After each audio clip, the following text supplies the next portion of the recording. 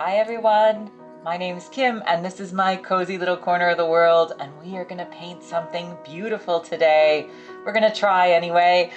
We have our pumpkin cookie painting, well, our Halloween cookie painting. And I said pumpkins because we're gonna paint the pumpkins. I think I'm gonna start with that today. I am gonna have, I'm gonna call this a lazy day of painting. So I'm gonna try to use up a little bit of the color mixes that I used for these base coats, but we're just gonna tweak them a little bit and try to build up. It won't work for all of the colors that we mixed, but it will work for some of them. So I'm gonna call it a lazy day and we're just gonna try to build it up gradually. It's kind of an odd experimental process when I do this because, I wanna start with the warmest base colors in here. And so I don't want to just have things get pasty, but I do try to think in layers. So I just did a little bit of an experiment right before we went live here. And so if I take some of this orange color that I have mixed and I put a little bit more red in it and then a little bit more white. So the white's going to make it a little bit brighter, but the extra red's going to keep it extra warm still. Then it seems to make a nice color for me to put on as this next coat. So again, I'm going to think in layers, right? So I'm going to think, okay, if I put this on here, then when I come back and I start to do more refinement, then those will interact with this layer. They're all a little bit translucent. And so yeah, so it won't work for all the layers to mix the paint this way, but I do think that it's gonna work for this one. So again, I'm gonna just mix a little bit of extra of the cadmium red in here, but it's something that, I experiment with because, again, I don't have a super scientific process with this, but we just do it till it looks right. That's what I do anyway. But I do have some base, color theory stuff going on in the background, I guess, in my mind. But I really just want to, I hate to waste paint. I don't know if I will use this for a future project.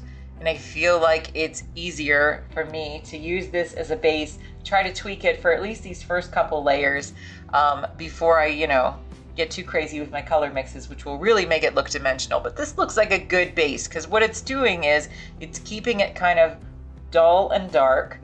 It is a bit more more accurate to my photo over here, and it's just gonna get, just gonna be a nice base again to build up a little bit of dimension. But I didn't know, because again I experiment, right? I didn't know really until I did it what I would be adding to it to make it this color. I had a guess, but it could have gone either way, right? I initially thought, well, maybe I'll have to add yellow to get it to go lighter, but that would have been the wrong call. So I went with the red, and then a little bit of white in there, and that seems to make it a nice color for this. It's still not too dark, and therefore I will be able to go in and really accentuate the shadows in here once this dries and really start to build this up. So it's a nice, just a nice building off of the other layer that we had already. So just lots of little interactive layers of paint. But like I said, for anybody just popping in, we're gonna have a lazy day of painting. We're gonna try to just use the paint mixes that we already used for these base colors and tweak them instead of me mixing everything from scratch today. I'm a little tired. It's Monday. We're just gonna do, I was running late, and I think this is gonna be the best choice for us today. So we're just gonna have to, figure it out as we go. But I am surprisingly liking this. So it's making these pumpkins have a nice base color. Again, I have lots and lots of layers that'll come in on this, right? So anywhere between, again, usually I get up to at least 6 and usually closer to 10 or 12 layers of paint. So this is only layer 2 right now. But it is I feel like it's a nice, an accurate layer in here to do this right now. So just starting to build the dimension. Again, we're doing this based on these real life cookies that I baked. So the pile is still sitting over here to influence me, I suppose. And yeah, we're just gonna do a nice peaceful day. I hope everybody had a good weekend, that you got to do something nice and fun or relaxing, whatever it was that you needed to do. But you know, it's Monday. We got to get back into the swing of things for the week. And I think this is a good way to do it. So.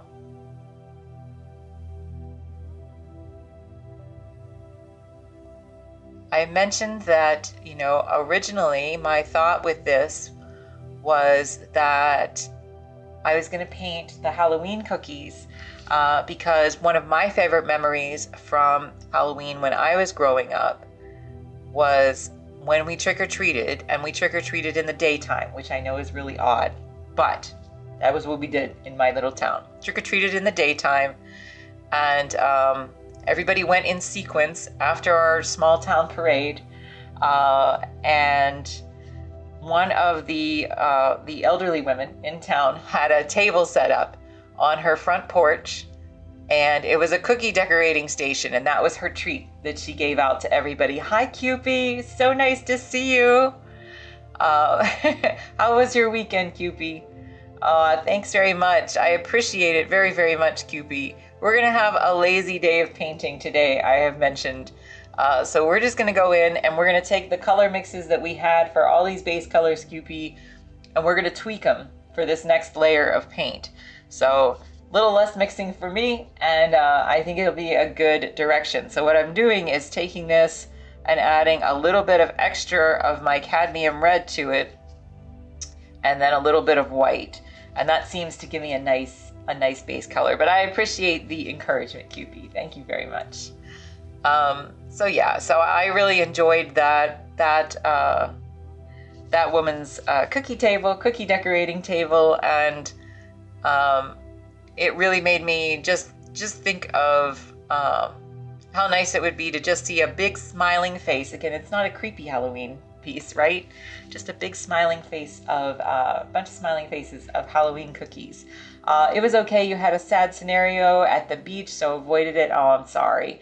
I got a little embroidery hoop kit and did a spider web. Oh, it came out super cute. Oh, good. And hi, Janica. So nice to see you. Thank you very much for popping in. I apologize for being a little bit late. And Mound is back too. Hi, Mound. Nice to see you too. I'm so sorry I was a little bit late today, guys, but we're going to get going on it anyway. And like I said, we're going to do, we're just going to take the color mixes that we already had, and we're going to tweak them a little bit for this next layer. So very nice to see you guys. I really appreciate y'all coming out for me on a Monday. So I hope everybody is doing well.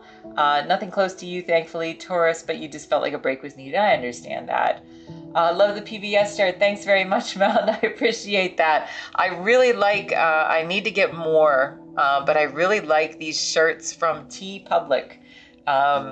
So that was where this one was from. And they're all kind of like, they're all made by artists. All designed by artists as kind of like, you know, not official things. Like this is not an official PBS, just kind of a callback to PBS. So I really like the creativity that I see over there. Lots of good, really creative, oftentimes nerdy stuff that I really enjoy. So, and Cupie, is this your favorite shirt, Cupie? Thanks very much. And Janica, those cookies are looking like they have volume. Thank you. I really appreciate that. And you're right on time. You're always very encouraging, Janica. Thank you very much for that. We're going to try to get them to look a little bit more like they have volume today. So I do really appreciate that. I do think that our lighting might have been a little bit of an issue the other day, where maybe they looked a little washed out, because as soon as my husband sat down out here, he's like, these look way more vibrant than they did on the screen the other day. So I think we were a little bit washed out. But anyway, we're just going to keep on going. Best way to start a week. Oh, that's so nice, Janica. Thank you. That makes me feel really good. I appreciate that. You're very, very kind. So yeah, all I'm gonna do is take this orange color that I've mixed before. I am going to, right now I'm just adding, in order to get this to the next layer, and this was just an experiment on my part, but I'm just adding a little bit of my cadmium red to it and a little bit of white. And so that's bringing it up, but it's kind of making it a little bit different than it was. You know, it's all a bit of an experiment as we go. I do really, really think this is so adorable though. And I really want it to look like it has volume. So I appreciate that comment from earlier, Janica. So we're gonna get it there. We're gonna get it there. I want it to look like y'all could pick the cookies right off the screen eventually. It might not happen today, but eventually it will, I hope. So just again, tweaking this color.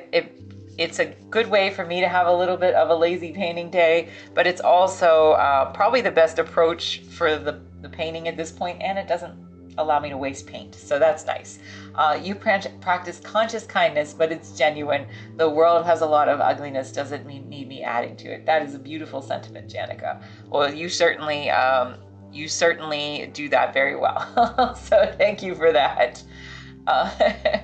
And QP says she resonates with that heavily. Yeah, I appreciate that very, very much, Janica. We like keeping things very happy and very positive in here, and I want it to be a place that's very, very peaceful for everybody to come and just, you know, have a relaxing moment and enjoy a little bit of art and friendly conversation. So I think that that's very, very nice. As everybody has a different style, not just for painting, but, you know, on Twitch too. And so there's a lot of very, very, you know, high energy people, and I'm kind of just not like that.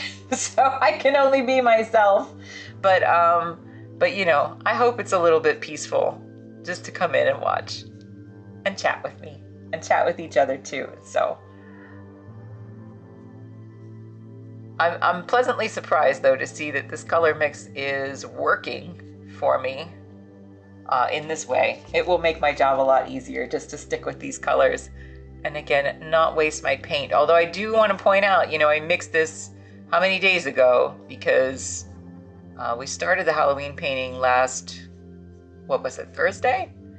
And as long as you keep it in these little cups with a little lid on it and stick it in a Ziploc bag, it will last. It will last a very, very long time, actually. Usually about a month, sometimes more. Sometimes I've found my little bags in my closet that I keep all my paints, and they've lasted for many months. How was the rest of your weekend? It was good, Janica. I was very, very busy. I was trying to finish up some projects, and so I usually, like I've said, I usually don't actually take like weekend days off. I usually try to take most of the middle of the week off, because I just prefer that. I prefer to take off like weekdays as opposed to actual weekend days. Some good news, QP says, my partner works for his dad doing low voltage stuff like security cams and sound systems. He started in sales but was moved to tech. He called today and said his dad is moving him back to a sales position. That means much better hours, keeping the same wage, get commission, and his car will be wrapped with the company. So his dad will pay his gas since it's a driving ad. Nice. Hey, you know what? Better hours, man. That's a nice benefit. That is a nice benefit. As long as he's happy with it. If that's what he wanted to do, to go back to that, then I'm very happy for both of you for that. So congrats on that for him. Yeah, so that's really good. That's really good, QP. Yeah, better hours. I mentioned, you know, like years ago when my husband worked for Disney, you know, depending on the job that he did, his hours could be all over the place. And so one particular job that he had when he was a manager, Magic Kingdom's like notorious for bad hours. And one particular job he had, you would go in, I believe it started like the first 2 days of the week, you'd go in at like 3 or 4 p.m., something like that. It was late. And then the next day it would go up a few hours, like to noonish, 11 o'clock noonish. And then the next day it would go up to like 6 a.m. It was terrible. So it was just like all over the place. Yeah, it's been rough, like 7 a.m., gets home at 9 p.m. So he will be feeling much better with normal hours. I'm really glad, QP. So congrats to Dylan for that. I'm glad to hear that very much. So I'm glad for both of you guys. Hi, Cop. How are you? It's nice to see you back in here. Thank you so much for popping in. I hope you had a good weekend. Yeah, so yeah, better hours. That's something that it's just when you get it, if you haven't had it in a long time, it's something to be very much appreciated. So yeah, I'm glad that it's a relief for both of you. That's very, very nice. That's very, very nice. Well, again, congrats to him. That's very, very cool. And yeah, so that's a very good thing. Congratulations, QP, to both of you guys for that. So that's very, very nice. It's hard. It's hard to work. I mean, some people really like it, right? But it is hard to work very, very odd hours all the time. It just eventually it gets to you for that. So yeah, we're gonna keep it nice and peaceful today.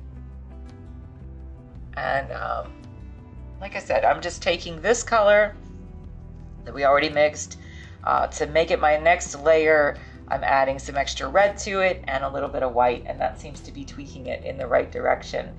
Good for his dad too. He just won't admit it. His dad likes to overwork himself, so hopefully this will cut back some for him. Oh, gotcha. Okay, yeah, that makes sense. Oh, Janica, you're on a 7 stream streak, Janica. Thank you so much. Best way to start the week is with a Kim stream. You're such a kind person. I love having the kindness in here, and thank you very much for that. But you're just generally, I know, a very kind person. So thanks, Janica.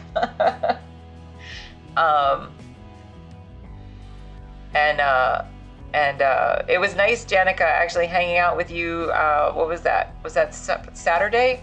I think. When we went into Phil's stream, right? And we saw him showing all of his amazing work in there. And if you don't follow Phil McGuffin, he is an amazing artist. So yeah, very, very interesting to see his stuff in there and to hang out with Janica for a bit while we watched.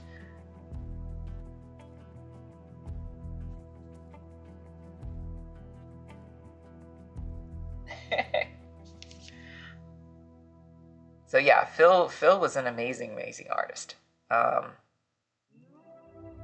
I feel very fortunate that he comes in here sometimes.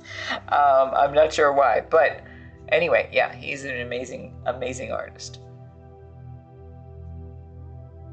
But I did still make it out to my garden a little bit, and I didn't actually, I had too many projects going this morning, so I didn't get to go this morning. So I will look forward to it this evening to get back out there again. It's such a, it's not, I've said, it's not like a big area. I don't think it has to be. It's just like a little piece of, little piece of peace, a little area of peace to go to. And so yeah, it's really nice. Yeah, it was, Janica. It was incredibly impressive.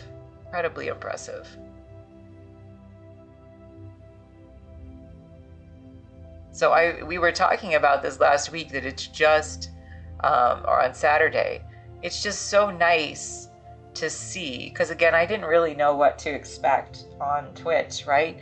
But it's so nice to see so many wonderful artists. I know it's known as a gaming platform, right? But there really are so many wonderful artists who are streaming on here, who are just, lurking and hanging out and chatting with each other. It's a really good community, and I think it's very, very different from, other social media platforms in that respect. So very, very interesting, and yeah, amazing to learn and watch from the other artists on here as well. Watching his workflow, and he took time to explain the process, was very neat. I agree. Super, super, super cool to see. And the first time I watched him, he didn't have any voice, so that was nice actually to hear his voice on this time around. So that was really good. But we're all new to this, and we're all kind of, learning, or a lot of us are new to it, and we're all kind of learning. So it's nice when we add little things like him narrating his process now. So very, very cool.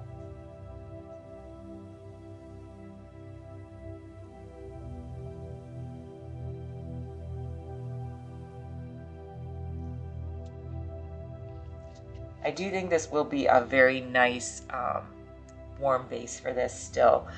Still giving me room to go back and add some deeper shadows to create all that nice depth, but just a good warm base for these later layers that are going to come up.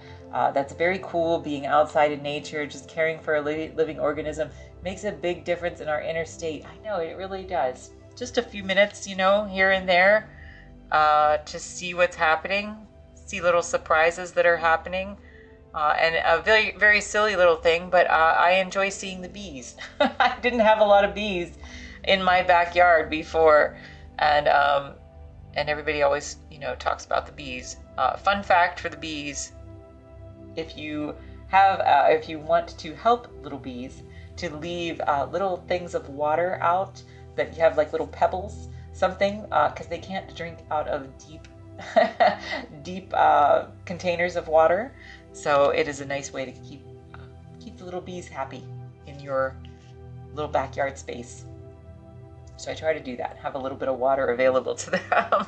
But yes, they enjoy pollinating all of my little flowers now from my garden. So yes, just peace. Sometimes we get like caught up in everything, right? Just the world is full of a lot of noise. I do want this place to be peaceful, and I want my little garden to be peaceful for me. So did anybody watch anything good this weekend? I did start to watch something that I'd already seen before, but I'm on kind of a space movie kick. So I don't know why exactly, but I've said before I really liked Project Hail Mary. And so I've watched that a few times. I don't sit down really and watch movies anymore. I just kind of have things running in the background, like while I'm doing household tasks. But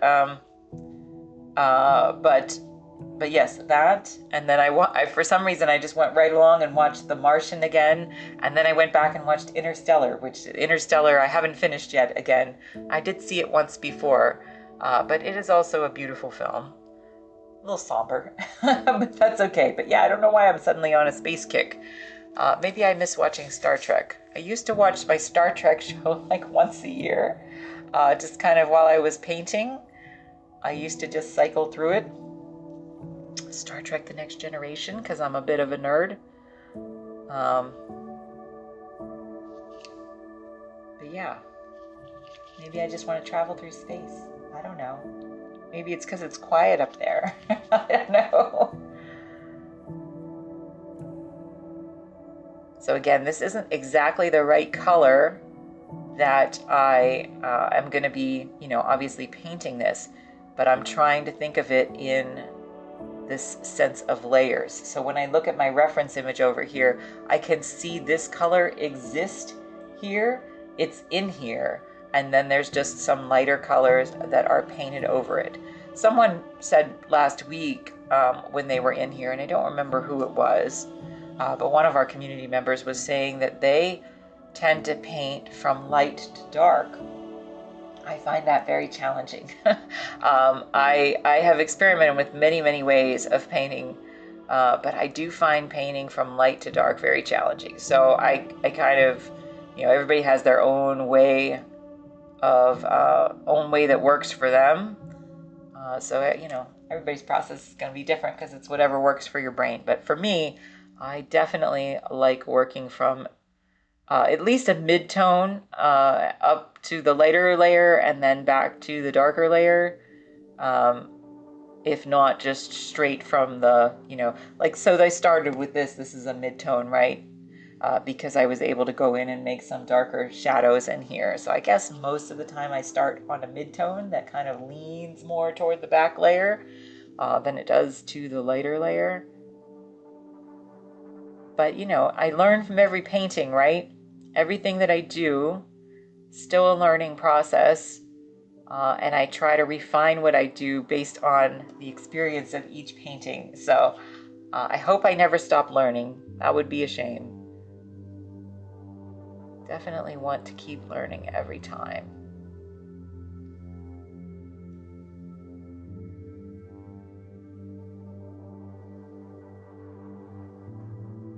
You haven't watched anything, but you're wrapping up an old series you used to watch, Judging Amy. I've never watched Judging Amy, Janica, but I have heard of it before.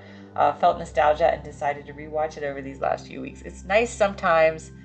I find that a lot of modern shows don't really appeal to me as much as some of the ones that I think are like tried and true. So I'm kind of like that. Like, I'd rather go back and watch an old show that I know I liked than commit to a new show that I don't think that I will. There's some exceptions to that, but yeah, I tend to want to go back and rewatch something that's older.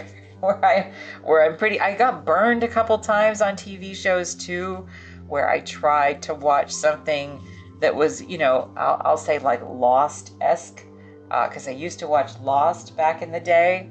And then they tried to make other shows that were also like Lost, but they didn't get the audience for them, and then they'd cancel them partway through, and you'd never find out how they ended. So I tend to not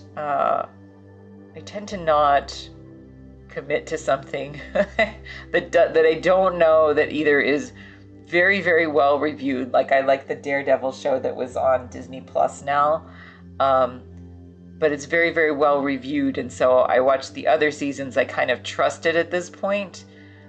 But yeah, a lot of new shows I don't want to commit to them because they've flaked out on me a few times, and that has been disappointing. So, but I don't mind that. I feel like a familiarity with the old shows when I go back and watch something that I really enjoyed. So it is different. Does anybody else feel this way though? Like, sometimes I used to come home from work or maybe before work, and you would like turn on the TV and there'd be a rerun of something that you really, really liked. And so, even on a regular basis, you'd watch the reruns at those time slots. But with streaming stuff, even though it's all there and I could go and watch it whenever I wanted to, I tend not to. I tend not to unless unless I go in and actually, commit to watching like the whole thing. But I don't just like turn on a random episode of Seinfeld on a streaming service. Does that make sense? Like, I would turn it on if I came home from work and it was on and I looked forward to it. But yeah, I don't just like turn it on. So yes, nowadays we produce a whole lot more content than what we can watch, and the quality is inconsistent. Yeah, I agree with that, Janica. Inconsistent. But I watched a miniseries recently that you thought was really good called Station 11. Oh, what is Station 11 about? Because I don't know that one. I've seen a few like miniseries. Like, I guess Daredevil could be considered a miniseries because it's not, like a full. I don't know how many episodes it was, like 9, 10, something like that. It wasn't a lot of episodes when it does a season. So if I know, again, that it has like a definitive number and it's not going to give me a horrible, horrible cliffhanger at the end, then I'm okay watching it. So...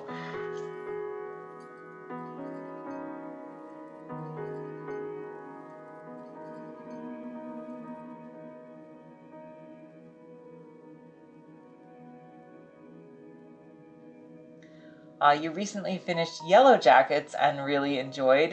Excited for the new season. I think it's the last. So what is Yellow Jackets? I'm not familiar with that one either, QP.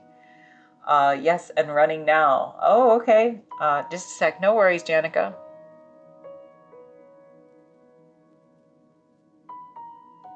Yeah, I've not heard of either of that. Well, I think I've heard of Station 11. I don't think I've heard of Yellow Jackets though.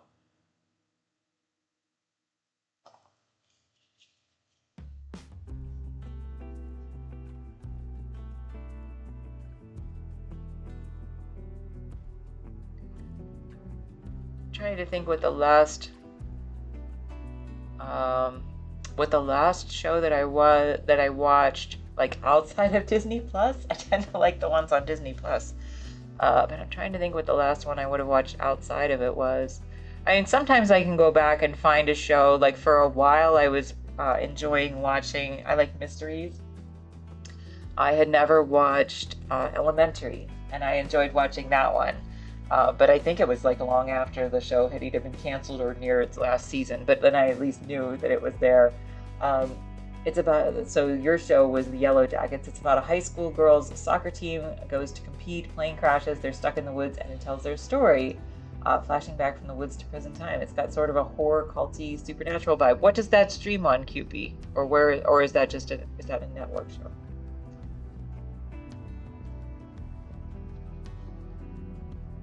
That sounds interesting.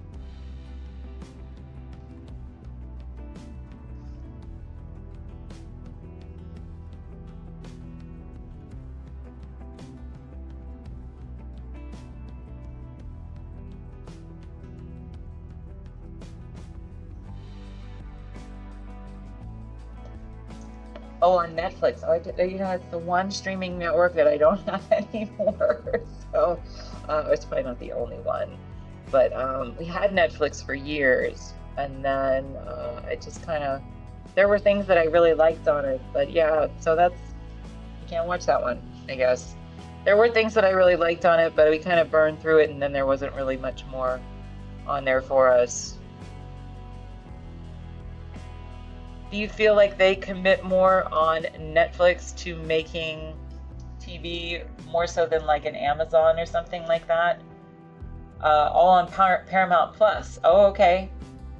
Third, I acquired in a way. Yeah, I don't have Paramount Plus either. Although I do know that you can get like a free, like 30-day subscription. I think, if you want to. There's so many streaming networks. I know some of them are being merged and bought up, and sometimes it's hard for me to keep track of which one is which.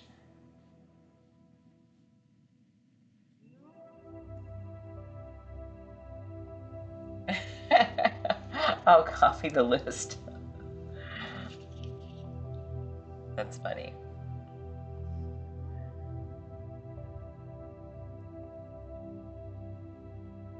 Yeah, I don't know. I've liked the quality of the Disney Plus shows. Like my favorite was Andor, which is a Star Wars based show, but it's a little more serious than most other Star Wars stuff. And and I like the Daredevil show. And we watched most of the Disney Plus shows. They've been very, very good. I've watched some stuff on Amazon, but like there was one that I was going to commit to. Like I said, because they get burned. Oh, you like Andor? Oh, did you like Andor, Janica? Yeah, that's probably one of my top shows ever. Just thought that was beautiful. I really liked the Rogue One movie years ago, so it was really nice to see that. I was just very different. Yeah, I agree. The best Star Wars series. I definitely agree. I really liked Rogue One, which I don't know if everybody else, I don't know how popular it was, but I liked it years ago when it came out. And so, yeah, I really thought Andor was just brilliant, actually. Yeah, no worries. I got you. Janica. I understood. Hulu with add-on, Fubo with add-on, Sling with add-on, Prime with add-on. Not sure what add-ons. Okay, QP. I'll have to look for it. Yeah, crazy amount of things out there. But I know, there was one that was on Amazon that was called Paper Girls, and it's based on a comic book that my husband read that was really, really good. He really loved it, and then they only made like a handful of episodes and they canceled it. So that's one of those ones where I'm glad I didn't start watching it because I would have gotten burned again, you know? So I don't like that. I like Star Wars, and I like Star Wars after Disney took over, although it's not a popular consensus. I think it depends. It depends on what it is. And no, I had never seen Station 11, so I wanted to know what it was like, or what it was about, Janica, and where you can stream it, because I don't know that one.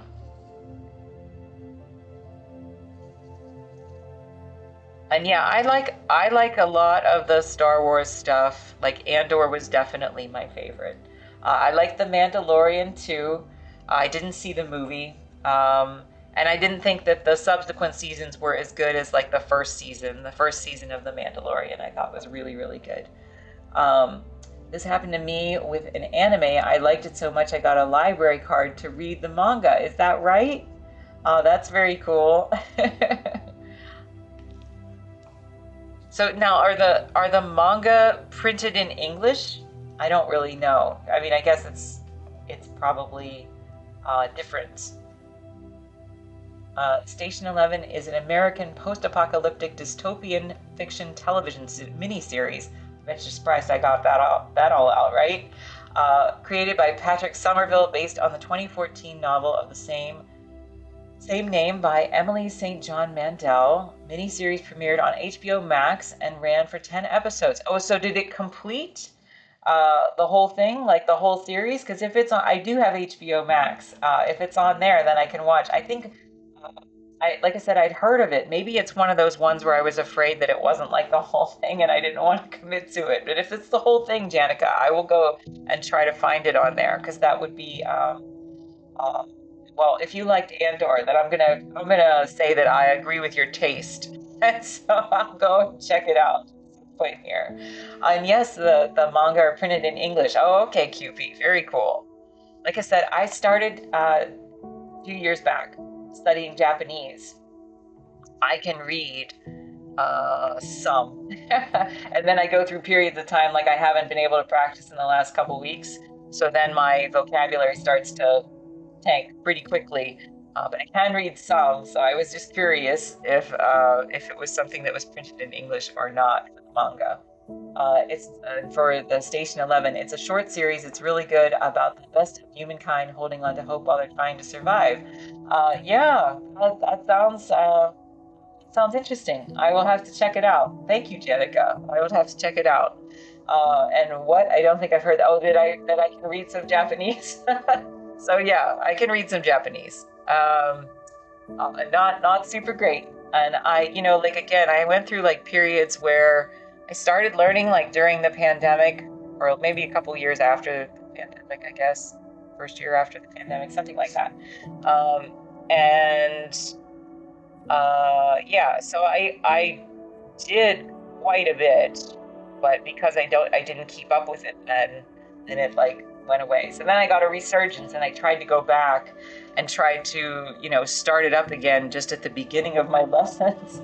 And so I retain more the second time around, but it's still very difficult for me. But yes, I can read slowly, and I used to know something like several hundred of the kanji symbols, but they've mostly faded out. So I need to go back. I subscribed to a service called Wanakani that you can go and learn all of the kanji symbols, and it's a very good service if you really want to learn it. But then it kind of like fell by the wayside, and I let it go. So I'm sure that knowledge is buried in here somewhere.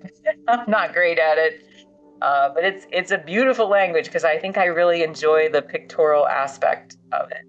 So I do have like several little readers here. Just gotta unlock it again, right? I mean, I would love to be able to, I will say I've learned more, and I still think I've retained more of the Japanese than I ever did of my Spanish when I was in school, even though I did very well in Spanish, but it was just a different learning style. So kind of like the art, right? I had to learn what worked for me. So I will say I've learned more of the Japanese, but not enough not enough yet to be comfortable, having any real world applications. I do think at one point I thought maybe I could have passed the first level of the test you have to determine your aptitude in Japanese um, nationally. So I did think that I had that. I don't think I have it anymore. But again, I just gotta unlock it again, like you said. I can get back to it. But yes, that would be a dream, is someday to be able to uh, actually go to Japan and function a little bit on a trip. That would be really nice. But I used to sometimes when I just needed to relax when I was learning. They have some videos on YouTube where they just have people doing like walkthroughs, like walking around different cities in Japan. And so I would watch those videos and try to read the signage. So I could do it. I just was really, really slow. So sometimes I'd have to go back and like pause the screen. But yeah, it's still pretty neat. It makes it feel so it's a weird feeling when you look at it and you're like, oh my gosh, it's not random. It's so accessible, and even though it takes quite a bit of effort from me anyway, to be able to do that. But again, I'm a lot better than I used to be at it. So, although I would say again, this is kind of a downtime in terms of me practicing. But yeah. But it's nice. It's a nice little thing. I would say it's very calming for my brain to do even for a few minutes a day when I make the time to do it.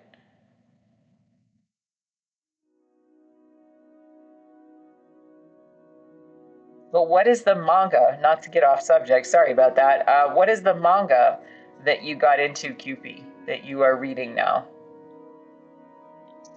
Oh, there's a crazy thunderstorm right now, and it's lovely. I like thunderstorms. I don't mind them.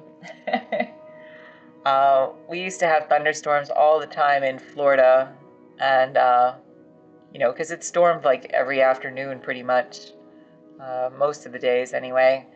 And I remember my cats used to all come to the center of the house during a thunderstorm, like right in the, I don't know how they knew, but like right in the exact center, because they wanted to stay as far away from the windows as they possibly could. Um, but yeah, so what is the manga that you are reading then, Cupid? You said you got into it from, did you say from a cartoon that you had seen? From a manga cartoon? Or an anime cartoon? Sorry, an anime cartoon.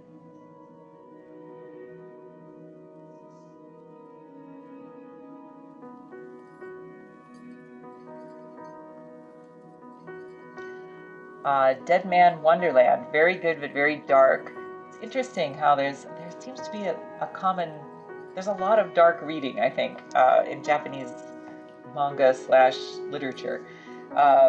The prison is an amusement park for the citizens. Interesting. That's pretty dark. That is pretty dark. Very, very interesting. Can I ask, is it an easy read? Like, because I know sometimes when things are translated, that there's a little bit lost in translation, right?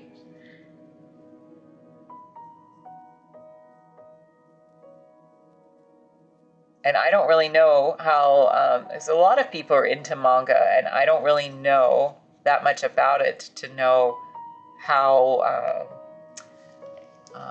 how good the translations are, I suppose.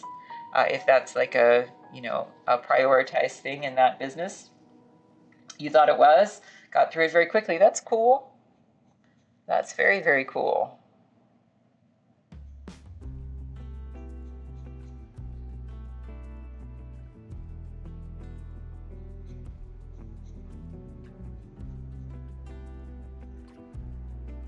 Yeah, I don't know. I've really enjoyed everything that I learned about the language. It's just very interesting to me. Um, there's, two main sets of characters. One is, well, the easy way to say it, I guess, is one is what is used for most of their language, and the other is used for adapted words. So you have a set of characters that some of the language is written in, and then a set of characters for adapted words from other languages.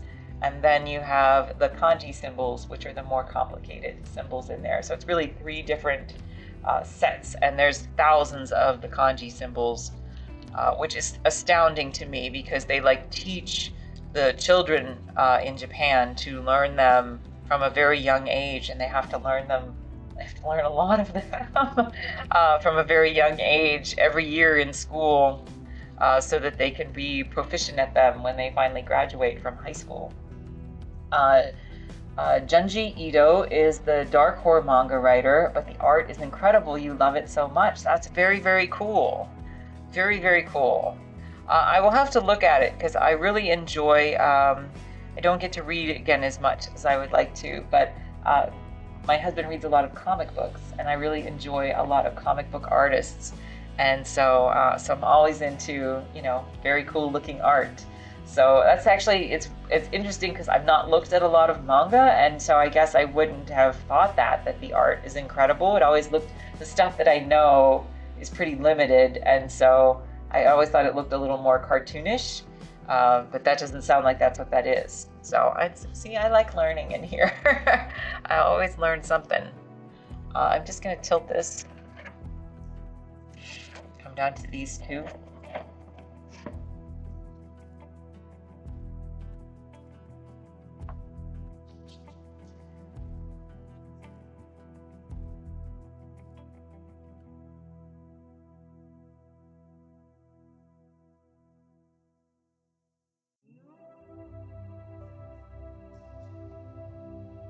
But even just talking about this in here, actually, now I'm like, all right, I really need to go back to my Japanese lessons and try to make at least, 10 minutes a day for them.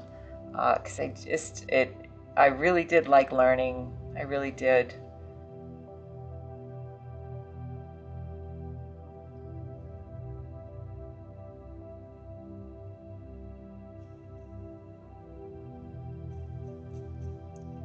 His style is very different from most other mangas. Oh, okay, gotcha.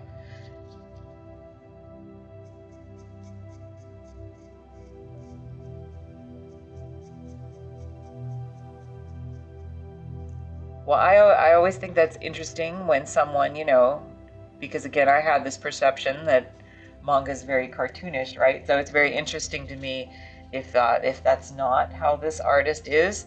And that's, when my husband was reading comic book back in the day, and I liked comic book characters, some of them, but I hadn't really read much.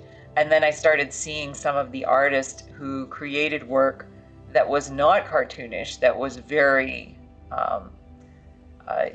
either stylistic or realistic or whatever, just very, very different. It gave me a much greater appreciation.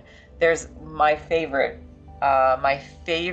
comic book, which is, I'll call it a graphic novel. My favorite graphic novel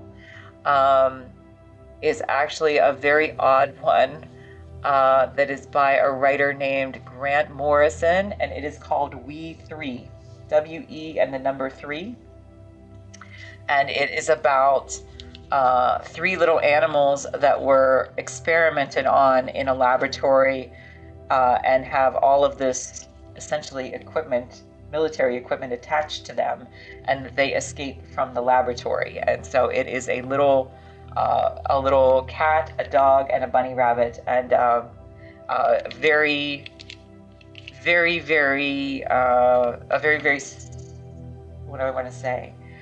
You just have to read it for anybody who wants to see. And the art is by an artist named Frank Quitely. And so that is my favorite, something that I will go back and reread every now and then, because I just think it is a beautifully done, just one of those books that's just, a self-contained story, beautifully done, beautifully drawn, no flaws in the whole thing. So it's called We Three, Janica, WE and the number 3 by Grant Morrison. So yeah, so that one's definitely, you know, like I've read superhero stuff and such as well, but that one is by far my favorite, and it's not super long, you know, so that makes it very accessible too. I have a problem with comic books because I can't read. I don't like reading something and then waiting like a month or two for the next issue to come out. So if I read something, it's generally in a trade paperback format, or you know, a graphic novel format or something like that. Or I could just wait till the end of the series, I guess. But like I said, I don't get to read as much as I would like to anymore. But he tends to. I let him actually now, you know, he reads a lot, and so he will tell me the things that he thinks that I will like, and like then occasionally he'll get them for me in trade format so I can read. So yeah, you usually wait till the end of the series. Yeah, I can't, like, my memory just won't work that way to be able to just pick back up, especially if you're trying to read multiple things. I just get a little, I always did, I always got just a little bit lost. So I definitely prefer just to read something all at one time rather than have like the ongoing saga. Saga from Brian K. Vaughan. He has read Saga from the very beginning, Janica. And I was going to mention that my second favorite series is actually Why the Last Man by Brian K. Vaughan. So that one I did buy in trade format. So that's a long series. I think it's maybe 60 issues. So across several trades.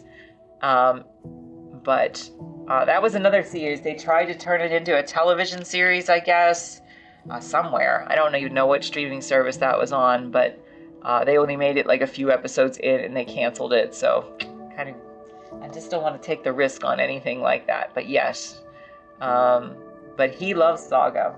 He loves Saga. Hi, Kiwi. It's nice to see you.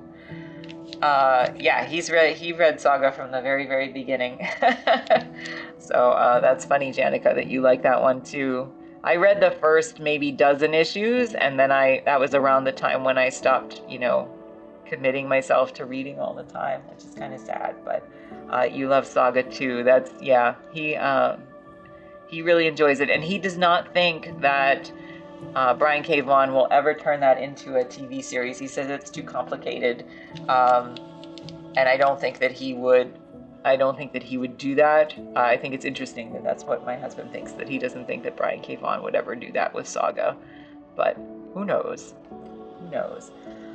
Kiwi, how have your streams been going? I saw a couple times that you went live, and I was not able to catch it because I was doing too many extra things this weekend, but I do hope that your streams have been going well. Anybody who doesn't know, Kiwi started streaming just a few days ago, so please follow Kiwi. And she is really great and far too humble about her ability. So yes, so I do hope that everything is going well for you, Kiwi. And Jenica says, I hope not too much nuance to be able to transfer, but someone might try. I guess it depends on money, right? Maybe not. Maybe not for Brian K. Vaughan, but I mentioned earlier that, you know, I watched Lost back in the day, Janica, and did you know that Brian K. Vaughan was one of the writers for, I believe, the 3rd season of Lost, which I think was the best season of Lost, if I recall correctly, but only, I think, for one season that he was in there. So I've been going good, working on some graphite sketches of chess pieces. Probably going to hop on live for a few hours this afternoon. Nice. Yeah, of course. You didn't know that, Janica? Yeah. I think it's the 3rd season. I'm not totally sure. But it was like, Lost was one of those series that I watched. I started late. I might have actually started on that season. I don't remember. Like, I bought the DVDs from before that. But I remember there was like a peak. And then it kind of like, it stayed okay. And it wasn't, you know, my favorite by the end. Still very good, but there was definitely a peak in there, and I believe it was a Brian K. Vaughan peak.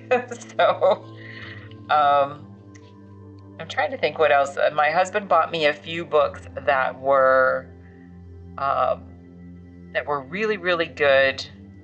And now I'm not going to be able to think of the name of them, but they were by a writer named Tom King. He's a comic book writer today that does some independent stuff, and then mostly some stuff for DC Comics, I believe. But both of those series that he bought for me fairly recently were very, very good. So I'm going to have to maybe on my break figure out what those were called, because they were really, really good. Oh no, your energy's been kind of low. I understand. Yeah. And I missed that comment, Janica. Let me see here. Brian K. Vaughan. Oh, so it was. Oh, it was on season 3 through season 5. Is that right? I didn't know he stayed that long. Okay. I know I liked season 3. I do remember that. But yeah. So I guess that's where he was for a little while outside of the comic book world. And yeah, so you got all the QP, you said you got all the colors in your painting, and now that means you get to start details and you're scared. It's all right, QP. You just got to do it. You just got to do it. And what's the worst that can happen? It's just a painting, right? You just paint over it, or you start again. Like, you just got to do it. So, yeah, and QP says no. She's you definitely felt it on the stream last night. Yeah, it's lousy when you eat something that doesn't agree with your body the way that you need it to. I understand, because I've had that happen with different things before, and it makes you definitely feel very, very off. So I understand, Kiwi. Yeah, that's right. It just makes you feel kind of bleh. I understand. I get it. Yeah, I used to be a lot worse with various things, and it was not ever a digestive thing. It just would make me feel bleh. And so now I try to control my diet, even though I paint cookies and ice cream, but I do try to control my diet a little bit better. So just added Y the Last Man and We Three to the read list. I'm so glad, Janica. Have you really never read Y the Last Man? Even though you love Saga? My husband never read it either, even though I have it sitting on the shelves. He says he has too much stuff on his plate to read. But maybe, because I'm calling him out on the stream, maybe he'll go read Y the Last Man, because it is very, very good. I highly recommend. Kiwi, all right, I'm going to set up some stuff, but I will be lurking. Good. I am glad that you popped in here, Kiwi. So again, everybody go follow Kiwi, and she's going to be on here live at some point this afternoon, she said, and we are, we just want to be there to support Kiwi as she's doing her streams from school, nonetheless. So yeah, so please go follow Kiwi. And she really is like a natural and a pro at this. Like the rest of us are just muddling along, but she's definitely a pro. Just watching Jake, you got a 20 stream streak. Yay, Jake! Thank you so much, Jake. I really appreciate it. It's so nice to see you. Mother of all streaks, right? I appreciate it very much, Jake. It's very, very kind that you pop in on me 20 times in a row. So I don't know what to say, but I appreciate it very, very much. Thank you.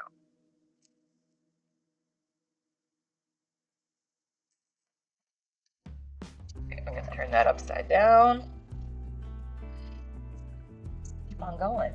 So Jake, we're just mixing colors based on these other colors that we'd already mixed. So I'm just tweaking them a little bit. So this one, I am taking this orange that I had previously mixed, and I am adding just some red to it, some more of the red, and a little bit of white. You don't always have a lot to say, but you're always here. Well, I appreciate it very much, Jake. And you only, you just chat when you feel like it. So if you just like to listen to me ramble and watch the others when they chat, that's cool. We're just glad you're here.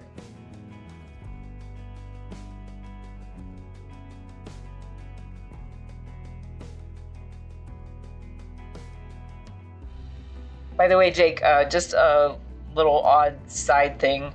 My husband noticed this morning that they finally got rid of the thing on BlueSky that is like the bumping everything up. So the feed should be a little bit easier. I think you can turn off the feed being bumped up all the time, because that was causing a lot of problems on BlueSky. So anyway, I'm hoping that that makes it a little bit nicer over there for folks.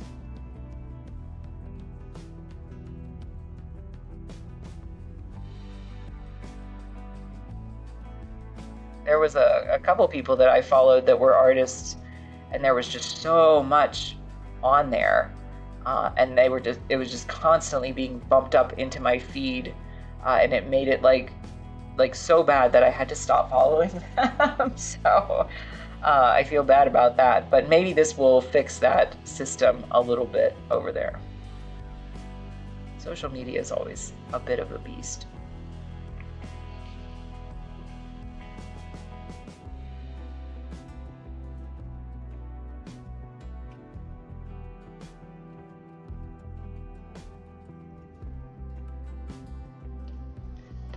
This is getting a nice good base layer.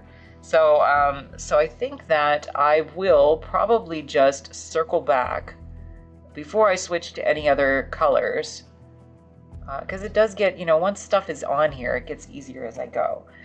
So before I switch to any other colors, I think I'm just going to circle back to the first pumpkin that I painted this next layer on and see if it's dry. Let me see. Oh, it might not be dry. Okay, it's not dry yet. So I do have to switch colors. So I'm gonna just wipe my brush off. We're gonna let our pumpkins dry. Excuse me, sorry about that. Yours just keeps switching itself from following to discover, so I just switch it back. Okay. Yeah, it's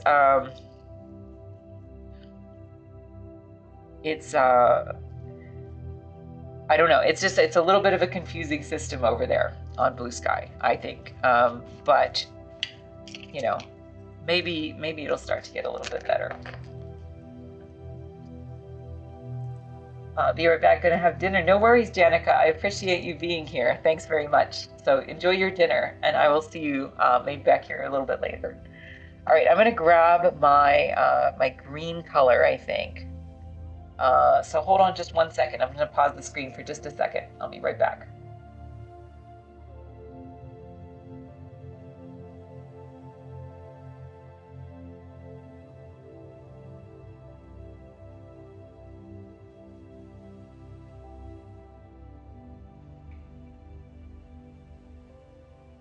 By the way, I might as well just show you, since I just reached down.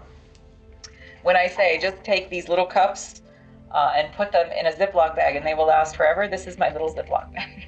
So sometimes I will have a few of these, but for right now, I cleaned out my little closet of my art supplies, and this is the only one I have. I should be more organized with this. Sometimes I turn it upside down, so the paint kind of dumps onto the lid, but it still works. It still works. So this is my green that I had mixed up the other day, and it is, again, perfectly fine. So perfectly fine for me to use today. So let's go ahead and do that. We'll work on the green. And, oops, lost my image here. Okay. So one thing I did mention is that for my green, I am going to have to start. I'm not going to do too much on the green with this particular color, because I am going to need, well, I'll put a base in. We'll put a little bit of white in here, I think, and maybe a little bit of yellow. But when I get to the later layers of this, I'm going to actually switch to a different blue base in here that's a little bit brighter. But since this is a foundation layer, I think it's okay. We'll just experiment. This whole day is going to be a bit of an experiment, just to see how we're not wasting color. So we're going to just take this with a little bit of yellow. And again, I'm just thinking in layers, right? So with this one, I mixed this old color that I had with a little bit of red and a little bit of white. This one I'm mixing, I think, we'll see, with a little bit of yellow and a little bit of white.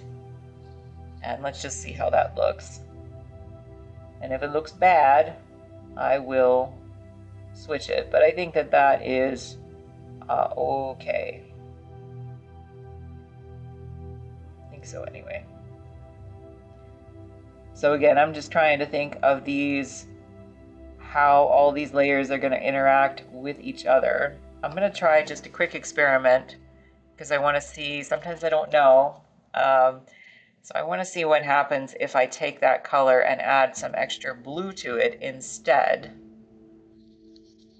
And I think that's going to still be too dark. So I think the yellow was the better call in this case, but let me just see.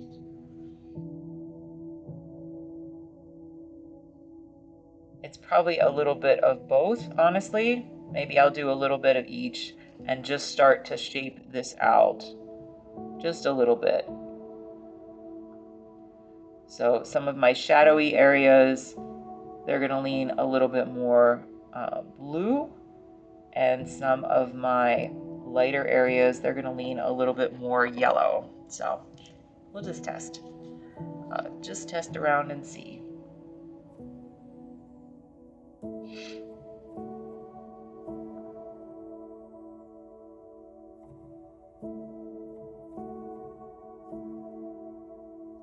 Like I said, the base thing that I want to just try to do, and in this I'm gonna just go with just the straight mix that I already had with a little bit of extra blue, and I think even a little extra red. So the red's gonna neutralize this. I'm gonna try to use this mix right here, just a little different, for my shadow areas, the really deeper shadow areas, like right here. So let's just see. Like that. Yeah, I think that's sort of close anyway. I might just end up shaping these out a little bit more than I was thinking I would, but we'll see here.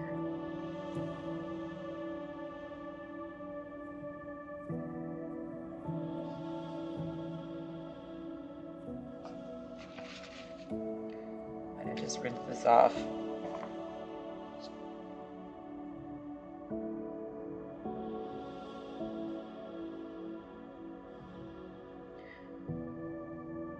It's a little bit tricky because, you know, as I go into this area, like I said, some of this I'm going to edit from my original photo. Some of it I don't want to edit.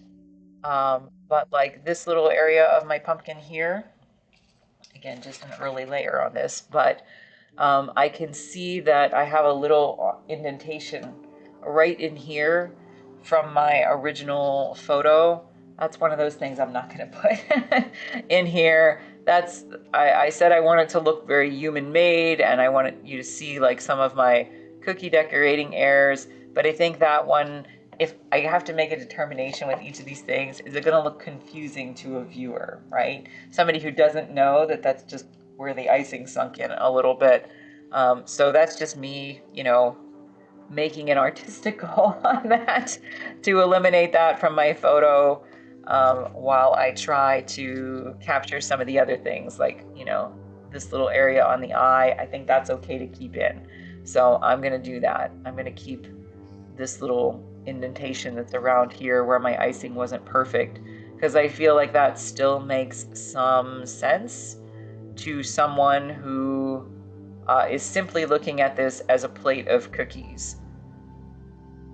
And that is, you know, I don't know, part of the trick, I guess, of also working from your own references is trying to, or from any reference, I suppose, just trying to decide, do I want to keep it in? Do I want to leave it out? And there really is no easy decision on that. Like I said, when I've done my ice creams in the past, my ice cream paintings, sometimes I would get very confused about what I was going to leave in and what I was going to leave out. And so it's something I think I've gotten better with over time, but still not, you know, I'm still not the expert on that. So just gotta keep trying each time to make it look a little bit, to try to figure out what's gonna make it look real without making it look confusing. I guess that's the question it comes down to. Does it make it look real or does it make it look confusing? And sometimes I don't know the answer to that. Sometimes I'll, show something to my husband and he will say, like, what's that supposed to be? And then I explain it. He's like, oh, okay, I understand. But I feel like if I have to explain it, then it's probably not right. If I have to tell you what it is, so that you can see it that way, I don't know. That's probably not right. So I tend to try now to err on the side of just not confusing my viewer, I guess. Come down here. These little eyes. I think I need a smaller brush.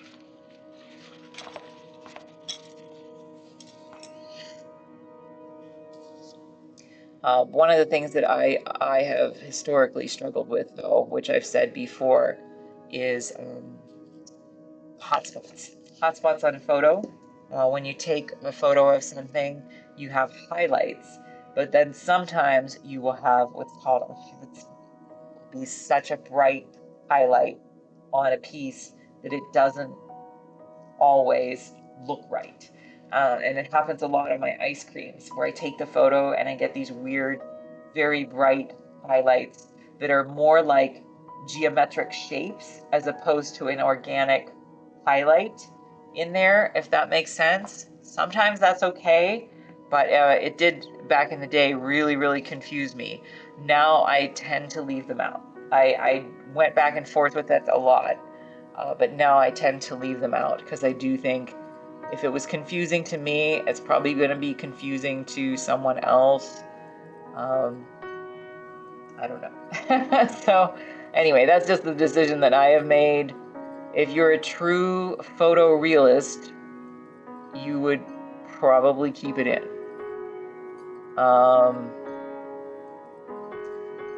But you might also have a better photo than what I did. So I don't know.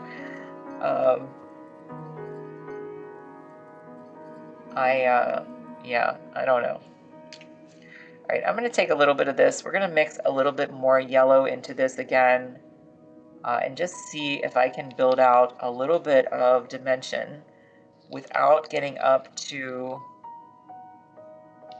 the cooler colors that I want to add in here. The other blue that's not on my palette right now. We're going to try. I just want to see. That's maybe a little bit too yellow. But again, we're thinking in lots of layers. So I'm really just thinking about how these layers are going to interact with each other rather than thinking about, am I getting this exactly right this time? What I want to do is try to create some sense of form just using this warmer base. So if this looks a little bit extra yellow to me right now, I'm not hating that. It's okay. And so I will just put this on, let it dry. Like I said, I'm shaping this out a little bit. We're going to try to shape out all the green just a little bit. Then when I come back to it with the later layers, they will work in tandem with these ones. So for example, there's some colors I have found in my work anyway, especially because I work with lots of vibrant colors. I really want lots of vibrant colors in my pieces because, like the frosting, it's very, very vibrant, right?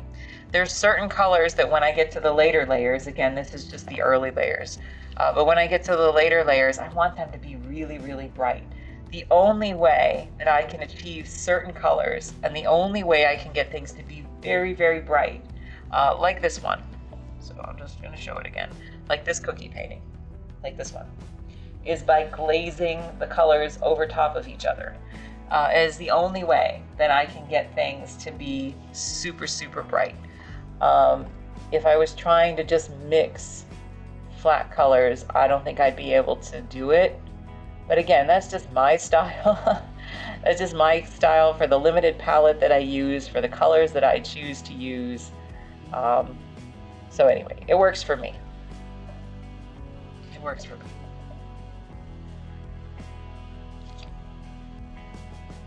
And I just take a little bit of medium on my brush and just kind of soften that edge of my paint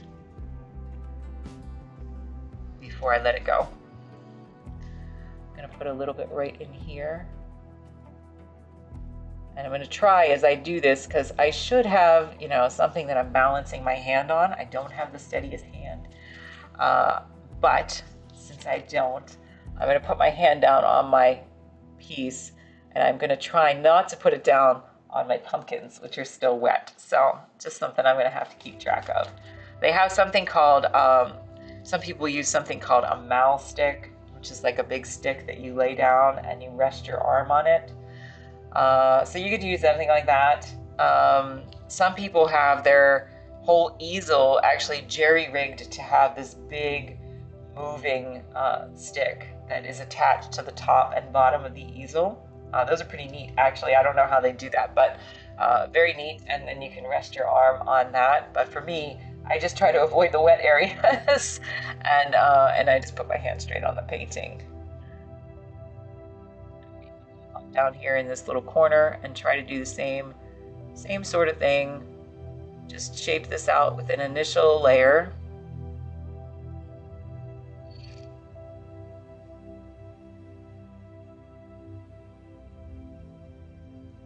These pile paintings are, you know, a little time consuming, because there's just so much going on with them, and they,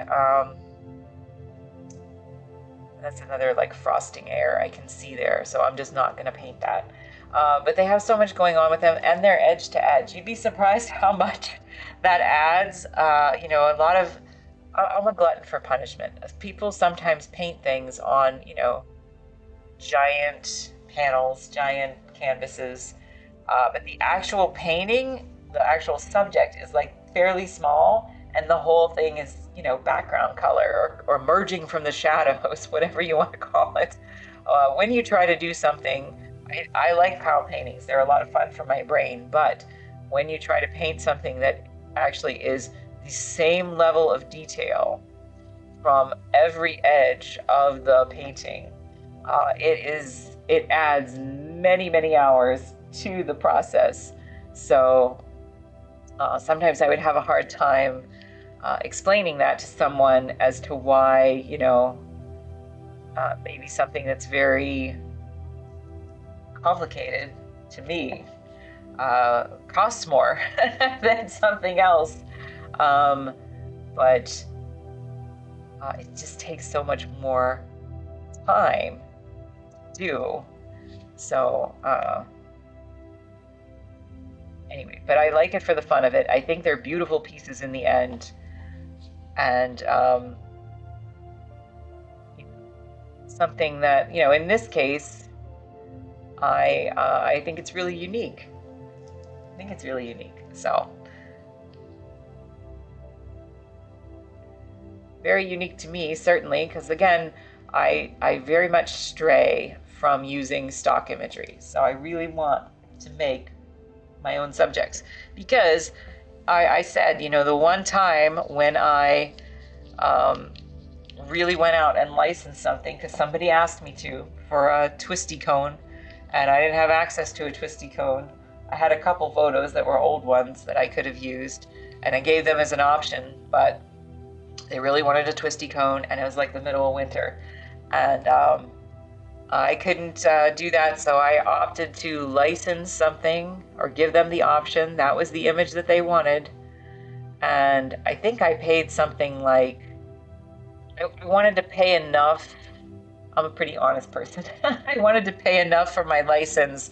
Usually that's based on like your usage, And so I paid for like the more advanced license for piece, um, so that if I chose to use it as prints or something someday, that I could do that. And I merged it with another cone that I photographed in real life.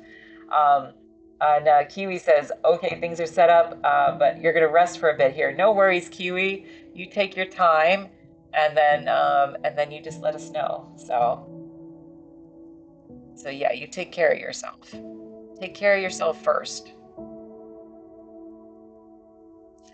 So anyway, I think I paid, I want to say it was like around $160. It ain't cheap to pay for a full-on license for something. But that was not the issue. The issue was that years later, like I said, I saw another artist who had licensed the same image. And that was really disappointing to me. I didn't ever want to venture down that path again to see an image that I used. And I will say that happened to me once, long time ago. I never used really many pictures. They're just pulled from the internet either. But I did for a couple way at the very beginning. And I have since seen, just when I was learning, and I've since seen, again, other people pull those same images. I'm like, oh, I don't want that. I don't want other people to have the same different interpretations of the same image. I want it to be completely mine. So I want to make everything from scratch. And especially if you're going to invest, lots of time and energy and try to sell it through various places. Like, I don't know, that's again, just my opinion, but like, I really want it to be mine. I want it to be 100% from my imagination / the real life models that I make or photograph. Even for something as simple as the ice cream, because I can't tell you how disappointing that was for that one ice cream to just come across another artist, and a fairly well-known one, who apparently only uses stock imagery, which I hadn't realized at that time. And I don't know. So I just made a very conscious choice at that moment, like never again. Never again do I use stock imagery for my references. But, learning to photograph references, that's still because I struggle with photography, and I am learning. I'm much better at it now than I was. But it was a necessary skill to acquire, I think. It's something like, I also had various commissions, right? That, sometimes people would send me something that they wanted me to paint. So I needed to be able to photograph that, obviously. Sometimes they would request something that was just, very unique. So one person I know requested like a very long image. I think it was 3 or 4 feet, 3 feet long, maybe, something like that.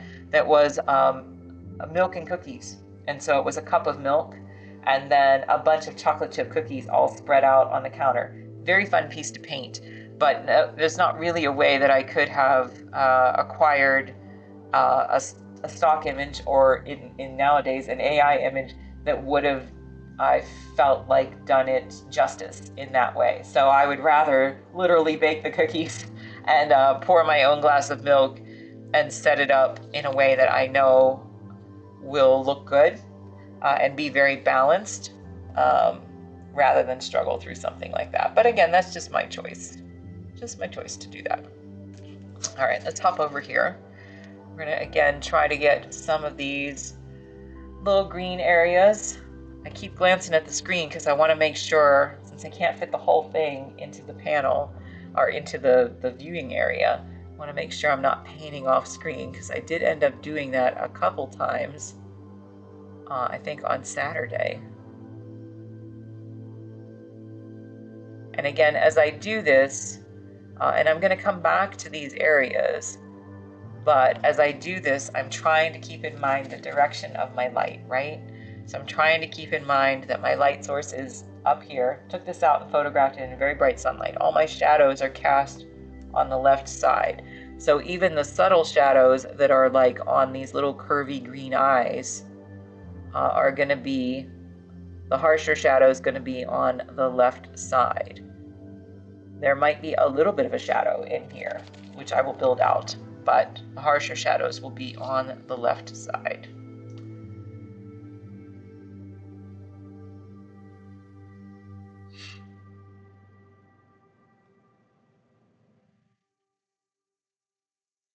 I did leave off on this one. I'm going to let it dry.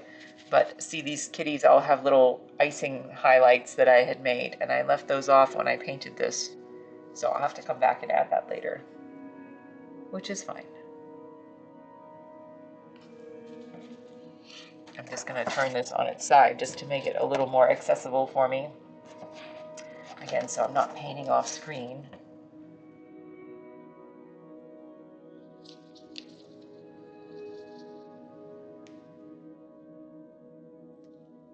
So again, brightest highlight toward this bottom area here.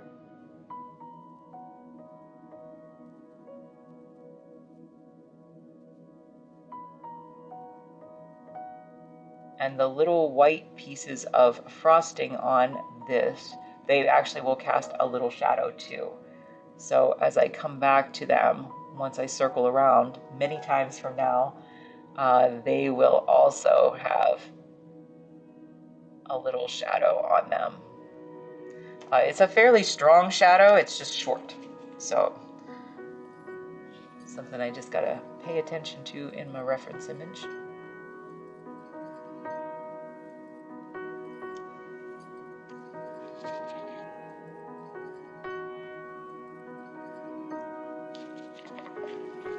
I think that I will maybe instead of going back to my pumpkin, I might switch to my cats for the next one.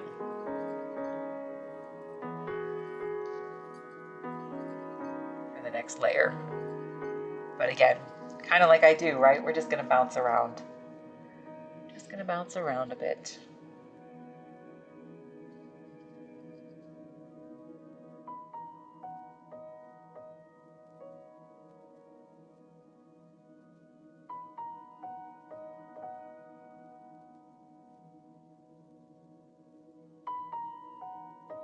I'm also not going to put these really harsh shadows in here yet, because I'll inevitably end up painting over them, or bumping them at least.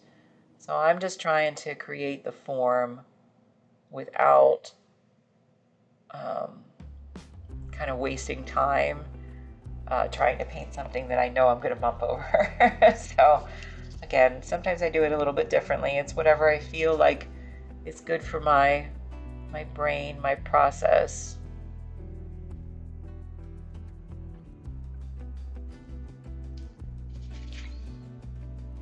But in this case, I am not going to put that in yet.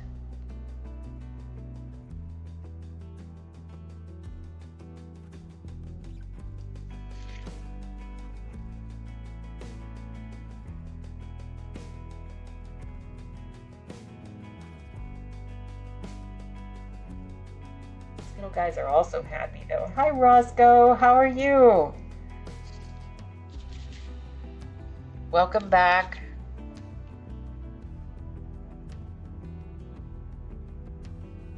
We're having a lazy day of painting, Roscoe. We're just mixing old colors that we had for our base and we're tweaking them for this next layer.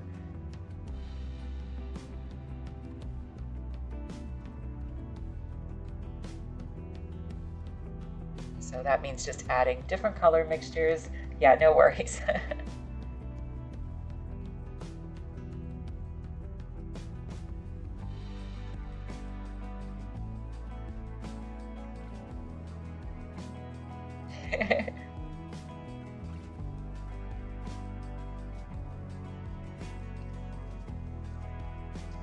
Alright, so that's good. Starting a little bit of dimension. And just knowing, sometimes I just take, like right here, a little bit of medium and add it to my brush and just kind of dab it out. So I'm not actually adding any more paint, I'm just more easily kind of dotting over this and spreading it out a little bit, just making it start to look a little bit more organic. So again, that process changes depending on my mood. Let's go in here. Try. Are you still wet?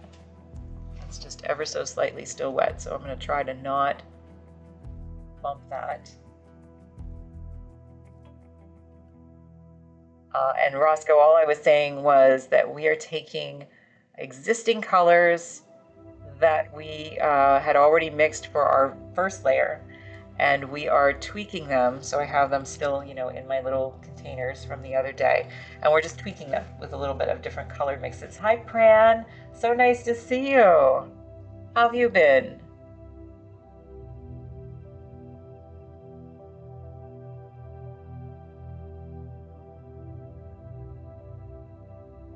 So we're just gonna we're having a lazy day of painting, just taking the existing color mixes and tweaking them for our subsequent layers. Thanks, Roscoe, I appreciate that. Yeah, so hopefully layers 2 and possibly 3 will simply be versions of the first layer of paint that we put on. So just like in this case, I just mixed some extra yellow into it and a tiny bit of white. And then, you know, some of that, when I get to a place where I feel in the painting a few layers from now, if it feels like it's kind of pasty because I've mixed too much white into it, that's where my glazing really comes in handy, because I can take color mixes that don't have any white mixed into them and just very thinly apply them over the paint, and it makes a whole new color. So I like that because it allows me to create colors that I can't create by mixing. Roscoe says, I'm doing okay, thanks. Did you have surgery? I'm sorry. I moved a monitor into your workshop. It's nice, into your workshop, and it's nice to be back in there. What did you have surgery for, Roscoe? I'm so sorry. You be painting. Okay, that's good. I'm glad to hear it. Roscoe, you're welcome to share a link again, because you shared a link to your art the other day. And I apologize because I didn't get to go in and look at anybody's links. I was a little bit overwhelmed this weekend by some tasks I had to do. So I haven't gone in to look at that particular link. But yes, please feel free to share it again if you want to, Roscoe.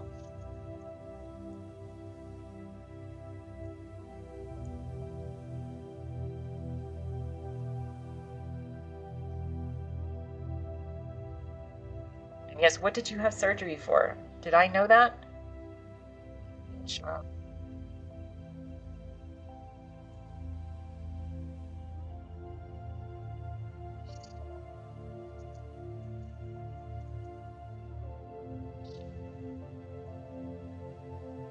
Hi, Solar. How are you today? Just building some layers, Solar. Nice and peaceful today. Just a peaceful day. You're okay now? Looks good.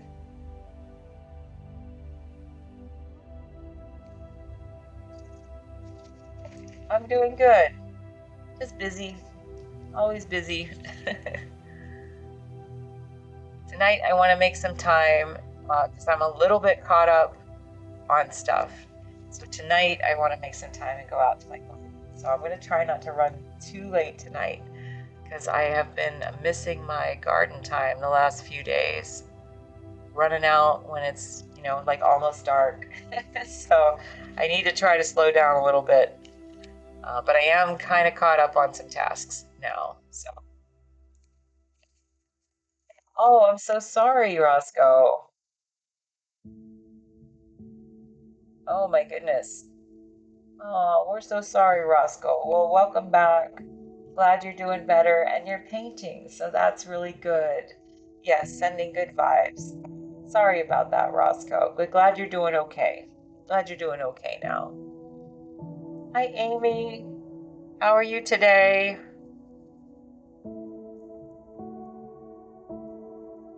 Nice to see you back. Oh, and Solar's sending good vibes too.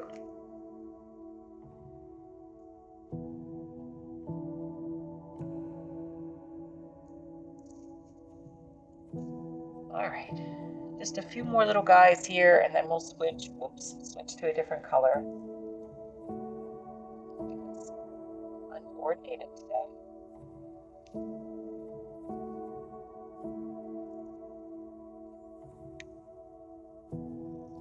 So let's come back to this little guy. This little guy's eyes are a bit brighter than some of the other guys. Must just be where he's sitting. I guess the far side still has shadow.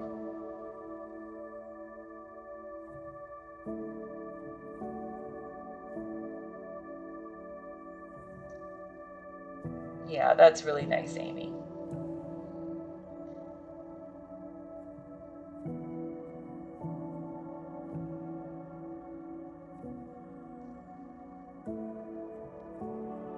Well, I hope for everybody in here, it's so nice when everybody's so kind and supportive and friendly, and you know, I hope we just make it a little bit relaxing for y'all in here. So whatever you're going through.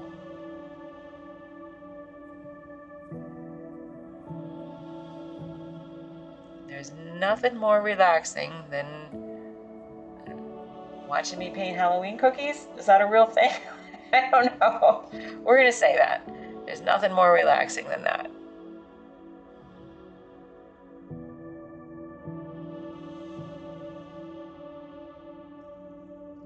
All right. Oh, good. You shared your link. So Roscoe just shared his link, and you are welcome to go look at Roscoe's art. So please feel free to do that. And I will try very hard tonight, Roscoe, because like I said, I'm caught up on tasks. I think I'll have time to go in and look at some of the links that I have missed from the last couple streams. So I will try to go in and look at your work. Sorry about that.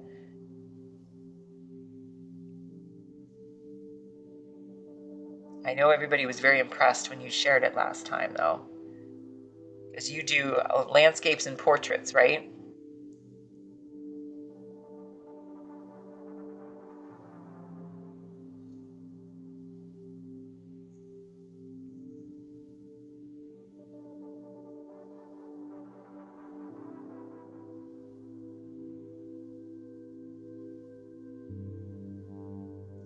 Yes. Okay. So yeah, please check out Roscoe's work.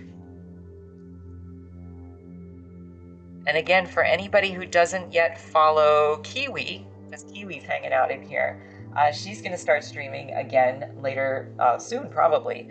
But please follow Kiwi's channel as well, because she just started streaming for the first time a few days ago, and she's a natural at it, way better than me in terms of being a natural. And her art is actually, she's too humble. She's too humble. So she's actually very, very good and very, very visionary with her approach, I think. I really particularly loved, well, there was a lot of things that I loved because I watched her share a lot of her pieces, the first test stream that she did, and a lot of wonderful nature sketches in various mediums, a lot of great design skills. So yeah, Kiwi is great. So and Roscoe says, I'm just doing a slow freestyle landscape here at the moment, easing back into it. Are you able to stand, Roscoe, or are you trying to do that in a sitting position? I don't know how you do your landscape. I can't. They used to make me stand when I did art in school, which was miserable. But yes, so I always sit when I paint now. But yeah, so Roscoe, I know that a lot of people really loved Roscoe's work when he showed the link before. But do you sit or do you stand when you paint? Easing back into it after a couple of intense detail pieces.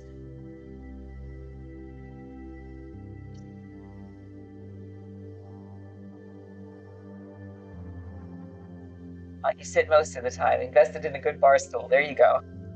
I really need a better chair. It's just a giant, giant thing, and it's I don't know. I've used it for a very long time, but I need a better chair. And what were your detail pieces that you just finished? You said after intense detail pieces.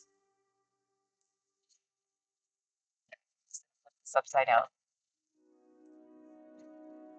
I'm gonna try to capture these last two kitty eyes with this layer, and then we're going to circle in and try, I think, to start to build up the kitties and the other black areas in here just a little bit. Maybe work on the shadows in tandem for some of these like really, really nice shadow areas that are going to be a lot darker.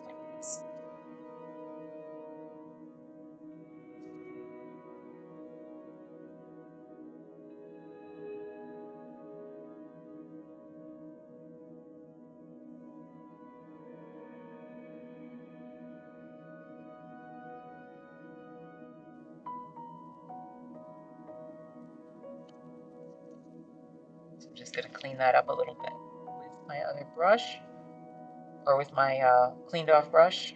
Sometimes I switch brushes, sometimes I just clean this one off.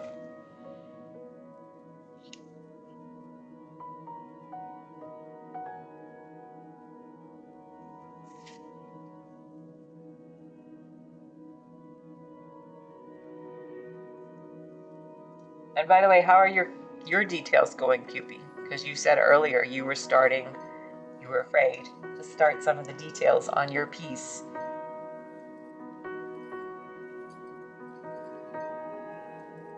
We need you to be brave, right?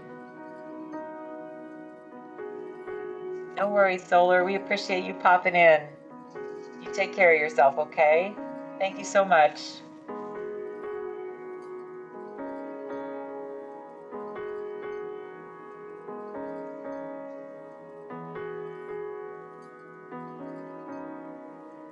I think it's because the air conditioning just popped on here, but I just got this waft of the cookie smell coming up from my tray of all the cookies.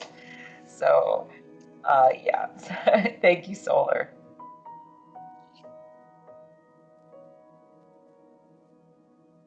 Again, I'm not going to eat the cookies because I did bake them with banana. I'm really not sure. I need to look that up. How long you can leave a cookie baked with banana sit on the counter. Does anybody know? The last two were from Moscow. The last two were a Scottish castle where a friend got married on Saturday. It's a gift. Oh, okay. And a portrait of your friend Deepak depicted him as a fighter pilot. I gifted it to him as a surprise. That one is on the website. I think I paid 40 to 50 hours. Oh, it must be intense.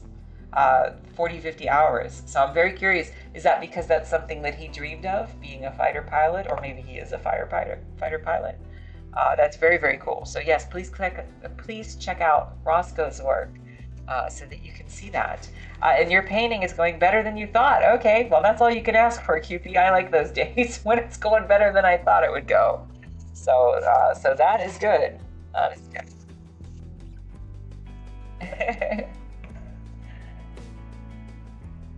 All right, so I have my green. My pumpkins are still drying. So we're gonna go ahead and switch to another color. Maybe I should just go in. Did I just go in and work on shadows before I come back? Let me think about this.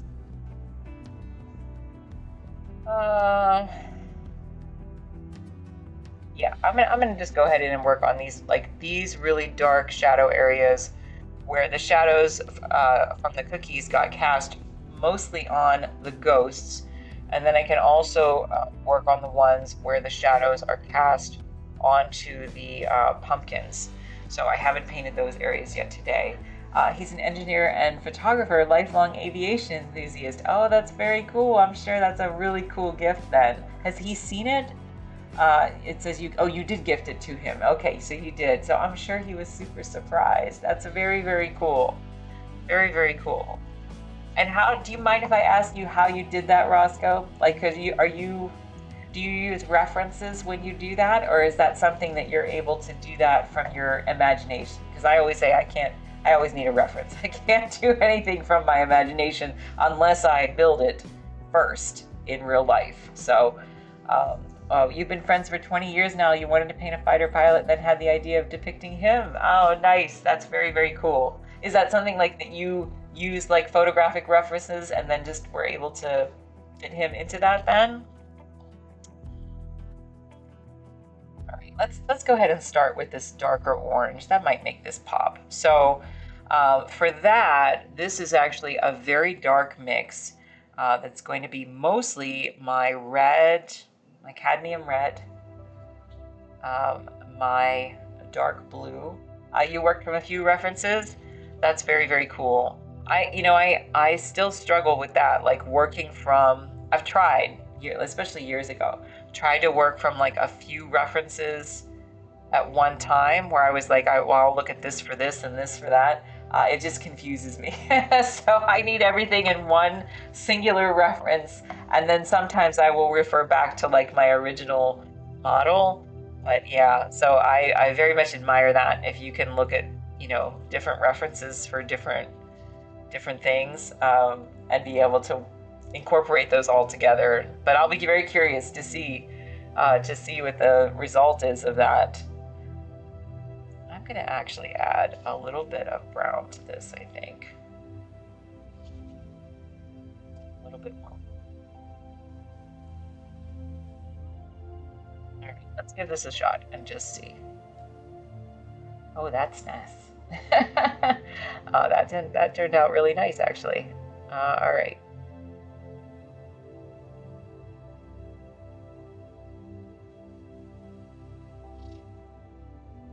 I'm going to try to make this, look semi-natural in this space. And what I mean by that is I don't love having big, hard geometric shapes in my stuff. So I'm just going to try to make it look, like the edge has a little bit of personality to it, because it really is, this is a little bit like drawing, right?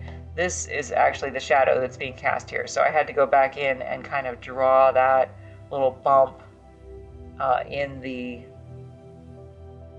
stem of this as this shadow. But this is a nice, warm, dark red, essentially. So we're going to do that in all of these places.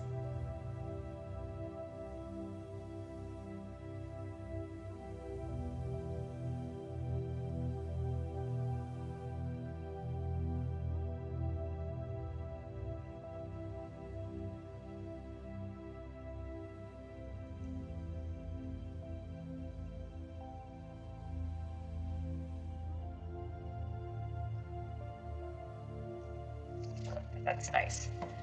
I don't want it to be too dark, you don't want it to look black. I don't want it to be competing with the pumpkin eyes or the kitties.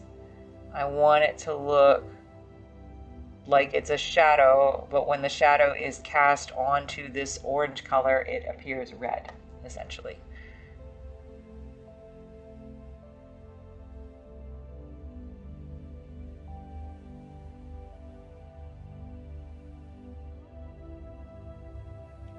And I think I'm going to take my stipply brush, or at least another brush, maybe not my stipply brush. Painting is so hard. Some days it's hard, QP, yes. But you know what? Every time that you do it, and that's not to say that it will ever, it's still hard for me, right? Some of it's very hard. It's problem solving. Problem solving is hard. But it does get better, because I showed you. Don't make me whip out those old paintings that I did again. I showed you that, I struggled a lot. Trying to sort through those things. That's kind of the nature of being self-taught. You're going to struggle. And then on the flip side of that is that, sometimes you have to be self-taught, because maybe the instructors that you've had, either you haven't had instructors or you haven't had good instructors. And so just got to work through it. Do many, many paintings. But like I said, I'm still, I learn with each one. I learn with each one that I do. It's all problem solving. Like even this, right? So I put down this glaze. but the glaze is a little bit thick, and I needed it to be such to get this color that I wanted, and I'll still probably come back over it, but again, I want it to look organic. So instead of leaving all those streaky brush marks, I'm going in with a different brush and a little bit of acrylic glaze, and I'm trying to disperse it. So it's much softer, has kind of a randomized pattern to it, and it looks a lot better. Looks a lot better than it did. But yeah, I actually have a book, I believe, that's called Problem Solving for Oil Painters. And again, I don't paint in oils anymore, but the principles I think are still the same. This is the first time painting a face and you just don't paint often, so you're being hard on yourself. Yeah, yes, I believe that. I believe that. Yes, don't be hard on yourself. Like I said, you know, the best thing that you can do, the best thing I did for myself was and I still do it, every time I make a painting, I try to very consciously identify something that I really love about it. Maybe it happens partway through the process, maybe it happens at the end, but something that I really love about it. That was especially important, like back when I was learning, right? I really love this little section. How do I make that happen on the rest of the painting? So yes, I think that that's important to I think it's important because I guess what that is that's reframing it. Instead of identifying the 90% of the painting that I didn't like, to identify the 10% of the painting that I did like, and then try to carry that lesson forward. So it's reframing something as a positive instead of beating yourself up for the negative that you're perceiving, because that's honestly not helpful. It's just very defeating. So you're doing surprisingly well on the t-shirt part. There you go. So you're excelling at painting the cloth, which is cool and actually exceptionally hard to do. So I learned, Roscoe says, I'm learning right now and remembering that you need to give your tubes of paint a good squish if you haven't used them in a while. Wipes out a gallon of oil off his palette and just fire. Oh no. I understand, Roscoe. I hope that everything is okay over there with that. I have misfired paint on many occasions. It happens. Yes, I said that about like even like the liquid acrylics. That's one reason why I mix them.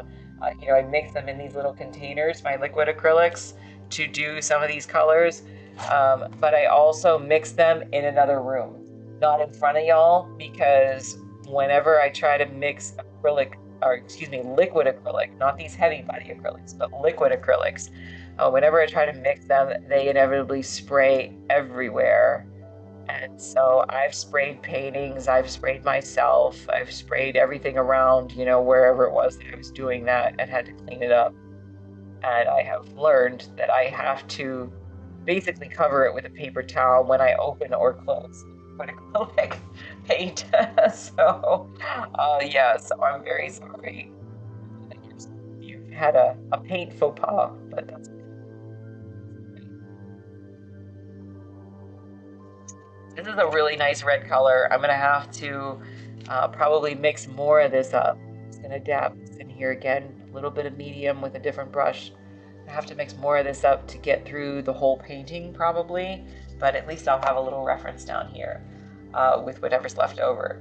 And let me see. I'm not sure if it's my end, but the video is lagging right now. Is the video lagging for anybody else? Sorry about that. It was lagging there too.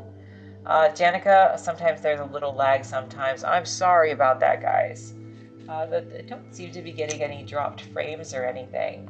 You had to reduce the quality to 480p to work, huh? The only way I can fix that, so let's try a few more minutes and just see. If it keeps lagging, let me know. The only way we can fix that, I think, is to shut it down and start again. So if it continues to lag, and that still might not fix it. It's better now. It's only a little bit. Okay. If it's only a little bit, we'll probably just grin and bear it for the rest of the session today. But if it gets bad, if I just look, like max headroom, please let me know, because that's not the look I'm looking for.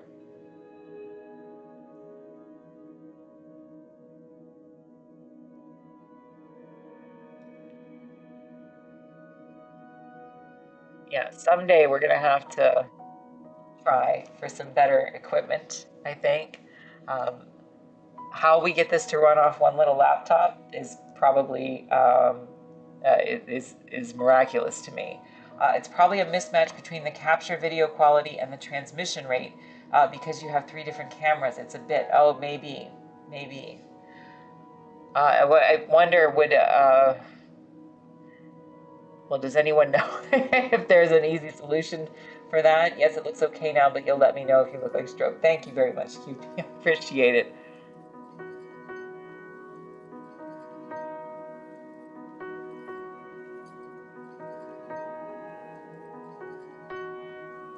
Yeah, I think at some point I'll have to probably get a better computer to make this work, just overall a little bit better. But for right now, it seems to work most of the time fairly well. Like I said, sometimes we're a little bit late because we're experiencing technical difficulties. Sometimes it's just because I get caught up in doing other stuff, but sometimes it is the technical difficulties. Sorry about that. The quality's really good? Okay. Well, that's good. I'm glad to hear it.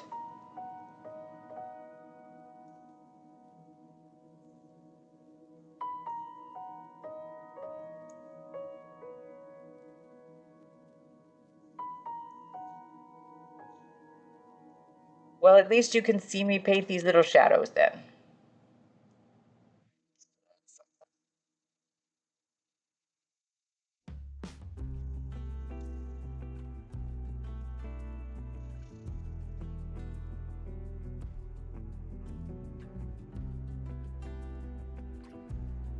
I think the biggest trick, especially on something like this, and maybe to a lesser extent on my ice creams, but particularly on something like this, is by the end of this, I really don't want you to see any brush strokes. Okay, Danica, good. I really don't want you to see any brush strokes at the end. And so I'm going to work really, really hard throughout this piece to build up the layers so that we use different effects and we don't have any in the end. You don't eat much sugar, but this painting is making you question your decision. I appreciate that, Danica. I say in here all the time, I don't eat much sugar either, right? But I really love, sculpting it for my models, and it smells good. I think that I honestly believe that most people who work with food, don't probably eat that much of it. Like there's a dessert sculptor. Here's your artist of the day, QP. There's a dessert sculptor named Peter Anton, and he was asked that one time. I saw. He makes all kinds of treats out of like very various materials. So they're very realistic and they're very cool to look at. But somebody asked him, isn't it hard to resist? He's like, you work with this stuff. You don't want to eat it all the time. So, and Kiwi's stream is up. Stream's up now. So very nice, Kiwi. Again, anybody who's not following Kiwi, please be sure to do that because Kiwi is starting her stream up now. So we want to support Kiwi as well. So good luck, Kiwi.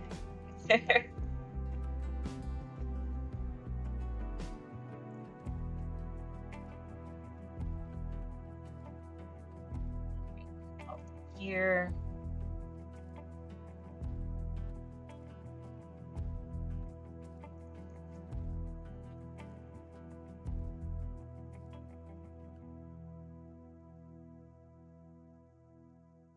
But I really love, yeah, of course. I really love that. I really love to know that Kiwi is streaming. I really enjoy when other streamers pop in here, and I try very hard to pop in on others as well. And again, I just said the other day, I just love, because my brain runs a million miles a minute sometimes.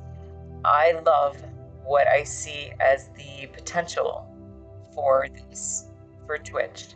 to just be a place, and it is right now. I just don't know how much of the, we'll call it the outside world, knows that it is. But to be able to come in and just pop in on various artists working on various projects, for a few minutes here or there, or for a few hours or whatever you're comfortable with. But just, it's very, very different from, social media. And it's just, I hope, a place where people can come and be peaceful and just have a little bit of peace in their lives, to enjoy art from various streamers. And I questioned, there's the artist I mentioned, I think the other day, David Herring, or Keith Haring, I'm sorry, not David Herring, Keith Haring, from the 80s. And he said that he believed that, his sentiment is art is for everyone. And it's not something that I saw directly in, I think it's just a general sentiment in his writings and such, that art is for everyone. And I thought to myself, I wonder if Keith Haring would be on Twitch if he was still alive today. And I think my conclusion is yes. I think he totally would be on Twitch if he was still alive today. If he knew he could just open up his door and show his process to you, and show making art in real time and talk to y'all in real time, I think he totally would.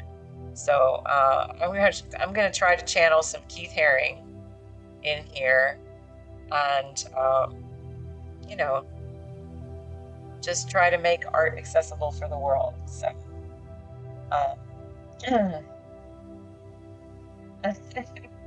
oh, did Roscoe tell you to get, is that what, did he say something encouraging to you, Kiwi? I must have missed that.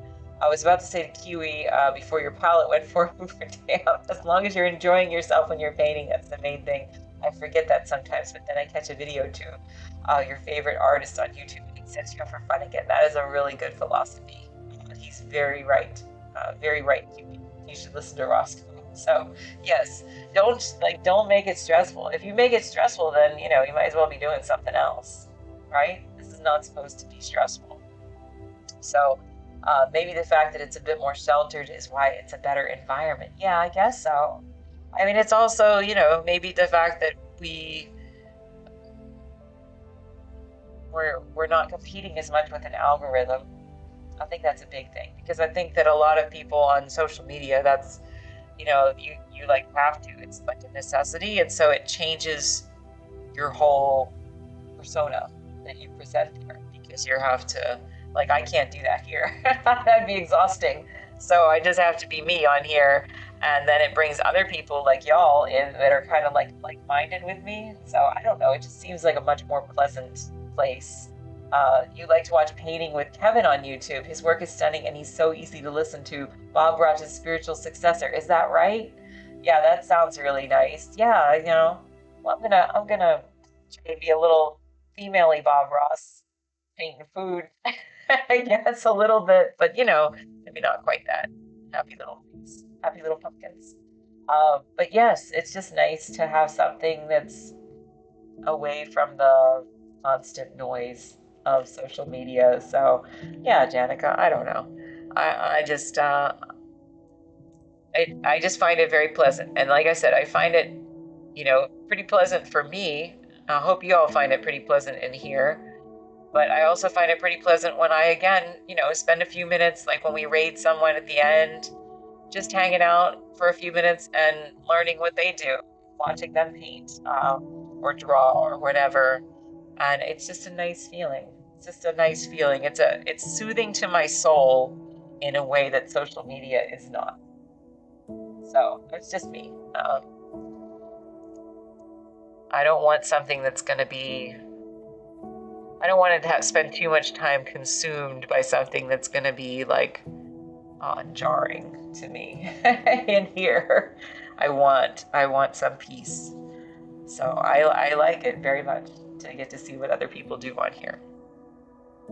So anyway, the point of that is make sure you subscribe to Kiwi, because she is part of our community and she is starting to stream now and she is live right now. So you can certainly pop over and say hello to Kiwi, but don't ditch me, because come back and visit. That's true. Yes, the second train second that train of thought. You have this. Oh, you second that train of thought. Apologies. Yes. I don't know. I think so. I think so. World needs a little bit of peace. We have enough noise, I think.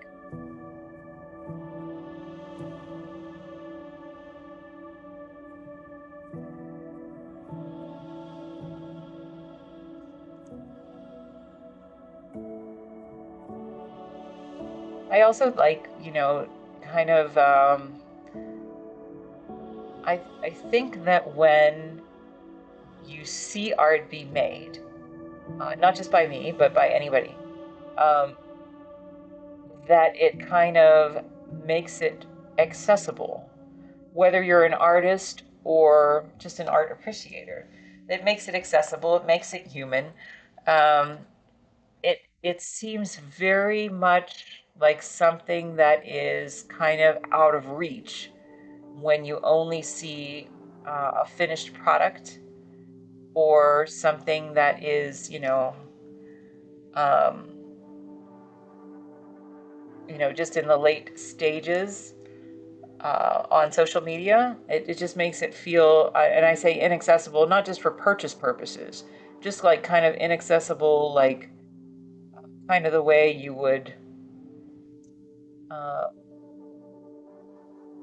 I guess it's too, what do I want to say?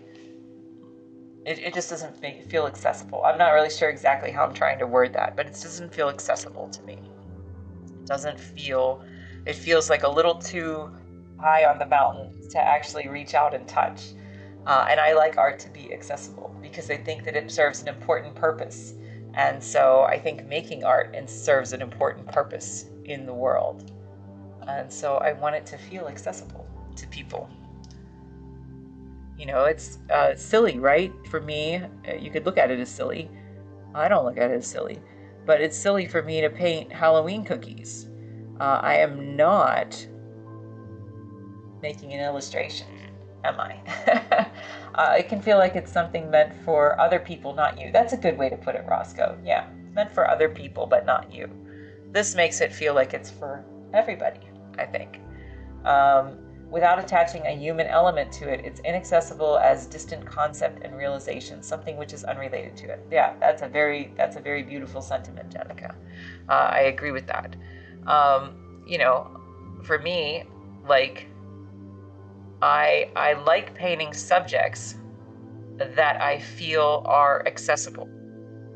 So again, is it silly for me to paint Halloween cookies and dedicate, maybe 100 hours to painting them?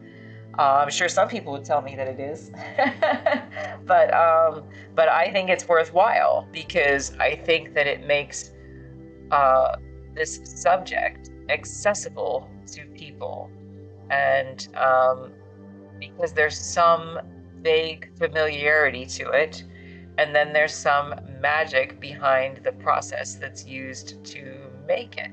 But like it's about cherishing special moments in life.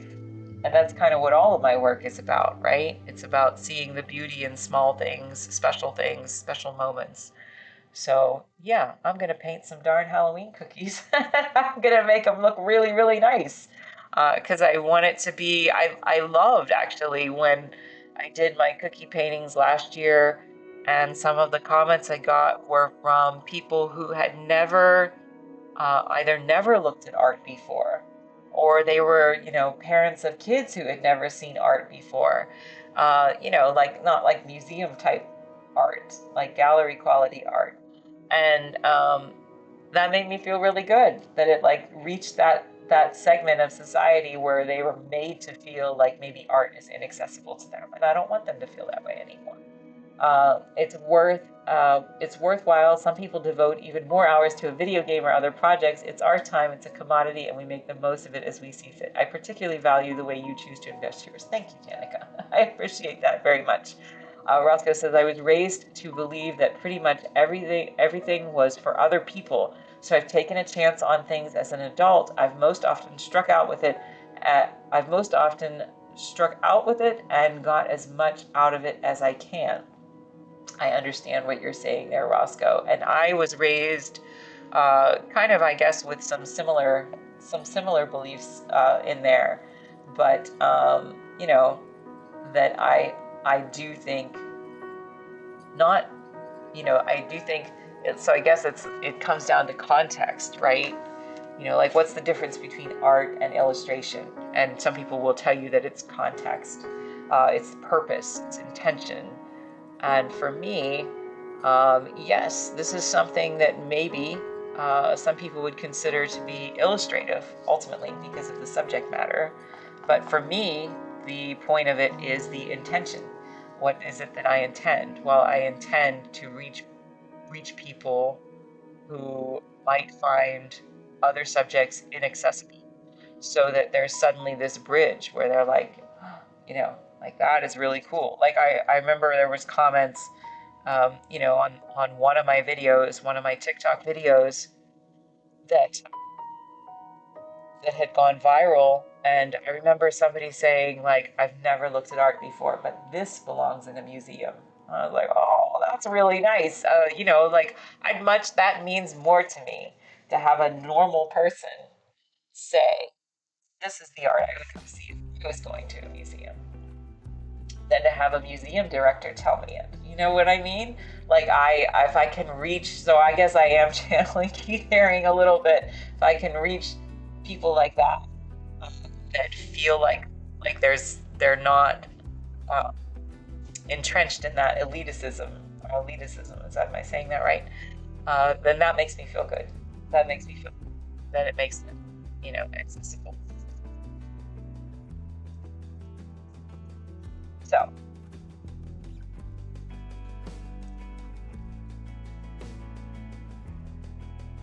I'm just gonna check to see if these little shadows are still wet. I think they're drying actually fairly well. So I'm just gonna circle back to them before this little bit of paint I have here dries. I'm not gonna worry too much. I'll do this one. I was gonna say, I'm not gonna worry too much about the shorter shadow areas right now. I'll mix some more paint for that. I just kind of want to get the big shapes done right now. So,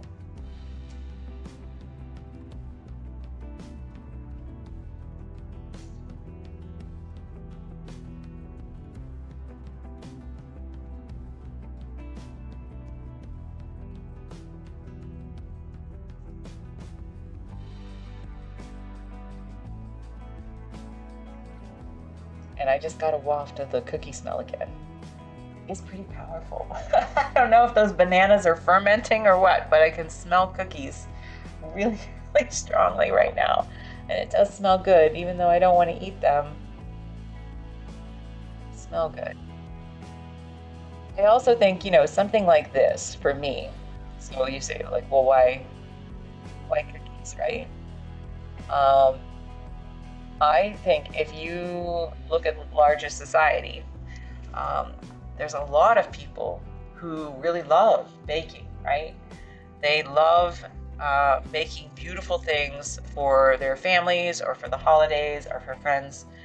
And so I guess I do this in part because I want to honor them and make them feel like what they contribute to the world as their art form is valued and worthy of me spending many hours painting. Because, it's essentially ephemeral art. Cookies, right? Real cookies anyway, it's ephemeral art. It's just meant to only last for a short amount of time. But I find beauty in it. And so my hope is that other people connect to it in that way. It's performance art, that's right.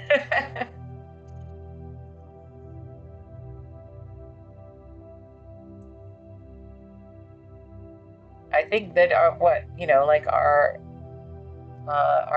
desire as human beings to create, right? I mean, that's something that's hard to argue with. I think that lots of most people probably have in some way. I shouldn't say that most people.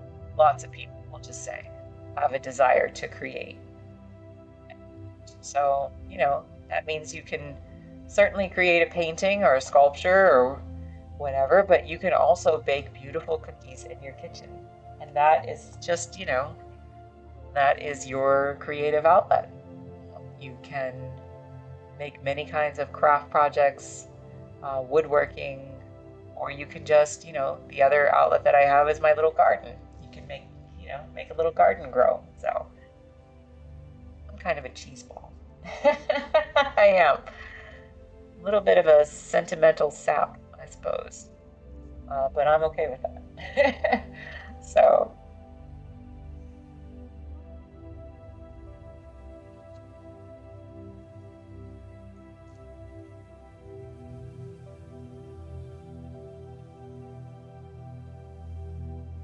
all right. So after this, I think I'm going to actually hop over to these shadows next.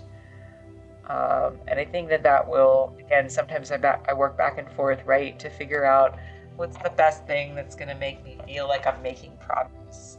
And I think it will be to hop over to those shadows next.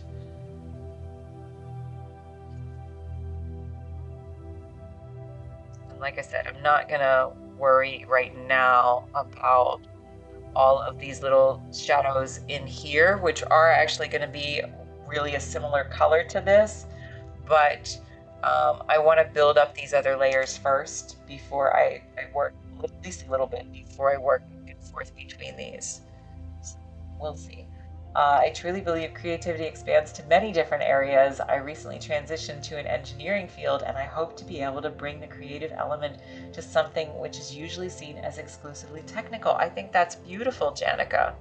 I think that's beautiful. And I think that is something that when funding gets cut, and I know I don't believe you're based in the US, but when funding gets cut for art programs at school, and even though I have, mixed viewpoints of various educational art experiences that I've had, but just a general, like, not making it accessible for art and music and whatever. Yeah, you were in Europe. I thought so. So music and art is generally one of the first areas to go in public schools and other schools too, in the US. And it's a shame because I think that encouraging young people to think creatively doesn't mean they're all going to grow up and be artists or that they want to be artists, but that they'll be able to use that creative style of thinking. And that's what it's supposed to encourage, so that you can, as you just said there, try to put a creative element into an engineering field. And I think that just doesn't, that's not what do I want to say? That's not an easy leap for people in the US to make. Not all people, anyway. They don't really see that connection between simply creative thinking and the output in other fields. And I think that's a shame. So I love that you have transitioned. Cultural segment is the first to go in any political system. Culture educates the mind. Yeah, that's true. That's true. So maybe it's an easy budget cut anywhere, I suppose. But it just seems to be, like I've said in here, I studied, or I enjoyed my art classes, of course, even if I have mixed views on them, but also my music classes. And I loved, especially my senior year, when I would go down to the music room during my lunch break and I played the piano. And then that was where I ate my lunch. And then gradually some of my friends started to come in there, and that was where they would eat their lunch. And it wasn't, we weren't doing anything bad, right? We weren't being like rebellious teenagers. We were literally playing the piano, reading music, singing songs, and eating our lunch together, right? And I think it was beautiful. So it makes me really sad to think, that some kids don't get that experience of doing that, of having some part of that creative experience be a part of their lives, even if it's only for a short time, because I think it teaches, as we're talking about here, I think it teaches lots of creative thought, that you can't get. It trains you in a creative way of thinking, in a way that if you were to just go into a field of, as you're saying, Janica, like, that's based purely on math or science, which is still a beautiful thing, of course. But just having that creative thought behind it that comes from a contribution in the arts, I think complements it very well.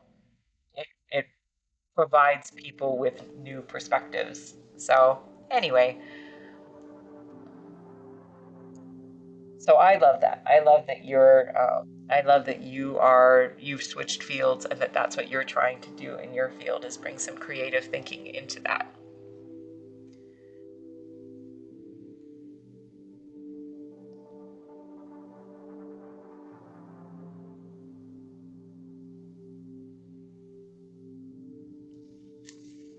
All right. So let's go ahead and what do I want to do? I said I wanted to do, it was on purpose, was it? Okay.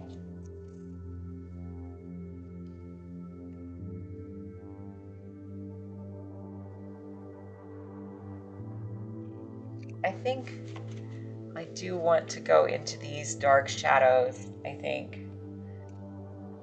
They have kind of a purplish tint to them. I wonder if I should grab my, again, I hate to waste paint, so let me see.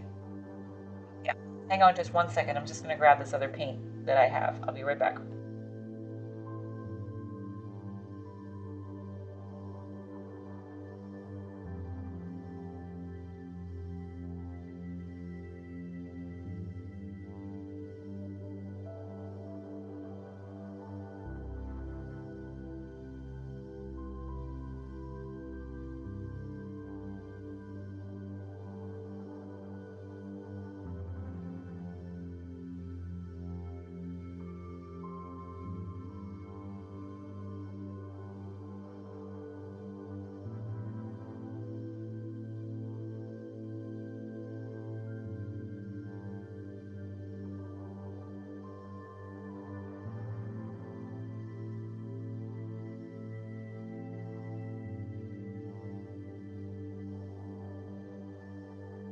Okay, thanks for that.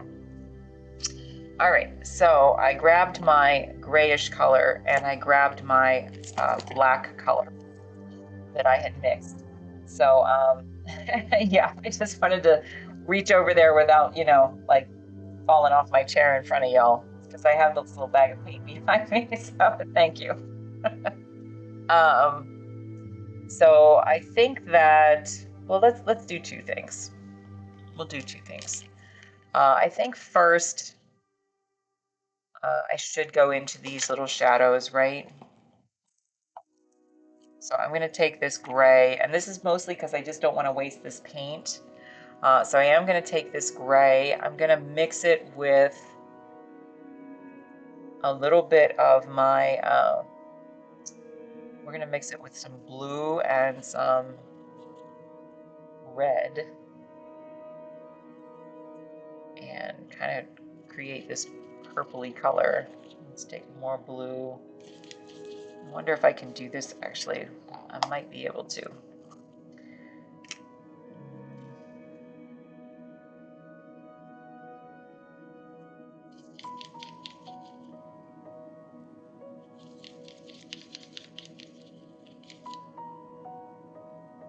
Sorry, just trying to see again if I am not wasting paint. All right, so that's relatively good. Let's start with that. I'm just going to cover these up. I don't always remember to do that, but it is a good idea if you have liquid paint sitting on your palette in these little containers, just to at least put the lid on so that they don't dry out a little too fast for you. So I'm going to just, I think I might need to add just a little bit more yellow to this. I'm trying to neutralize it.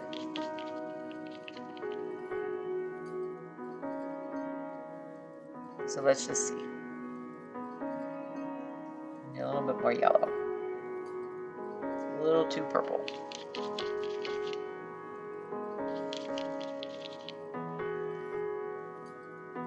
So I think that I'm gonna leave the lid off on my grayish color here. And what I'm gonna do is try to put this color down close to a little closer to the figure, to the cookie. I think if the background details, it will all come together. Is that right for your painting? If it's, yeah. Again, just as Roscoe said, just enjoy it, QV. Enjoy the process.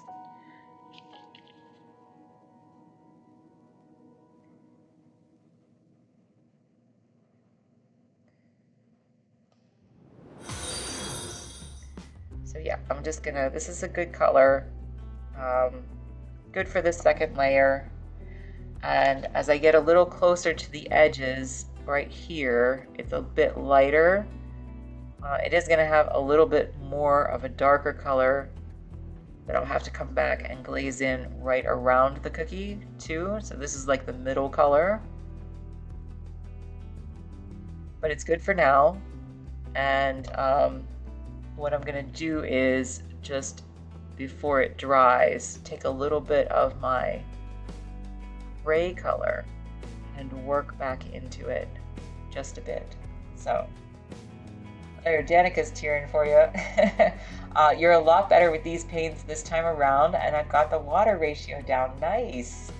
Very, very cool. Remind me, are you working with, remind me what kind of paints you're working with, QP. When you say you've got the water ratio down. I think that you were working with watercolors of some kind, but I don't remember. Or maybe it was the jelly gouache. Was it the jelly gouache?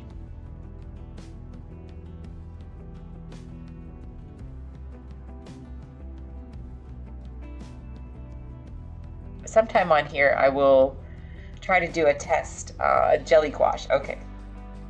I know you had talked about the jelly gouache before. Sometime on here I will try to do a demonstration, just for fun, of the acrylics on a watercolor surface.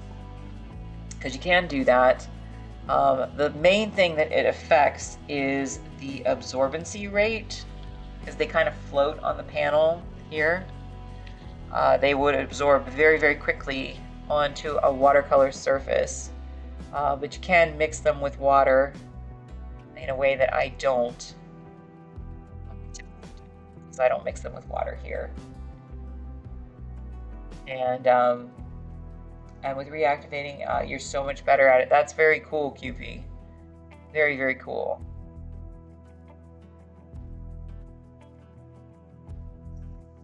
I'm going to take another brush with just a little bit of medium on it. We're just going to soften this transition here. So I'm using very light pressure and just trying to make this kind of bleed into each other a bit. And again, get rid of any brush strokes that I have. I'm going to do the same thing actually down here.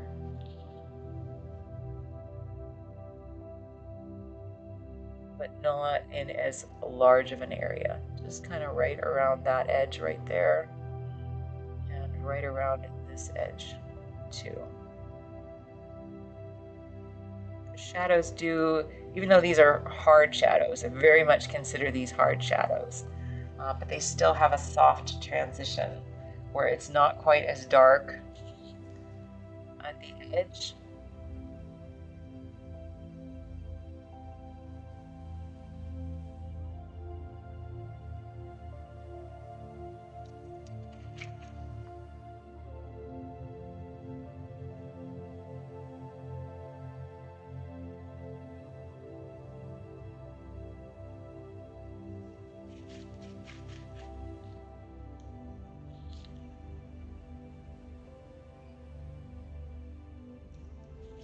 That's pretty good for that one. So we'll let that dry. Let's hop up here to another one. Right in here.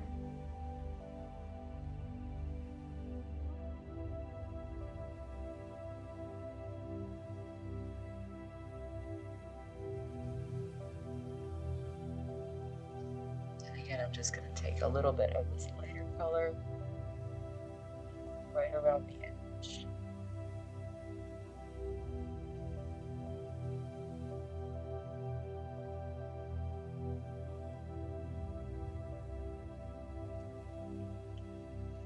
It's such a cool evolution witnessing those cookies come to life. It really does feel like one can stick their hand and grab one. I'm glad, Janica. I appreciate it. We're still pretty early, but if you're starting to feel that, then that means we're headed in the right direction. So thank you. Thank you.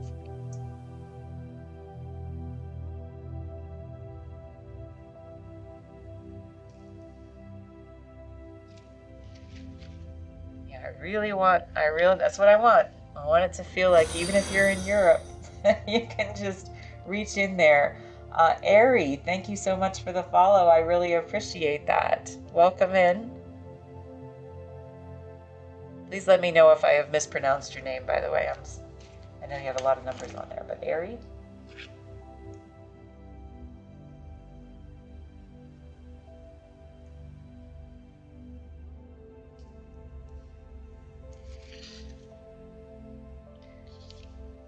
It would be really nice if today I could just at least get them looking, like having these little shadows really helps.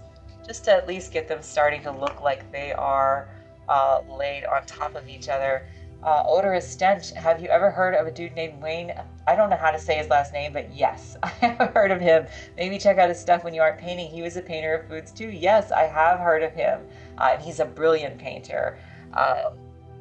So yes, thank you very much. And I don't want to mispronounce it. I've never known how to pronounce it, but I do know who that is. So thank you very much for the suggestion, though. And anybody else who has never seen, we'll call him Wayne T.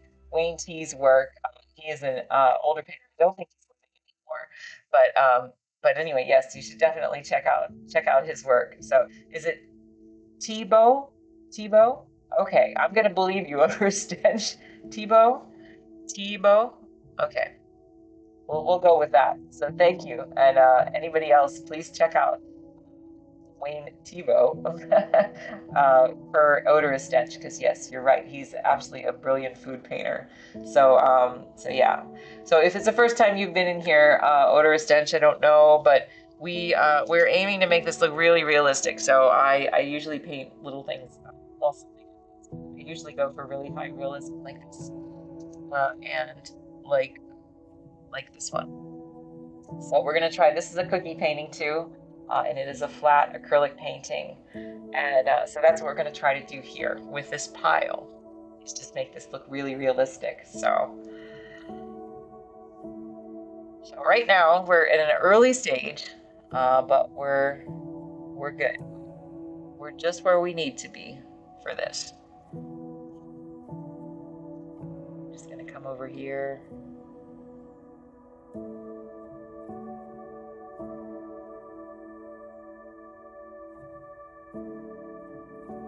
So yeah, if I could get to a point today where just, where I had just a good foundation for all of my shadows, I would feel pretty good about that. If I could get another coat on, maybe my kitties to start build up the foundation. Always love when you flip the butterfly. I keep waiting to see the 3D eye. You won't fool me this time. Still a painting, Janica. That's right. I really liked painting that one. It was a lot of fun. All those trompe l'oeil pieces are a lot of fun. But we're going to kind of paint this one, even though this isn't true trompe l'oeil, because I guess it depends on how you define it. But I'm painting it in a trompe l'oeil style anyway, because I'm a rebel. So we're going to paint it just so it's super, super realistic.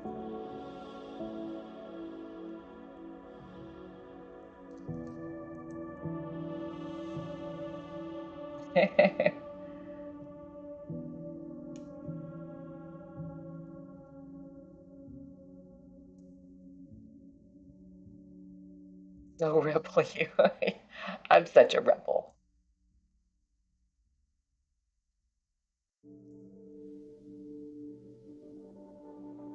I think ultimately I want the pieces to be fun, right? I want them to be fun for me, and I want them to be fun for you. So whatever people want to call it, I guess is up to them. I just want to paint them so they look fun.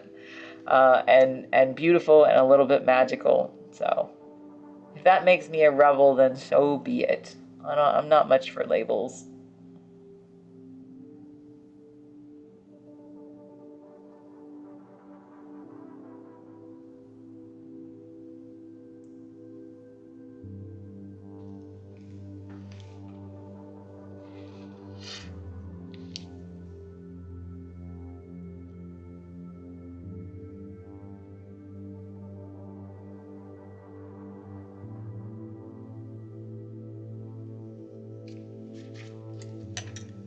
I'm just going to go in. I'm going to turn this just so it's a little bit easier for me to reach it, but I'm just going to go in right around the edge of this shadow and just lighten it up just a bit.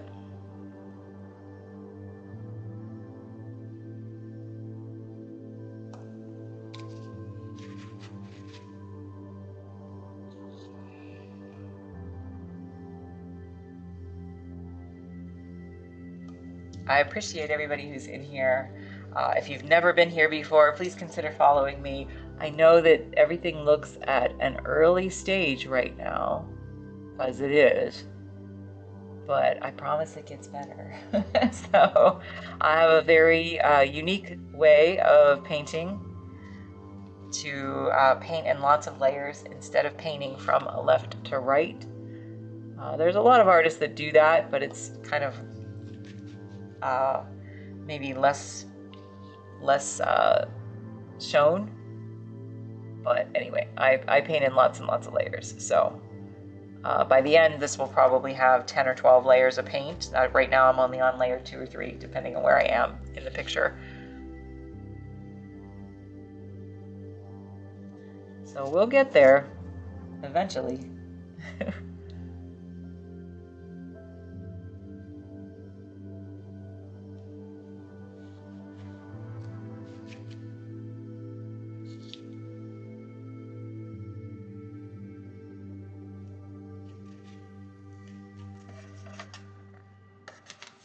All right, so I'm just going to scoot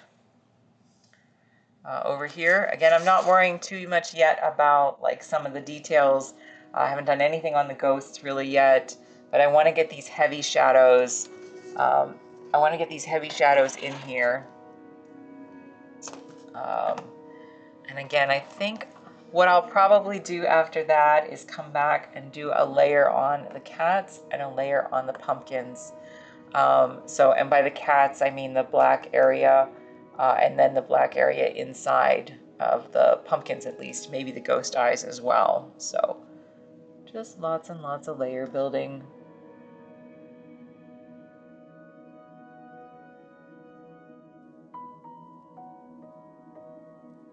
And some of these shadows, you know, will have a little bit of refinement as I go too. Like this is going to have a really dark part in here, but I'm not going to do that right now. I'm going to come back to it because that will also be very dark right up against the cookie. Because with a heavy shadow like this, because I photographed this out in really bright sunlight, what I end up having is a very dark shadow that's very short where the cookie is, this kind of wider medium tone shadow, and then kind of a light edge where it fades out to the white of the, it's actually gray, but to the white of the ghost cookies.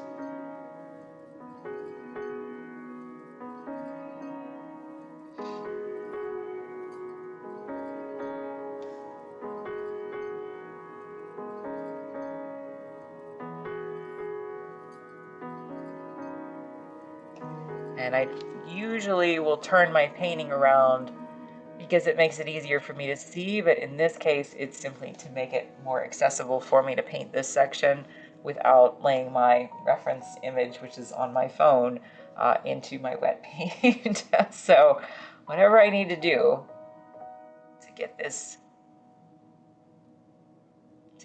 going at a faster pace, that is what I'm going to do.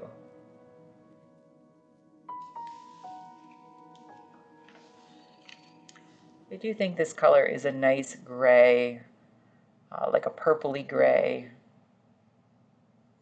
it's important to have that reddish tone in here, otherwise it would just start to, for me anyway, I think it would start to fall flat. So I really want it to have a nice warmish tone.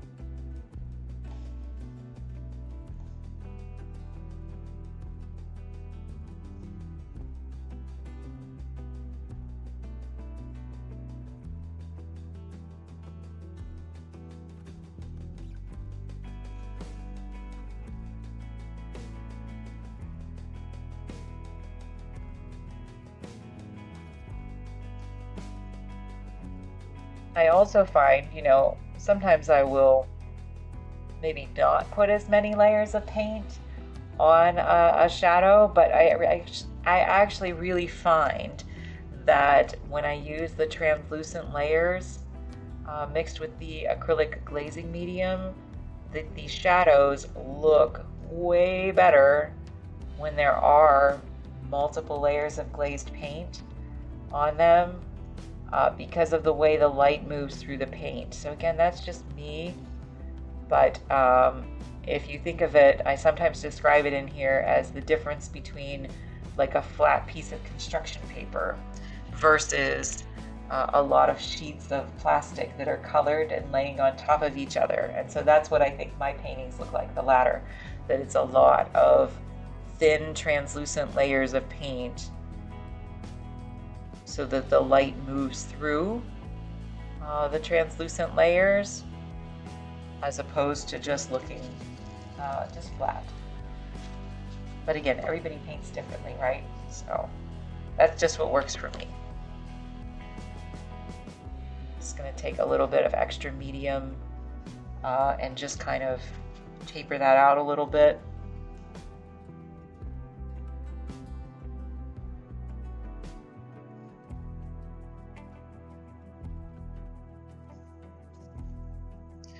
Scoot up here to this, and this. And this will probably be just enough, close to anyway, for me to do all of these existing areas that have this kind of, at least for the large areas anyway, that have this kind of shadow.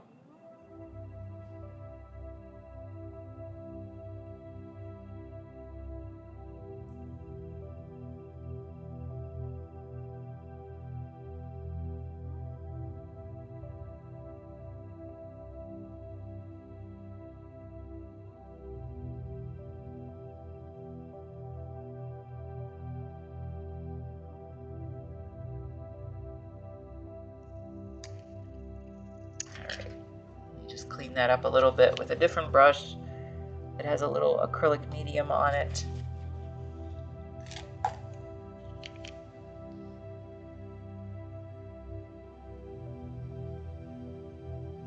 But yeah, this has a nice, these shadows have a nice purple cast to them. So not black.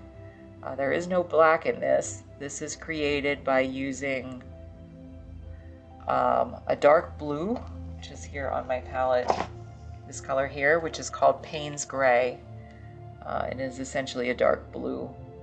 So Payne's Gray with a little bit of burnt umber in it. That's how I create my base black color myself. And then some red and a little bit of yellow to tone it down so that it is, I want to switch to this color, to tone it down so that it is a little bit more neutralized, because otherwise it would be too strong, too intense. So we need it to be a little bit neutral.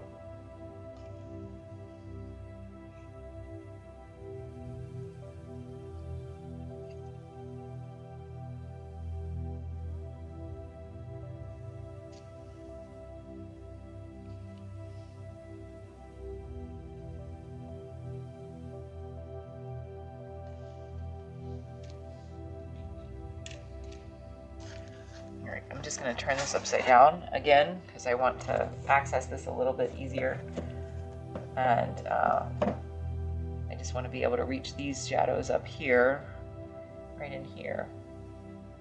So we're going to go with the darker color right here.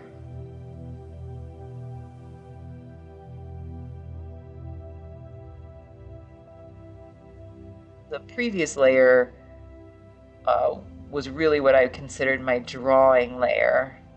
So that was basically me finding the shapes and the approximate relationships of the colors between the shapes. So that's why they look a little like, washed out and sketchy. This is a good, we'll call this a refinement layer. I don't know, I'm just making this up as I go. But we'll call it a refinement layer and say that it is the next part. Look out, they're gonna fall. I will tell you, Janica, that when I take these outside to photograph them, I am sure if anyone were to actually see me, they'd think I was a crazy person, because I'm holding up a quite heavy tray of cookies with one hand, but not flat. Like I'm trying to tilt it, right? Like at an angle so that the sun hits it at the right angle.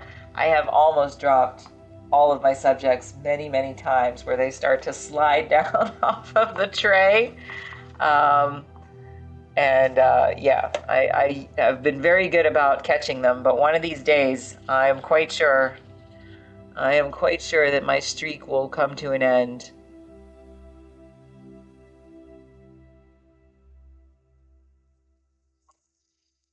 All right, let's just see, like that.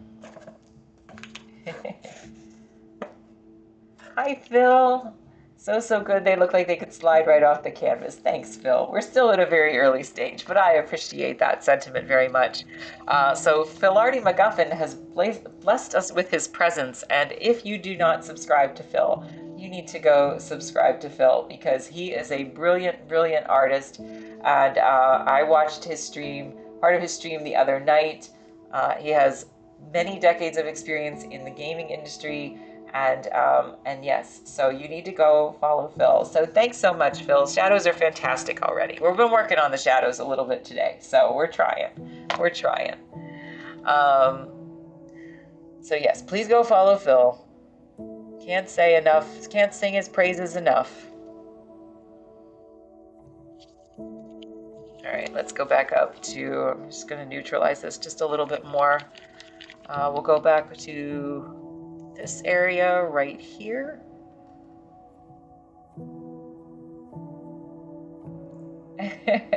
Yes, of course. And Willow is back. So nice to see you back, Willow. Thank you so much for popping in. For anybody who doesn't know, Willow was one of the first people who ever came into my streams, and she is a very gifted graphic designer. So I was grateful for Willow coming in to visit me when I was sitting here all by my lonesome. So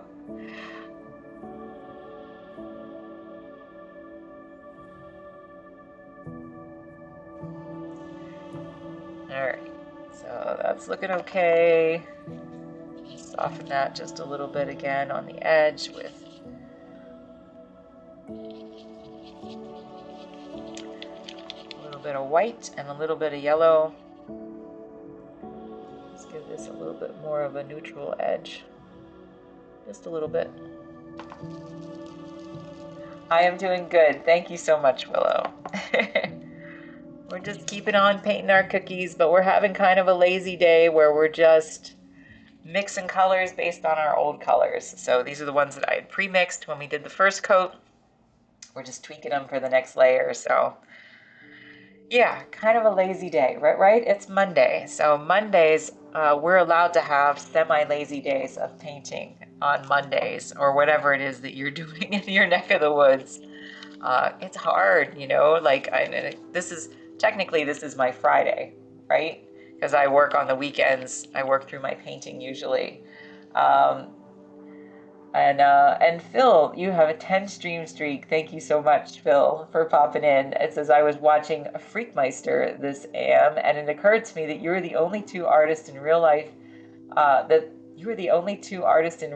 painting that turn your canvas around. And he also does crazy realistic paintings. Is that right? I don't know who that is. So I'm going to have to look him up. And does crazy realistic, but pets. Does he really turn his canvas just like me? That's funny.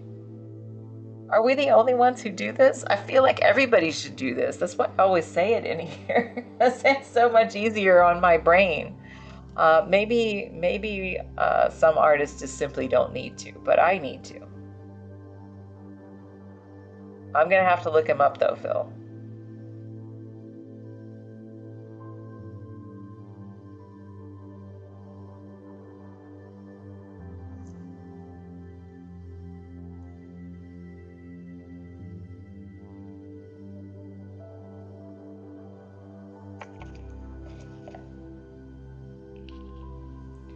Soften this a little bit again on the edge, just to give it a little bit of a softer shadow there.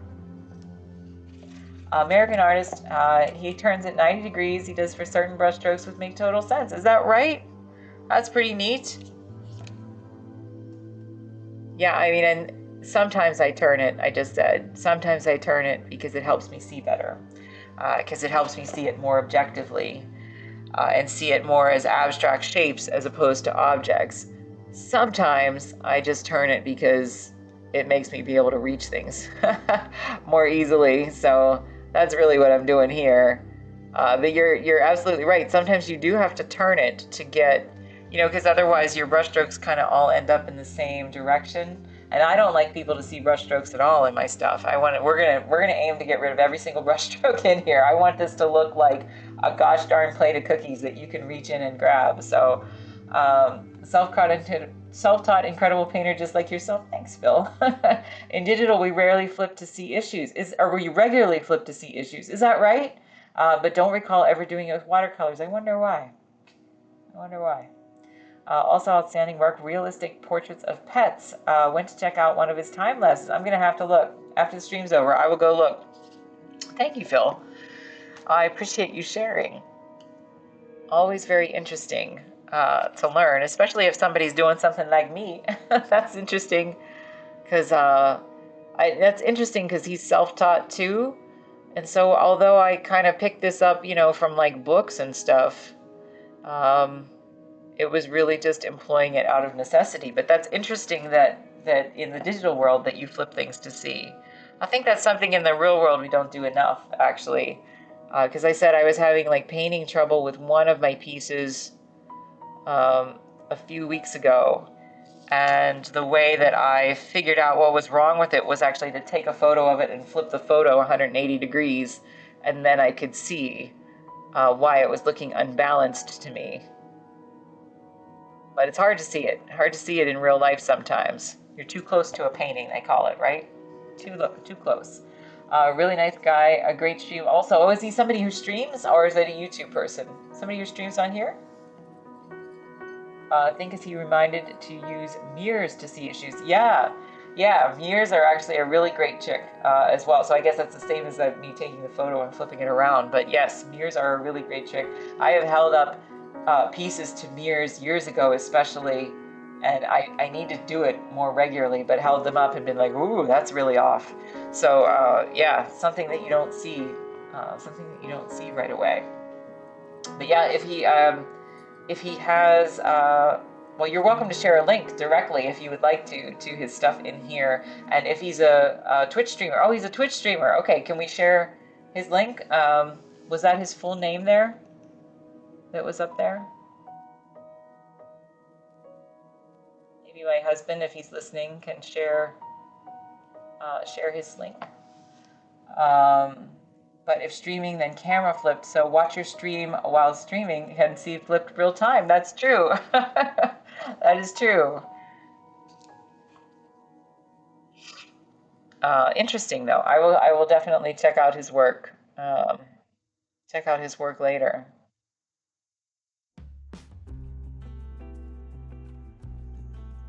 Let's see.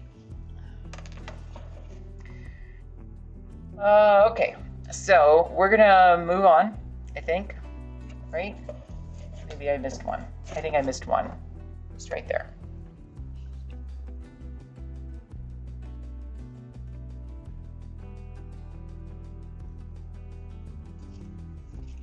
Okay, so I'm actually gonna take a break in a few minutes here because I'm approaching my 3-hour mark. but we can do a little bit more, I think. Thanks, Phil, for sharing the link. I appreciate that.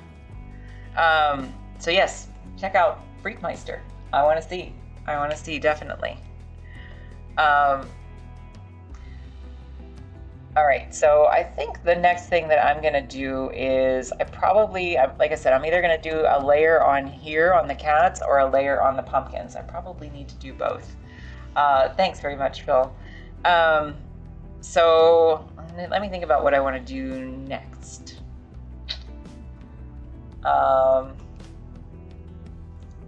Janica's into it. She likes it. Let me try. Let me just try some of the black, just because it'll be a little easier on my brain before my break, which hopefully my break will wake me up a little bit here. I'm gonna try to take, we're gonna close up our gray that we used so it doesn't dry out. I'm gonna try to take this is the base color that I used here. What I want to do, I'm just gonna add a little bit of white to it for right now. When I get to the later layers, I am actually gonna add this very bright blue to it, but I don't think I want to do that quite yet. So let's just see if this is gonna get me something that might be a little too light. I always want to make sure that I'm building these layers gradually, because if I go too quickly to the end, I won't have enough room to build up convincing dimension and highlights and stuff. My yes was to your break. Oh, okay. Yes, the artist is very cool. And self-care is important. Janica is always here, as is Cupie, and often Kiwi, and so many others to remind me that I need to take breaks. I know. I hear you. I'm going to do it. Let me just do this one thing, Mom. So I'm going to go take a break, though. I promise.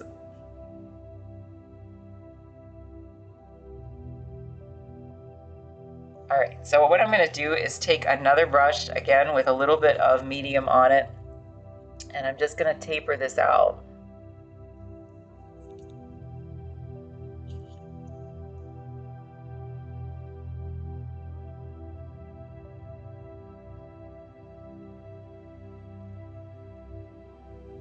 You did a long stream today, but was off and on, is that right?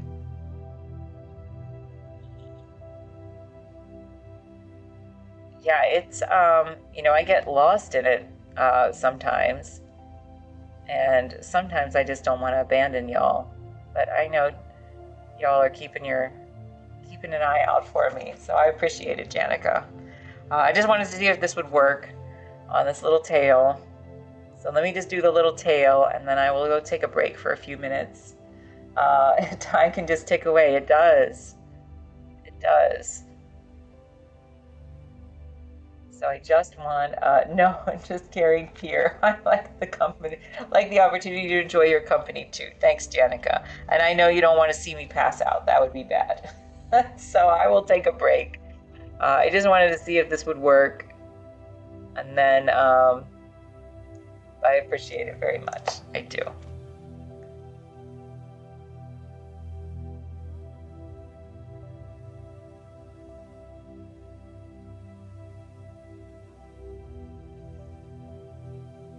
All right, so I think this is going to be okay. This will help us to build out some dimension. Again, when I come back, I will probably need to glaze over this. We'll do that later on, or tomorrow, or another day.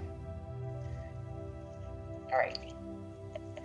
Roscoe, I'm heading off myself now. Thanks for the company. Okay, Roscoe. Sounds good.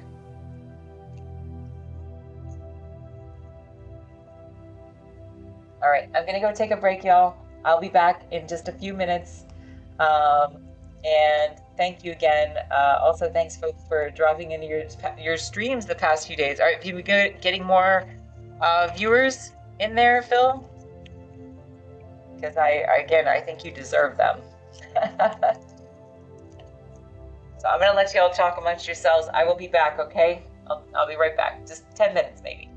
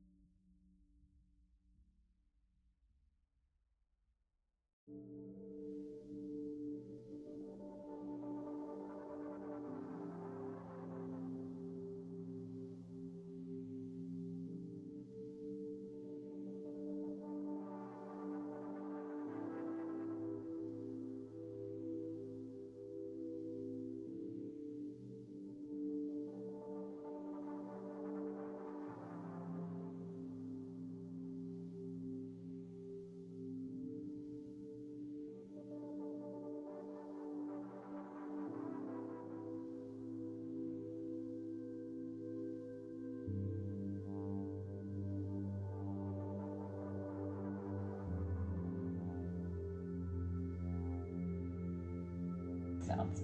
There we go. Okay. So thank you very much for your patience. I'm gonna just make sure. I think y'all were just chatting, right? You got nearly 100 followers now, Phil? I'm not going to go back and read everything from your conversation, but but I can check it out later. But that's awesome. That is awesome. So anybody else who's in here who doesn't follow Phil, please go follow Phil on his channel because he's awesome. And he is exceptionally talented, and you are fortunate to have an opportunity to see Phil draw on his channel. So really, really gifted. But yeah, now I want to see.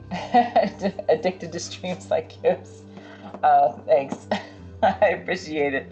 But yeah, I'm so glad that you got up to 100 followers. Is it up to 100 followers? Did I understand? I just glanced at your chat, but that's awesome. So congrats to that, Phil. All right, let's go ahead and continue on our way. Friendly communities. There you go. Friendly communities who understand, nearly 100. So if you guys could go to make it 100 for Phil, that would be really great. Nearly 100, but friendly communities, yeah, but also anybody is lucky, honestly, Phil, to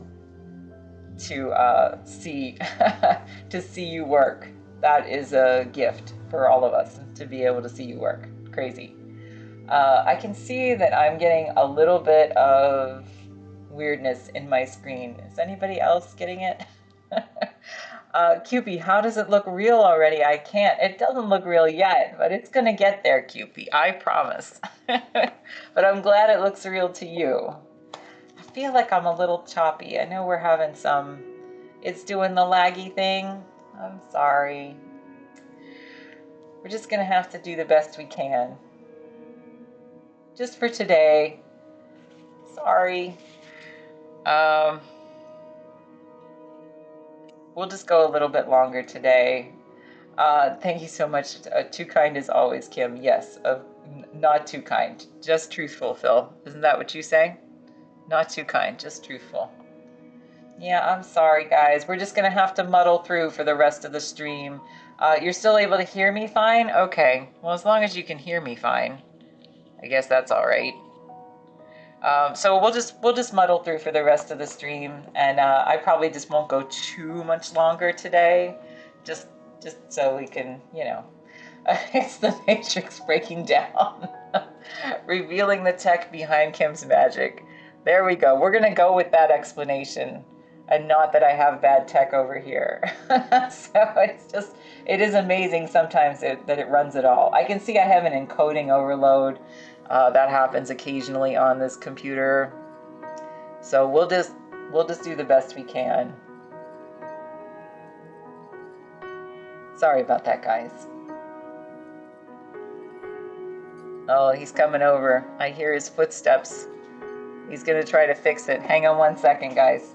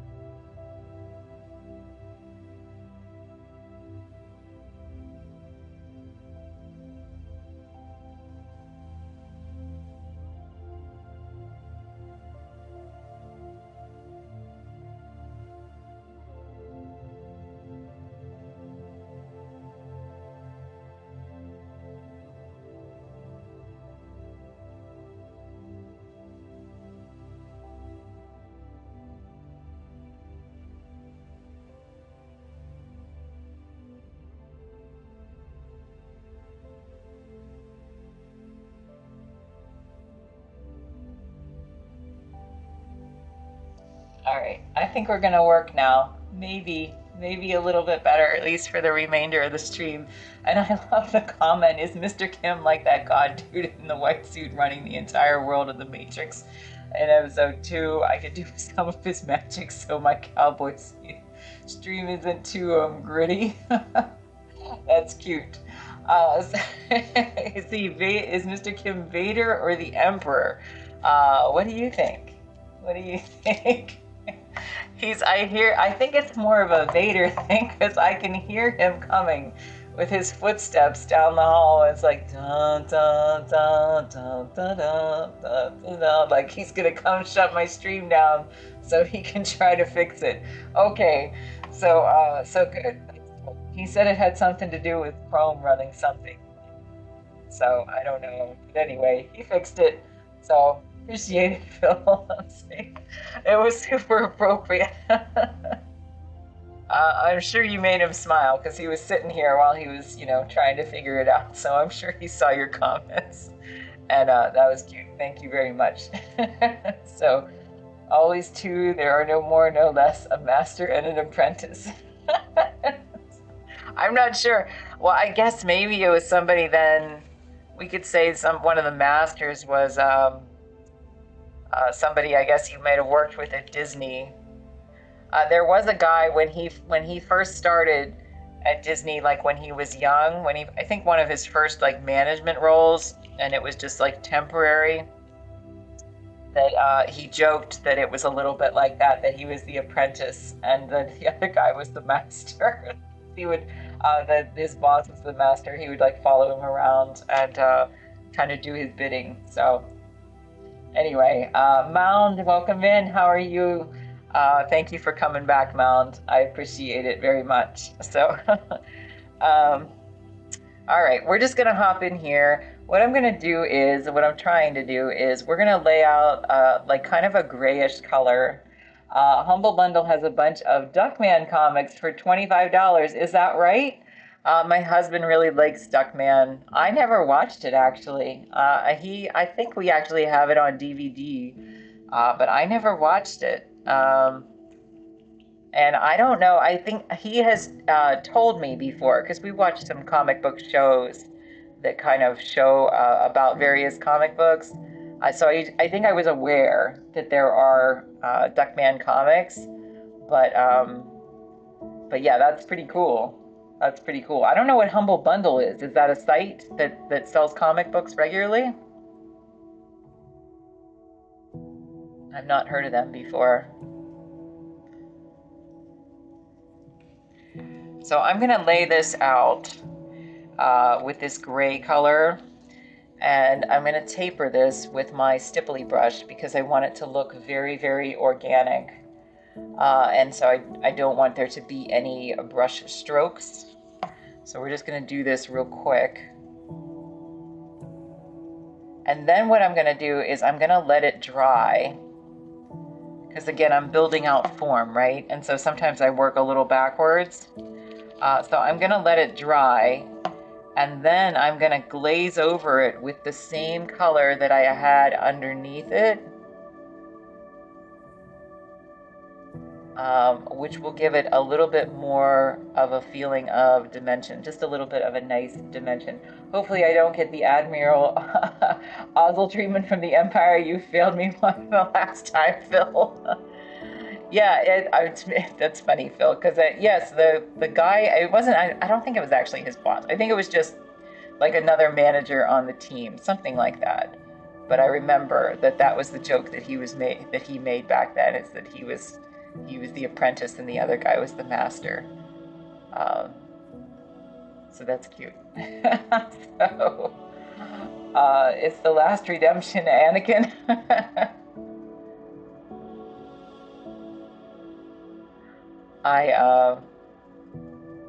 Yeah, that's funny. I'm sure he appreciates it. Mount Humble Bundle, you can buy bundles of games, books, and software for a discounted price. Yeah, I've never heard of that before. Mound, I'm gonna have to check that out. That's pretty cool. That is pretty cool. Is that a deal on the Duckman comics? I don't actually know because again, I like had a vague awareness that they existed, but I don't really know much beyond that.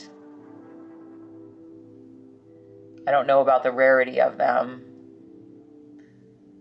I do know about the rarity of some comics, but I don't know about those.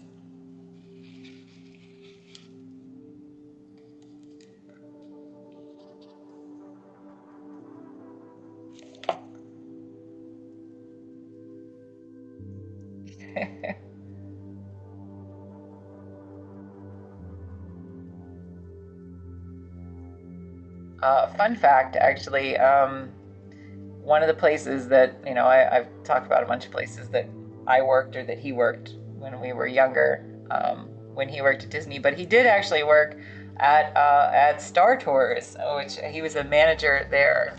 I think he was a cast member years before that, but he was actually a manager at Star Tours, and one of the places that he managed there, that's at the studios for anybody who doesn't know, was the little Jedi training show that was outside as well. That was part of their job, was to manage that.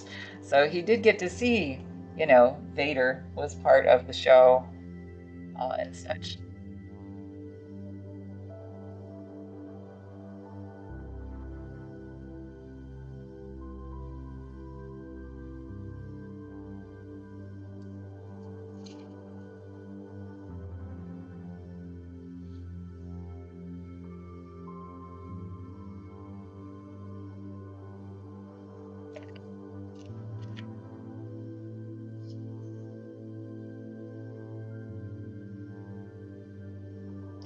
They had, I don't know whoever has heard, I believe it's called correct me if I'm wrong, 501st. It is like a volunteer organization where people dress up as like stormtroopers and other Star Wars characters, and they would sometimes come into the studios and do a parade. And most of my understanding is that most of the people are like essentially building their own costumes, although they look incredibly professional. They're like at a very, very high standard. I think it's called the 501st Legion.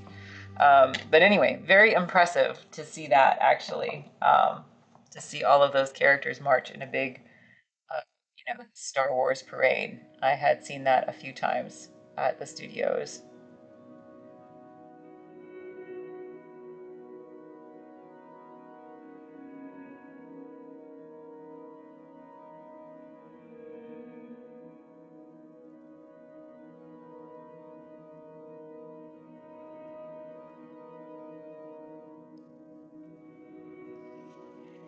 It was also very cool, I remember, because I worked at Star Tours back in the day for a little while, just as a cast member. And in those days, we had orange jumpsuits that looked just like the Rebel fighter pilots. And they were surprisingly flattering on everybody. I don't know why. Everybody looked good in those orange jumpsuits. And but it was really cool actually when, because I always enjoyed the park best when there's like nobody around. So when you would like go in the morning, you would walk into Star Tours. And again, for anybody who doesn't know, um, outside of the building, there's the Ewok village, and there were some vehicles, and then from the movies, and then inside you could see like R2D2 and C3PO, and so it was really neat. It was really neat just to walk through that when it's quiet and nobody else is around. And a funny fact is, there was a room when you're waiting in the queue for the ride, where we called it the calamari room, and it had a couple of the calamari scientists up there from Star Wars. And I remember my husband told me that one day one of the trainers went up there and was in the room, like pretending like he's talking to the calamari people, like for everybody to see. I just thought it was really cute, pretending that he was talking, like having a consult with the calamari people, so you could watch it from the the queue line. I just thought that was cute. I like those little things that make it seem real. Your next challenge, blurry background. Interesting. So blurry background as in what do you think? Because I can tell you, I've only ever done a few like that where I had a blurry background that I had to go in and paint. But I have enjoyed it, actually. There's a cupcake one that I did that had, well, that wasn't really a background, I guess, but a cupcake one that I did that had a few like cupcakes that were farther back, reseated in space, and so they were blurry compared to the others. Oh, it's a cornfield. That's cool. That's very cool. So what's your approach? Kiwi's rating me with a party of 4. Hi, Kiwi. How did it go? Thank you so much, Kiwi. That's very, very kind. I appreciate it. I appreciate it very, very much. Hi, welcome back. How did your stream go, Kiwi?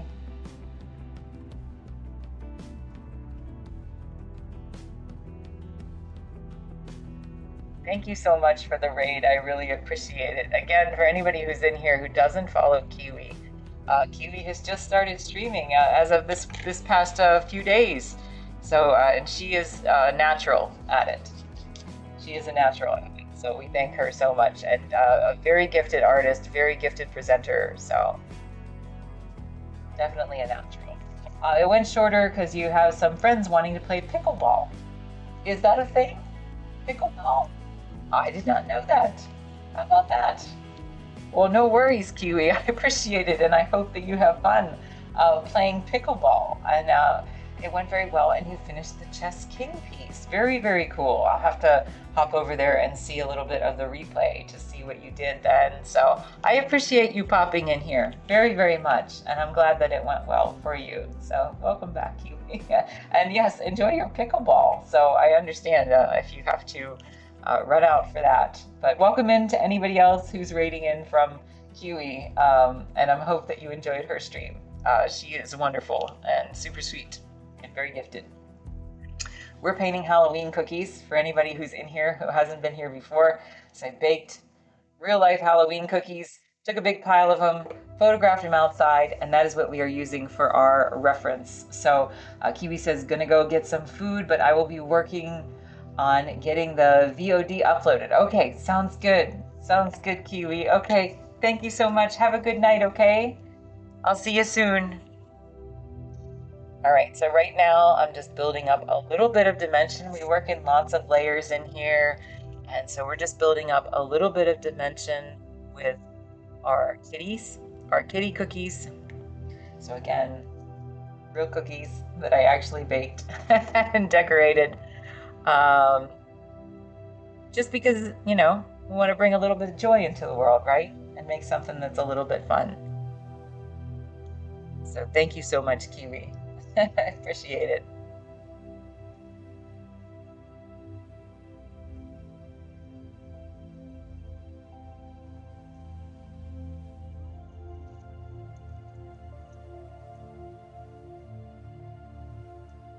So I'm layering. We're gonna do multiple layers.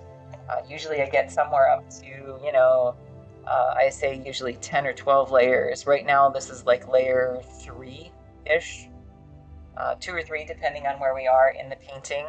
So we're going for lots and lots of dimension and lots of realism. And again, if you haven't been in here before, we're gonna aim for something that's like this. But this is a flat painting in acrylic, and it's just made with lots of layers, a cookie on a swoop of frosting, and we're going to aim for that degree of realism with this, but it'll just take us a little bit to get there. So we're doing pretty good, starting to add some dimension in here to everything. Janica, I did 2 stickers. Very happy with your productivity, right? Nice. I'm so glad. How do you make your stickers? How do you make your stickers? I don't think that we've talked about that before, right?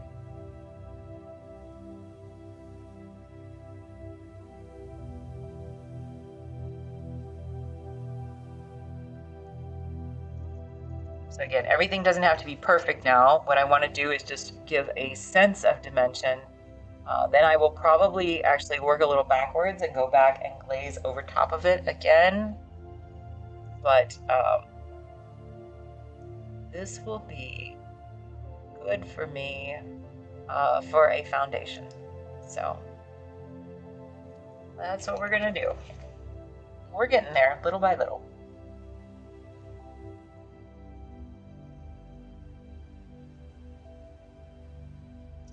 You designed them in Illustrator and was tweaking the printer to be able to print them properly in a sticker page. Very, very cool, Janica.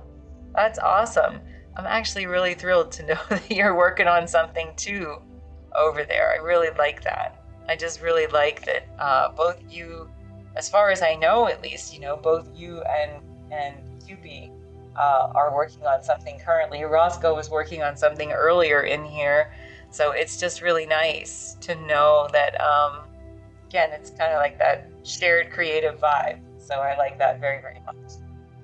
What do the stickers look like?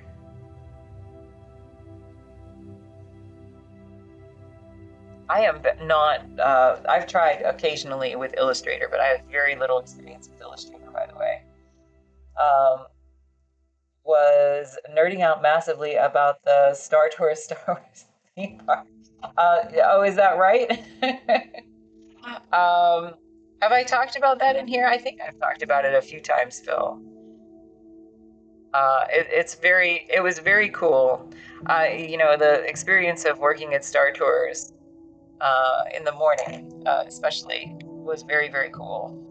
And outside you would you'd walk under an adduct to get in, and the Ewok music would change from the daytime music to the nighttime music from the films. So there's a lot of very neat things, and it's changed a lot. They changed the ride system long after I was gone, but when he was still a manager there, they changed the ride system a little bit. But I thought it was really cute because, you'd go in and everybody'd have their little, you'd check everybody's seats and seat belts and such. And then there's supposed to be this little robot. This was the old Star Tour. It's supposed to be this little robot who would take you on your trip. and so it was just cute. It was a very cute ride. Very cute ride. Kiwi is so good. Like, been doing it for years. I know, right? Like, Kiwi just took to it like just a natural, just like a duck to water, like just a complete natural at this thing. Fantastic artist as well. Yes, she totally is. And again, undersells herself, as many people do. But undersells Phil, undersells himself. But yes, fantastic artist as well. So yeah, we hope that everybody should follow Phil. Everybody should follow Kiwi, and we like to encourage people to seek out as many other streamers in here as possible, because it's just nice to have that sense of community and get to see everything that everybody makes. But yeah, Kiwi is a total pro at this. 501st were in the first or second series of The Mandalorian. They needed way more stormtroopers than they had budget for, and bust them in. Is that what that said? Sorry, I missed it a little bit. And bust them in without telling them what it was for. Didn't realize they were going to the first Star Wars TV show. Oh my gosh, they would have been so excited. That's so cool. I did not know that. That is really, really cool. You had a lot of experience with Illustrator and Photoshop doing post-production and final art. The stickers were very basic. They were for my recycling bins, so vector illustration with the respective symbols and illustrative elements, but they had been on hold. Um, For almost 2 months. I started looking for references in one of your streams last week and did them today after dinner. So slowly unfreezing things on hold. I'm so glad, Janica. That's so nice to hear. That's so nice to hear. I like that very, very much. Well, that's very, very cool. And yeah, I don't, like I can get by a little bit, and do basic stuff in Photoshop that I need to do for my like work purposes. But Illustrator was always something that I really regretted not learning. I think that it came with one of my educational packets one year way back when I was, in classes. But yeah, I did always regret that I didn't get to spend time learning Illustrator. So I'm a little jealous for you for that. That's what they would live for, thinking they do a lot. They do a lot for Make-A-Wish. Yes, they do. They do. And Janica, yes, if you can share the stickers or if you have a link to them, then please do, as Phil requested there.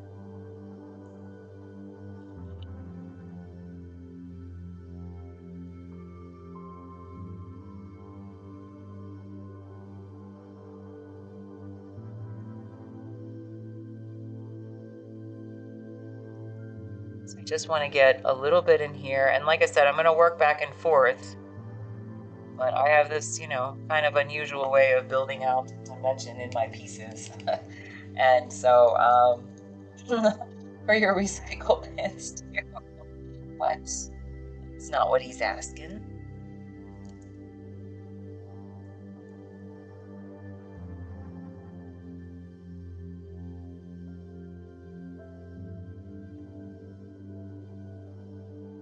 Original art for walls and monitors. Want to see your work, right?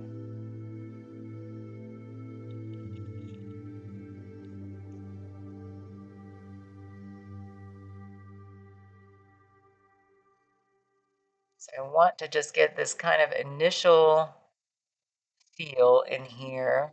I got to come back and refine it, of course, many times. But this initial feel of dimension, art text.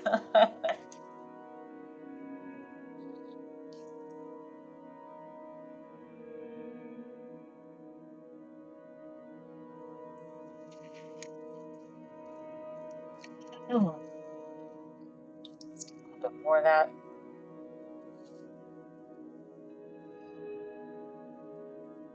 And again, at this point, as much as I can in these early layers, Janica says, well, I wouldn't consider those stickers a reference, but let me make a folder of some things to post here. Yeah, please do.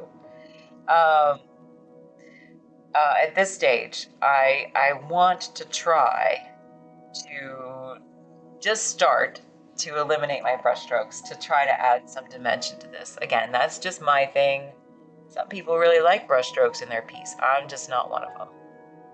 So I'm gonna just try. I put it down first and then I put my stipply brush over it with a little bit of medium. So I'm just kind of roughly drawing this out.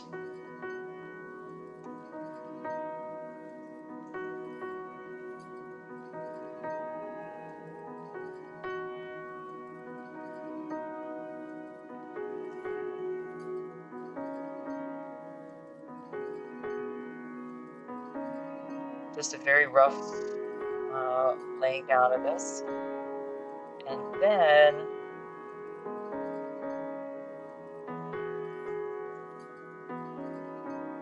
we will make it look a little bit nicer with our stipply brush. So that we eliminate all these really nightmarish brush strokes. I really hate the brush strokes. So yeah, I don't want them in here. I want it to look, eventually I want it to look like the sparkle that's on the actual cookies, right? So it'll have a little bluish tint to it, a bright blue. But for right now, I'm just gonna take a brush with a little bit of medium, lifting off a little bit of the paint, and that's okay. I don't need all of this on here.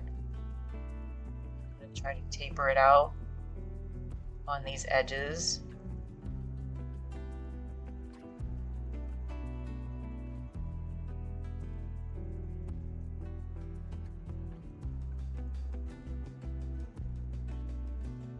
did on and off 7.5 hour stream today. There's already 35 views. Surely folks just scrubbed through. Phil, if people on here knew what you did, first of all, holy moly, that's a long stream. So I hope that you're doing all right, and I hope that somebody was there to take, like Janica does for me, to remind her, or that Cupid does for me, to remind you to take a break. That is a very long stream. But secondly, if people knew what you did on here, you would have so many people watching you. So we just got to get the word out, because people just they will come.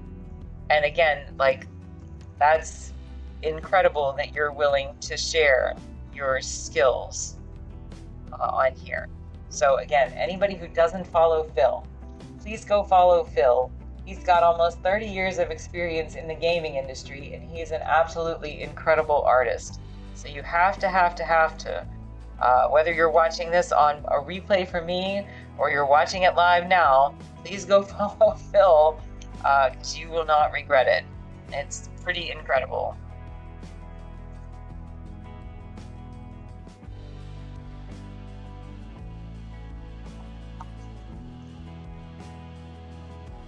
But one of those people who is way too humble about what he does.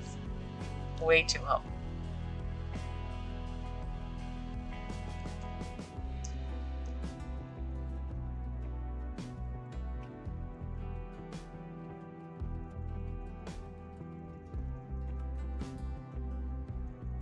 Alright, so I'm just turning my brush as I go to try to make it look a little bit more natural of a pattern. If I do this a few times with translucent layers of paint, it should eventually build itself up and start to look like cookie dimensions. So, but gotta do a little bit of the grunt work first.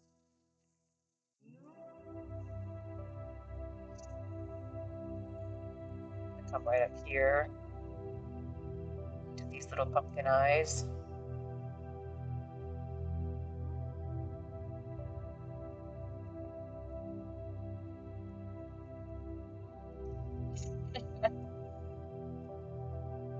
I appreciate that very much, Phil. Thank you.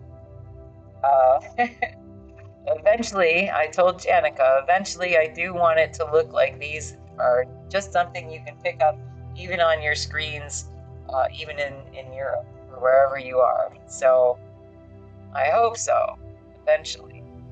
Just take me a little bit of time to get there. That's very kind, and I really appreciate it. But again, you're missing out if you're not watching Phil's channel on here.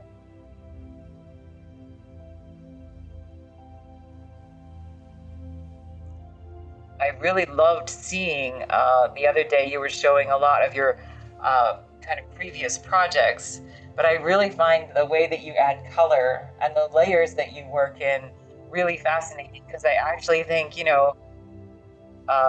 it might be a different medium, but it's actually kind of similar to how I work, just a little bit, So I found that really, really interesting to see, because, digital art is not something that I've ever really, and you have a traditional background as well, but digital art is something that I've never really had any, firsthand experience making.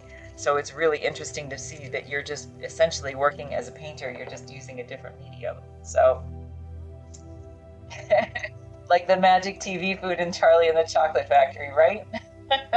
Yes, kind of like that. That's my goal. That's a pretty high aspiration, but yes, that is my goal.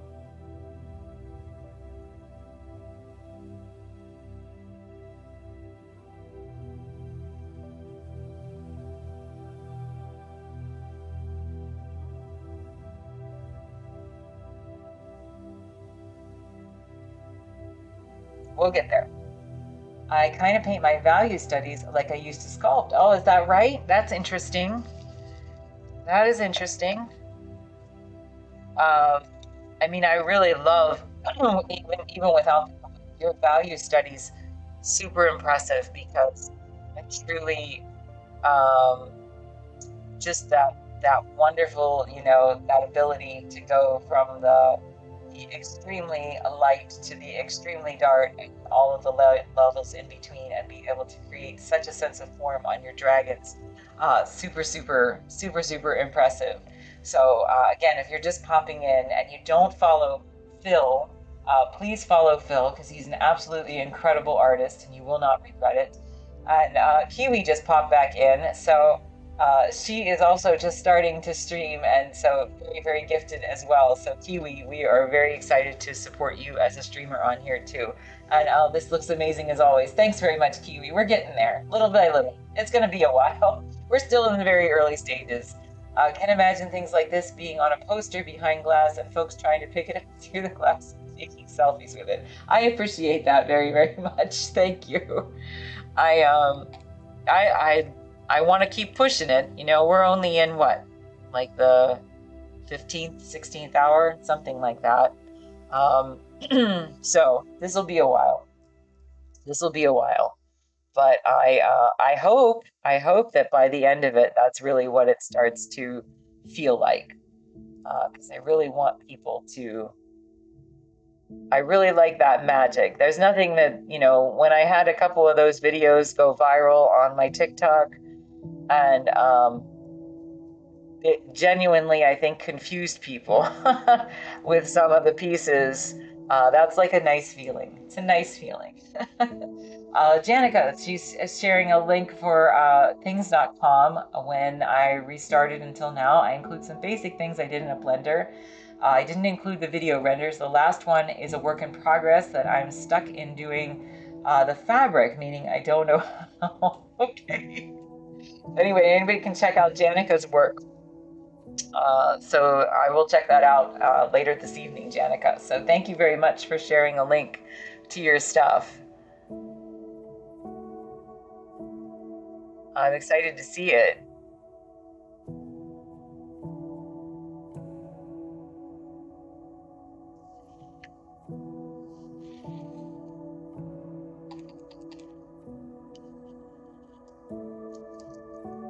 So again, I'm just, gonna disperse this paint a little bit, and I'm gonna keep doing this, I think, for all of the layers, which is a lot, but for all of the layers coming up, because I really just want these to have a very organic, very realistic feel, and I really think that brush strokes for my work are very distracting.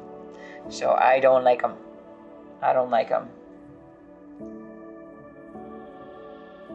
The things from God joined by mistake. Oh, okay, no worries. QP's able to look at it. And Phil too. You got 2 thumbs up, Janica. Phil and QP.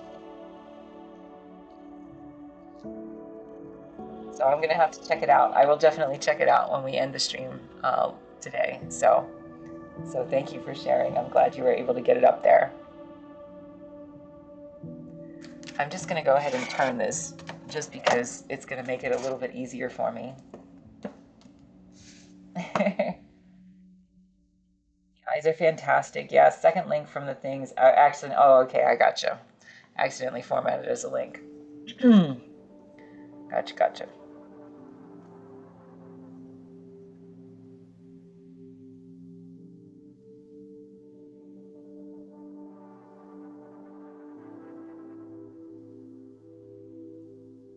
Again, I really just love that so many people, when they come in here, like Janica and QP and Kiwi, and Phil sometimes, like that y'all are, and Roscoe earlier, that y'all are working on stuff. Because I want that to be what it feels like. I think that's what Twitch, the art community on Twitch should feel like, right? It should feel like we are a bunch of artists and art lovers. Some of us just enjoy the process.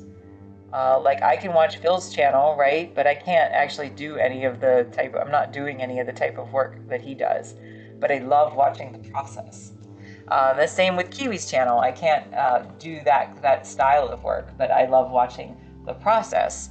Plo when she's in here, and some of her work with especially like the graphite pieces that she does. I can't do those, but I love watching her process. So I want it to feel, I guess I love the idea of it feeling like Twitch is just this place where you can pop in, and again, you can either work on stuff with them, work on your own stuff and just, feel like you're in everybody's studio, or you just sit back and just get to, just enjoy everybody else making stuff. So art together, we rise together. That's right. I like it. I like it. I said earlier today, Phil, I don't think you were in here, but just my opinion, but I really love the idea that was espoused by Keith Haring, that art is for everybody. And I have considered recently, like, would Keith Haring be on Twitch if he was still alive today? And I think the answer is yes. I think he'd want his art to get out there to as many people as he could and make people feel like his art is accessible to be enjoyed, to be seen in the process, right?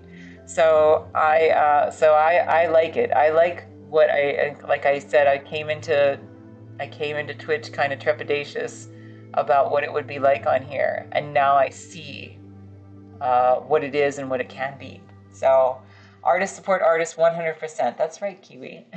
So I just like it. I just like it being, like, in my mind, it's just this one beautiful space where, maybe we're not all physically in the same building together. But I've mentioned before, there's like a place, and I know there's lots of places like this, I'm sure, around the world. There's a place in Virginia called the Torpedo Factory, and I believe there's a lot of working artists in that building, and you can, pop in and see them working. And this is just a virtual version of that, right? We're not all in the same building, but it's essentially, an artist, an artist studio space where everybody has their own studios in their own respective parts of the world, and you can hop in and see them anytime. And so I really just love that. Again, I just love that. I love the possibility of what that unlocks for us here. So that it's not, again, it's very different from social media. Bob Ross on 24/7 on Twitch has nearly 1,000 viewers persistently, right? It's true. There's a need, there's a desire. People want to be able to enjoy art making and learn about the process, whether they're artists or not, I think. And so it's just a beautiful thing to have that in the world. So yeah, I like that we're all a part of that. And you really need to work on your punctuation. It's fine. We figure it out, Phil. No worries. Not me putting a stream on to sleep. Is that right for Bob Ross? His happy little trees make you happy. I do. I still enjoy Bob Ross, right? There's a reason that so many people enjoy Bob Ross. And most of those people are not actually painters, I don't think. So, but it's peaceful. It's peaceful. And I always say it's kind of, for me, I hope in here, even though I have kind of a different process for painting, like, I hope it's just peaceful for your brain. It's peaceful for my brain because it's like solving a puzzle that gradually comes together over an extended period of time. But it's still a puzzle. All art is problem solving in one way or another, and so that's. I think it's good for us. I think it's good for us to watch stuff that's, the process of things being made. To see what we're capable of as a collective, as a part of humanity, to see what we're capable of. I'm just gonna turn this again.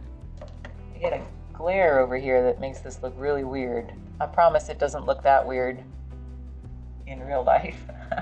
Art streams are your ASMR. I like how these cookies make me happy. Thanks very much.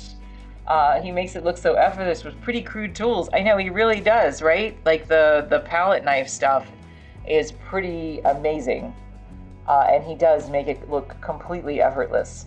He absolutely does.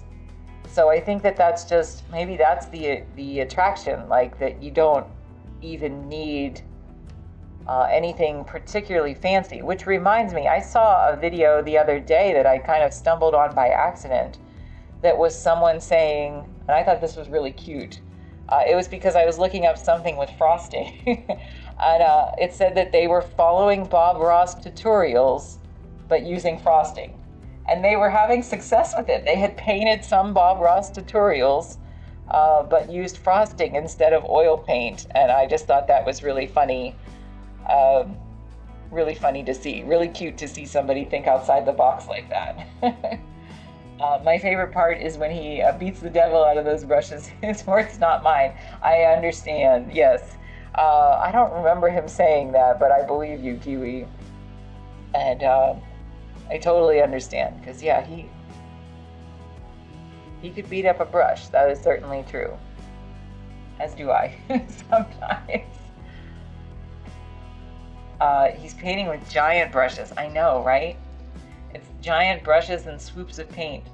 These cookies make me persistently happy and hungry, and I'm stuffed from dinner. Still. Thanks very much, Phil. Appreciate it. Yeah, I keep saying, you know, they're sitting over here. When the air conditioning kicks on, because the vent is behind here, it causes a little breeze, and then the smell from the cookies comes right up, and they still smell really good. I mean, they're sugar, so, you know, like I said, I don't have any vanilla in these, and I made them with bananas instead of eggs, but they still smell exceptionally good. So, still smell good. I used to make, in some of my jobs back in the day, for the holidays, I would make giant cookie platters. I was a pretty good baker. I wasn't a great decorator like, you know, I'm learning to do now, but I was a pretty good baker. And so I would make big, beautiful, often multi-tiered trays of cookies for people as gifts. So that was kind of thing. Kim on camera crunching cookies, I know, right? I want some. I did not eat any of them. I'm pretty good with that, because I try to watch my diet. But I do smell them, and they are really, really good. But they say that can be satisfying enough, right? Just smelling them. Those cookies wouldn't last as long in painting process near you for sure. That's funny. I remember, I don't remember if I said this before in here or not, but yeah, I made them a couple times. I made them, you know, for like my boss or for coworkers or whatever. I would actually ship them to my family when I lived in Florida and they lived in Pennsylvania.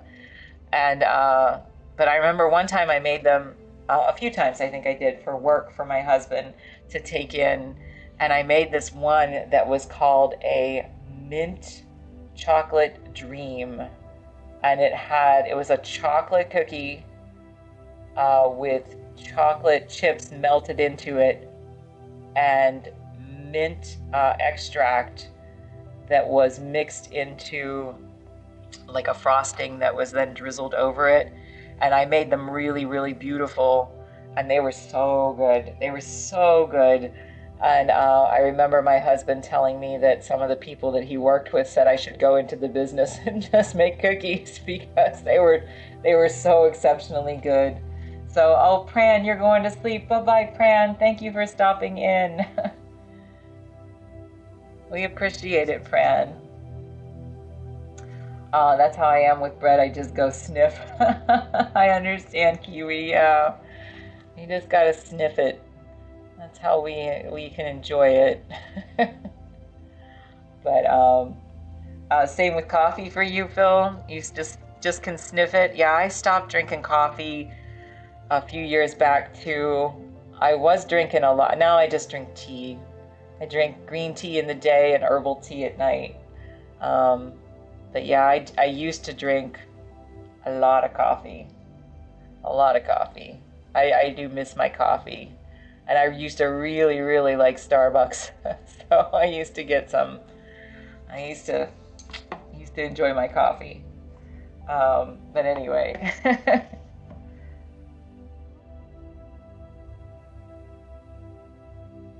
Yeah, so if this whole painting thing doesn't work out, maybe I'll just bake cookies. How's that?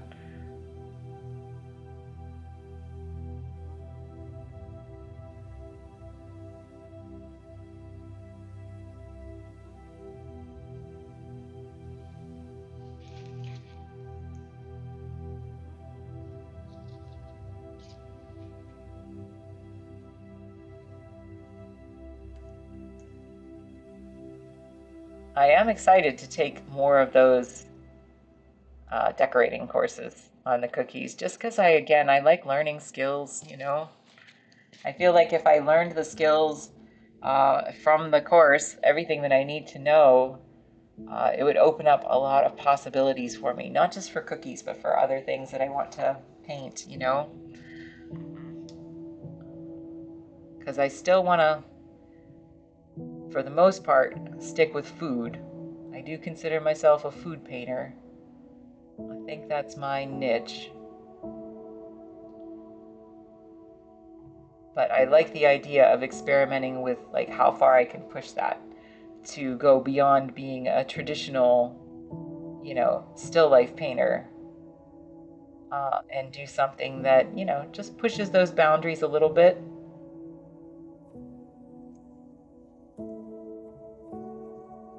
Because that's what we got to do, right? I said that sentiment from David Bowie the other day that I heard that you know, it was a whole speech about artists needing to push themselves.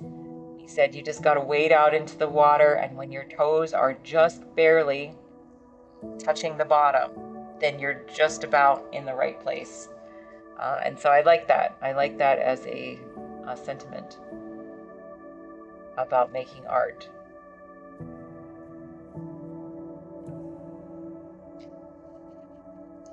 A Kiwi says, better for you probably, but my coffee obsession is screaming, no, not the coffee. I just want to lick the cookies, but I can't because they're paint. Yeah, well, that's an issue. They are paint. Isn't that nice, Kiwi? I think so. I think so. I think it's just encouraging no matter what you do or how far you want to push things, but just to, you know, to always keep that somewhere in the back of your mind that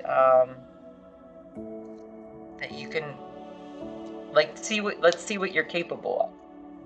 Let's see what you're capable of. And just push it just a little bit more to the point of being just a little bit uncomfortable and you know, maybe not satisfying everybody in the process, but who am I to argue with David Bowie, right? So I liked it. I like that sentiment. And Phil says, used to enjoy coffee.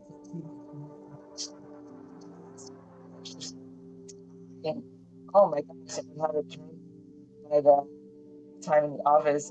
uh, My time in the office at SCE, I on to filter coffee, riding the lightning all day. No good for you. Ironically, faster than ever with minimal coffee. Is that right? You're faster than ever with minimal coffee. Many years later, still enjoy coffee, but with restraint. Yeah, yeah. Restraint is good. Restraint is good. It is.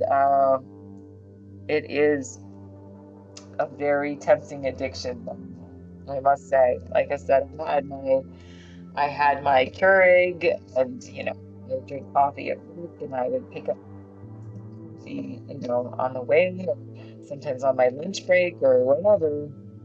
I enjoyed my coffee. I drink it throughout the day sometimes. Yeah, banana burst better for you. Yes, that's probably true. That's probably true. Well, I'm sure it's true. Banana is certainly better for you than caffeine, which actually makes these cookies a little healthier, right? Now you can enjoy them because I put banana in. I baked them. So I would be drinking like 6 to 8 cups of tea per day. Understand? Understand. And I can't say that I was different at school, especially my freshman year of school. I had a coffee maker in my room and I used to study, which was probably also not good for me. But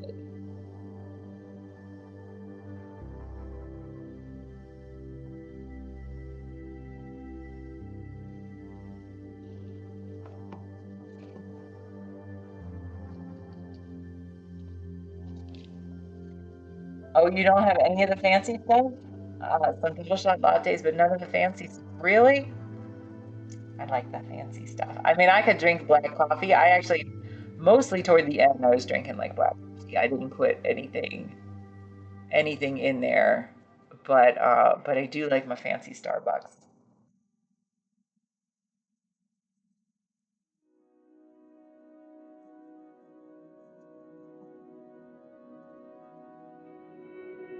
All right, I'm just gonna turn this right side up for a second. Let's get a terrible glare. It really doesn't look like it. So anyway, I apologize for that, but by the end of it, it will all come together, and we're gonna try to fix the camera angle. And I'm sorry, you're glitching on my end. Could you say that again? Oh, I don't know what I said, but I'm sorry, Akiwi. We were having a little bit of trouble today, so I do add creamer or a tiny bit of syrup when you're home. I just said by the end, I think I was drinking only black coffee, but I do still miss my Starbucks, the fancy coffees. But I think that's what I was saying, probably when I glitched out. But anyway, um, let's just see here. I'm gonna hop up to this kitty over here. Let me get this one's little face. I didn't do that yet.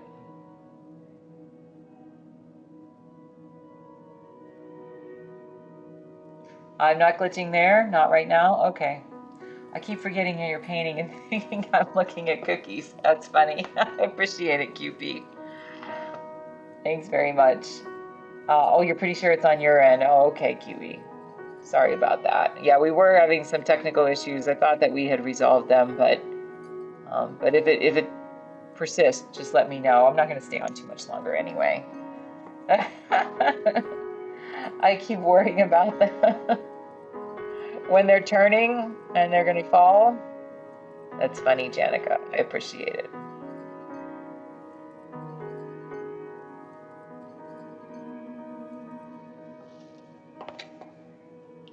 This is such an early stage, so I really hope that when I get closer, that I will really be able to fool y'all. That's my hope. How much can we fool y'all?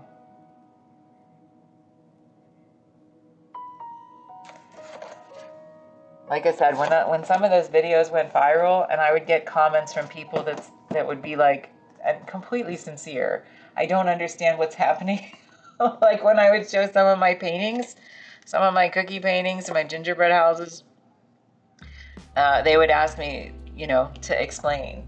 Like, and I don't think they were. For some of them, of course, you're being sarcastic or whatever. Some of them were just sincerely confused. So I thought that was cute. So I wanna get to a point. I want to get to a point where I can confuse you.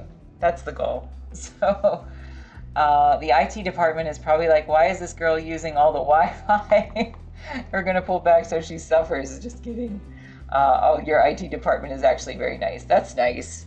I have to say, I had an IT guy that worked at one of the places that I worked, and he was not very nice. He was like the IT guy on Saturday Night Live. Does anybody see those skits back in the day? Where they were very, like you'd ask a question and he would just laugh at you. So like it was not, my husband's a lot friendlier than that with me when I ask a question.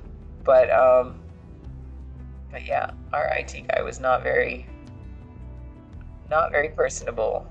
I don't remember who played that on Saturday Night Live. Does anybody else remember who that was? The IT guy is Mr. Kim. He is, but he's very nice, QP. He's not like that guy. You can do a pop quiz with different images, photos of actual cookies, photo of the painting, see who falls for it. I could. If I have success with it, Janica, if I get to a point at the end where I feel like I've really nailed it, then maybe we'll do that. So maybe we'll do that.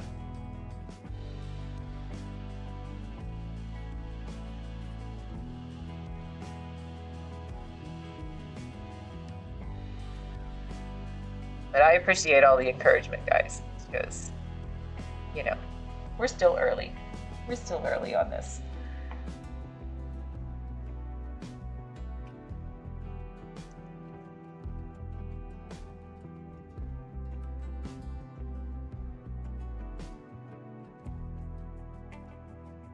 So I think after I do this one little kitty over here, because that means I would have touched all of the kitties. I'll finish a little bit more of the pumpkins, and then I'll go in and do a layer, or excuse me, all of the pumpkin eyes, and then I'll go in and do a layer on the orange.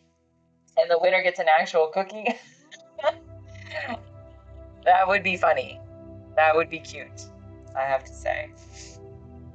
That would be cute.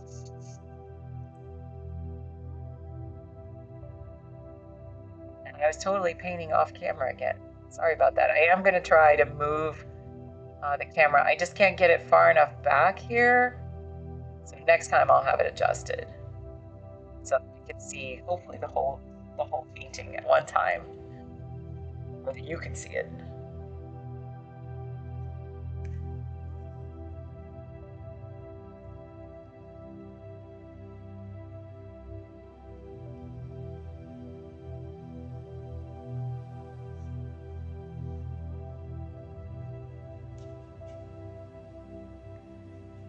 Just an interesting, just weird thing, just because I saw something about it yesterday, and I've seen a few things about this in the past, but since you brought up the marketing strategy, had you been painting this whole time? I had.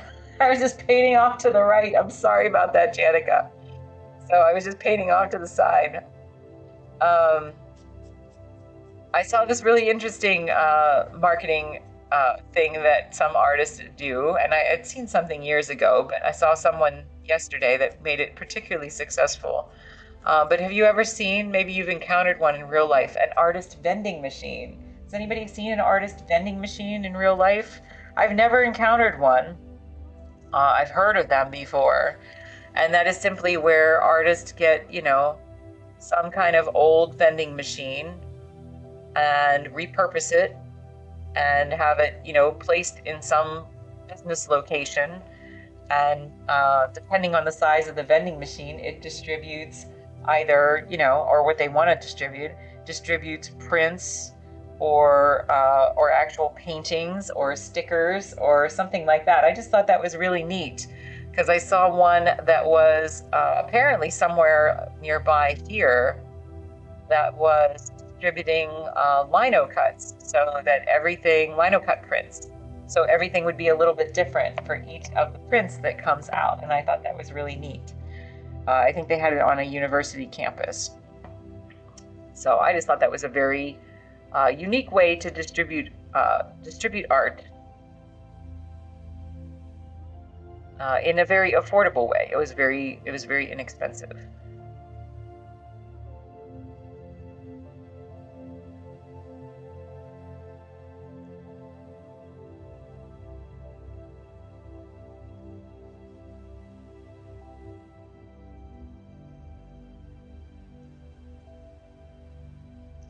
All right, so let me do a little bit on the pumpkin eyes. She has, I thought I was just showing off our awesome cookies. I'm sorry about that, guys. I really need to make sure that I adjust this camera next time for Thursday when we come back. So sorry about that.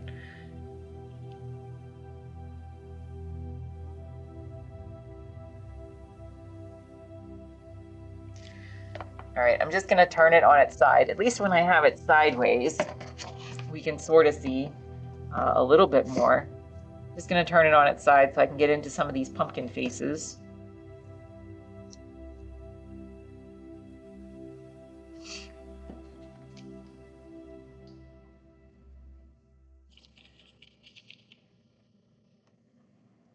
gonna come right down here. Isn't it a cool concept, Jenica? I thought so. I thought so. It says, some people put them in, like cafes or just small businesses. And this one I know was on a university campus, but where I guess wherever you could have an agreement to do something. But I thought it was really neat. So, Anime Freak Marie, oh my god, I just came back and thought those were actually cookies. Thanks very much, Anime Freak Marie. I really appreciate that. That's very, very kind. We're a little early on this. I do have my real cookie models over here, but we are a little bit early on this, but we are going to try to get it up to this level. So this is one of my cookie paintings. This is on a 6x6 or a 6-inch diameter board, and it is totally flat. So we're going to try to do that, Anime Freak Marie, and get this up to that level. So just take me a little bit of time. We're a little early on this yet, but but I appreciate all of the encouragement from everybody. Thanks very much. It's literally what we've been saying. I just want to eat them. Very, very cute. And magician, thanks very much.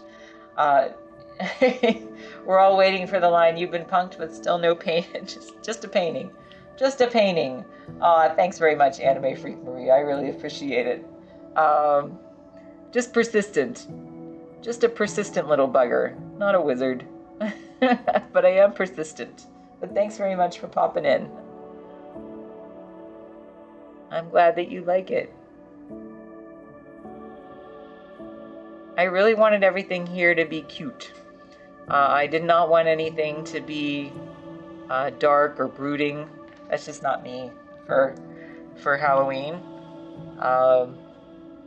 Even yesterday, someone asked me, I think it was Elga, if I would ever paint spiders. And I said, well, maybe spider cookies, but if I did, they'd all have little smiley faces on them. So, insert Harry Potter theme here. Thanks very much, Kiwi. I appreciate that. I appreciate that very, very much.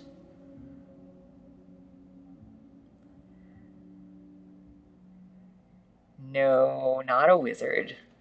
But I do hope that by the end, when I get to the end, that I do hope that I am able to trick some people. So again, very, very early in this, but we'll try. No, I knew you were coming for the cookies. Okay.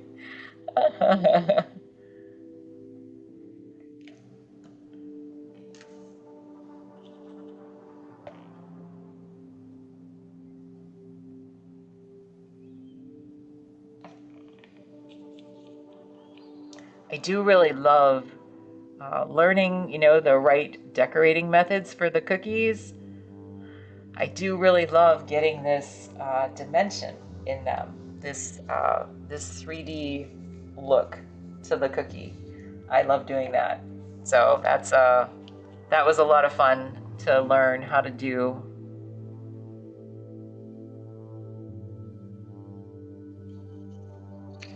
All right, let's turn it this way. And turn it the other way. There's witchcraft going on here, not just the Halloween vibes of the cookies. Thanks, Phil. I appreciate it.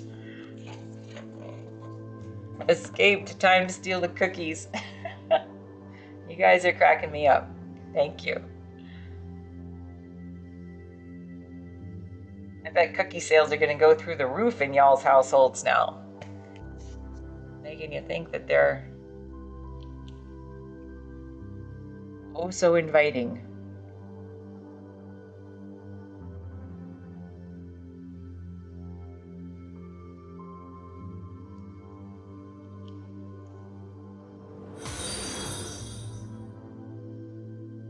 The cats are your favorite, is that right? I'm glad, Cupie. I thought the cats were pretty cute. Like I said, I actually photographed a few other versions, which I might do at some point. I might not have time to do it this month, but I might do it at some point. I did one that's just the cats. I did one that's just the pumpkins, and I did one that is just the little ghosts. So I appreciate that. But yeah, the little kitties, they're my own design. I had 3 Halloween cookie cutters. These were the 3 that I had.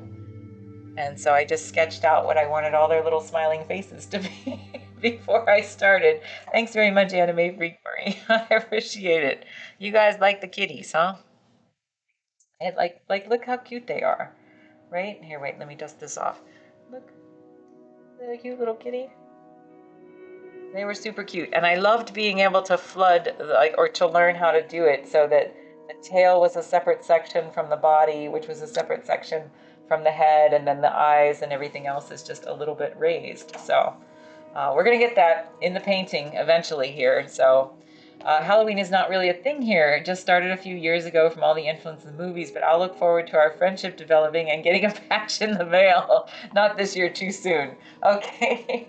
If, like I said, Janica, if the whole painting thing doesn't work out, maybe I'll just start a cookie business, which apparently already has an international clientele. So I appreciate that. Kim just lifted that out of the painting. Thanks, Phil. We're gonna get the painting to look like that eventually. I hope. I hope. Anime Freak Marie, I love the little emojis. So thanks very much. Thank you very much. One of us, one of us, one of us. You guys are cute. You guys are cute. Thank you very much. All right, I'm gonna hop down here just to this last little bit of pumpkin that I haven't addressed here yet.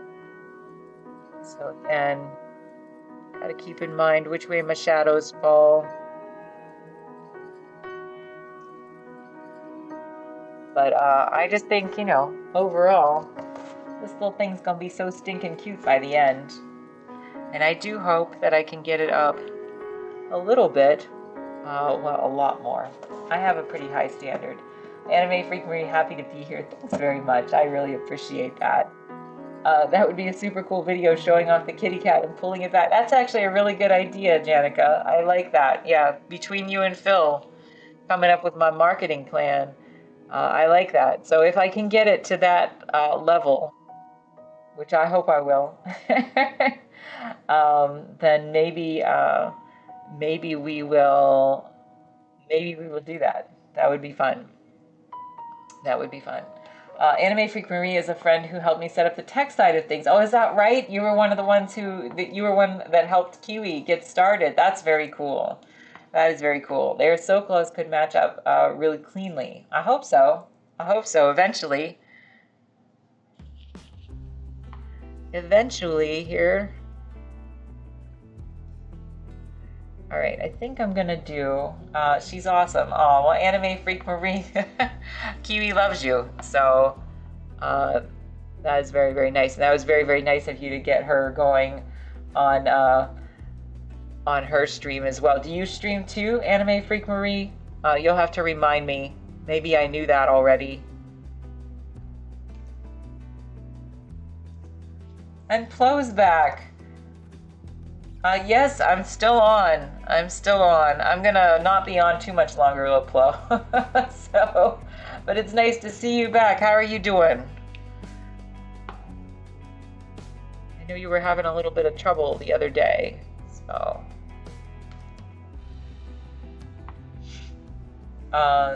Kiwi is the awesome one. Oh, that's very sweet. Kim is actually sitting in a movie set. She painted herself behind her. I think it was a flat panel behind her that she had painted. No. That's very sweet. Thank you, Will. I do a co-working stream. Oh, that's interesting. Well, you are, well, anybody who wants to check that out, please check out Anime Freak Marie's co-working stream. That's interesting. What does that mean exactly? You missed most of today and Saturday. No worries, Plo. We're happy to have you back. Had to take to the hospital on Saturday, 15 hours with her in the ER. Is that right for your mother-in-law? Probably needs a pacemaker. Oh, wow, that sucks. I'm really sorry. Sorry about that, Plo. Yeah, that stinks overall. And I'm the first to tell you, 15 hours in the ER, that's not fun. Yeah, mother-in-law, thank you. I'm very, very sorry. Yeah, when I fell, I was in the ER last year for like 12 hours. It was miserable. It was miserable because my wrist had shattered, and I had gone to a walk-in clinic and they temporarily fixed it just enough to get me to the ER. And then at the ER, I waited for the 12 hours and finally to be told that I needed surgery and that I'd have to go to somebody else because it had shattered too much. So everything turned out fine, but the 12 hours in the ER was pretty freaking miserable and incredibly painful, by the way. Yeah, so yeah, I understand, and I'm very sorry for that, Flo. And I hope that your mother-in-law turns out to be okay. So that really stinks. Yeah. So nice thing was we got to the ER, got triage, is an electrocardiogram, and immediately, oh, you immediately got her a bed. Oh, well then it's not, that wasn't so terrible. Could have been way worse if you had to wait. So that's at least good. That's at least good. So, yeah. Sorry about that, Flo, though. Life just happens sometimes, you know. I know that stinks. All right, so I'm gonna do just a little bit more while we're here together. I appreciate everybody hanging out. We're gonna do, I think, one more layer on our pumpkins before we close it out for the day, and then I will, we'll come back and keep building up layers and stuff. It is what it is, but this is looking amazing. Thanks very much, Flo. I appreciate it. We're still a while away, but it's getting there. It's getting there. So we're making some progress. So I'm still going to go ahead and stick with this orange for right now, just for simplicity's sake, that I mixed the other day. Let's go ahead into one of our little smiley pumpkins, and let's just see what happens. It's going to be a test. Who knows? I want to try to just start to brighten it up a bit. Again, I mixed some red into this earlier, and that seemed to do the trick with just a little bit of white. It brightened it a little bit. So just a real quick pass on this with a thin coat. And hopefully, then when I come back to it on Thursday, I can start building it in with my brighter colors down here on my palette. So that's my goal. We'll have to just see. But I hope that this makes, I hope it just looks like pretty joyful. That's what I want, right? Just joyful, nostalgic for all things Halloween-y. I think it's very interesting that Janica says, they didn't really have Halloween in her neck of the woods until recently. And so, I'm very grateful for my little memories of my Halloween, because, our small town traditions were very, there we go, that's a little better. Let me mix a little bit more yellow into that. Our small town traditions were just something we really looked forward to. Having our little parade. I really looked forward to the judging because I was one of those kids. Looking forward to the parade. Looking forward to walking through the firehouse and getting my little orange drink and my cookie and my little 50-cent piece, and then going trick-or-treating. So that was nice.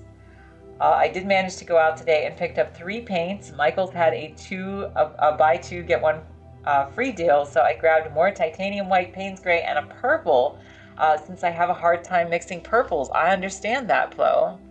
I understand that. That's very cool, and you got to grab those deals when they come through, right? The buy 2 get 1 free. That's a big deal in paint terms, because paint tubes are expensive. They really, really are. So again, as I layer this on, I have to distribute the paint right now, but I'm going to come back with my stipply brush and try to distribute it a little bit more evenly.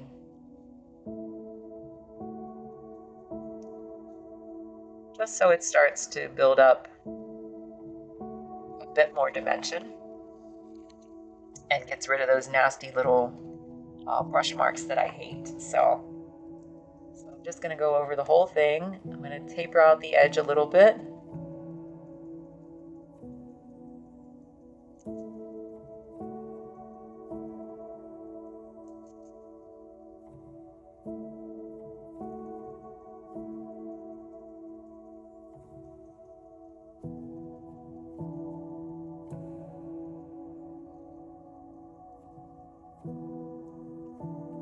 Okay, so this is still a very nice, like, warm base for all of these colors that are going to come to the pumpkins later. But it's just starting to brighten it up just a little bit. Still nice and warm. When I come back to it on Thursday, we will be addressing this more with, again, my brighter red, essentially. And so that will help to continue this to really look very, very dimensional. I hope, anyway. I don't think I'll put any time into this on my days off of Twitch this week, tomorrow and Wednesday. I'll probably just save it for y'all. Because even though this is a long process for this one, I think you guys seem to be enjoying it. It's very colorful, right? It's very colorful. Maybe you enjoy seeing how it comes together. So I don't want to skip a step while you're not around and then be accused of being AI or being a machine or something, Phil. I would like to, just show my whole process for this one so that you know in the end that it was all me and that you bore witness to it the whole time. And I take no responsibility if we get to a point where you all are licking your televisions or phones or laptops or whatever you're watching this on. We're all living in Kim's reality, right? If you're a machine, we're doomed. That would be a pretty convincing AI. Important disclaimer, that's right. Important disclaimer.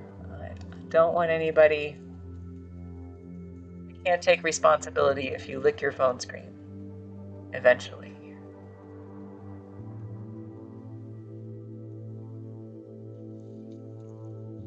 But just, even this little pumpkin guy, he's got, 3 layers of paint on him now. And like I said, we'll probably get to, I'm going to say minimally 8. It's usually my minimum, sometimes down to 6. Average is usually 10 to 12. But we'll say minimally 8. So we still got a long way to go on these. But he's looking really cute now, I think. Have you sniffed it for the cookie smell? You've already licked the monitor. Anime Freak Marie, I appreciate your enthusiasm, but please don't. It's probably enough.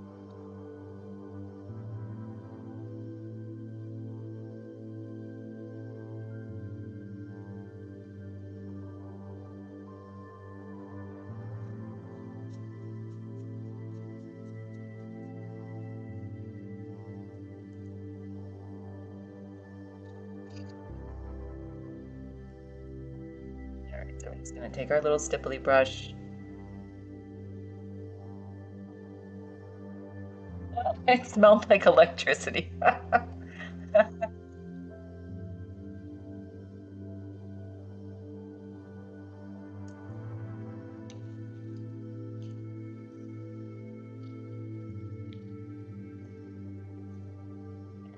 So I'm going to go in here, this little eyeball area. Just put a little line right there.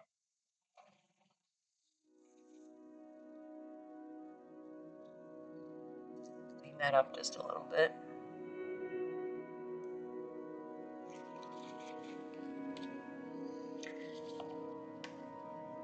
And come over here.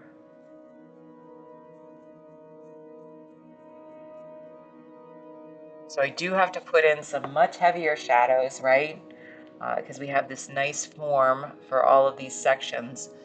But at least I have a hint of it in here now, so I can tell, you know, what I'm doing. That's enough for me for the moment.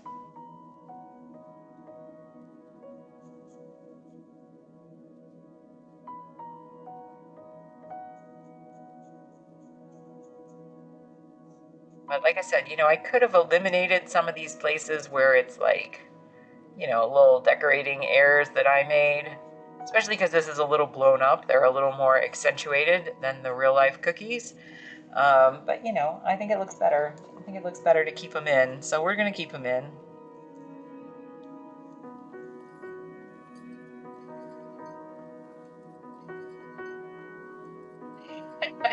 Don't try to crumble or bake a piece off again with the electricity. Instructions unclear, the bit corner.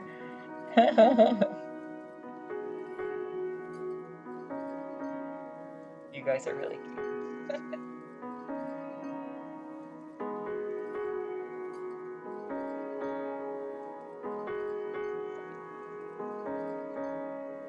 All right, let's try this other pumpkin at least above here.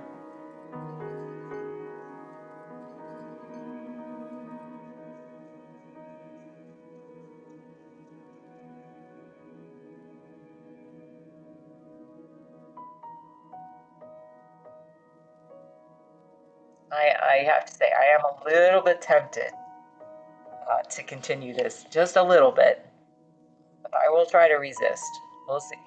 I am going to have to stop soon, but I am a little tempted to try to do this outside of the stream. So couldn't find a mug large enough for the monitor.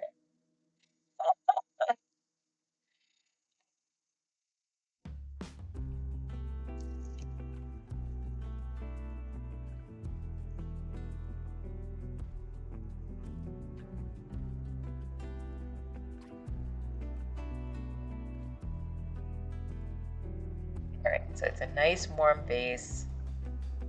It's starting to look a little more even.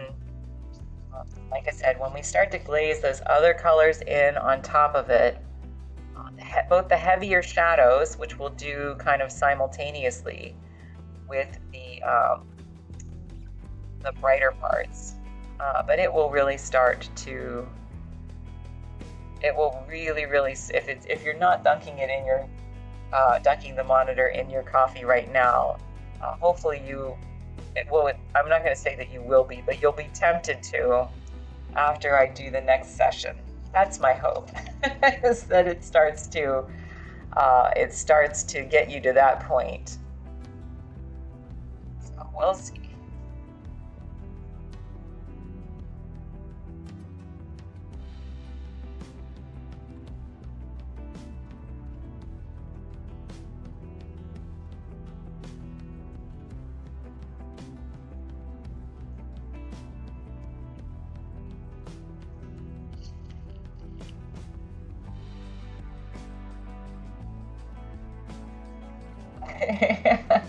I will try to resist. I make no promises. Okay.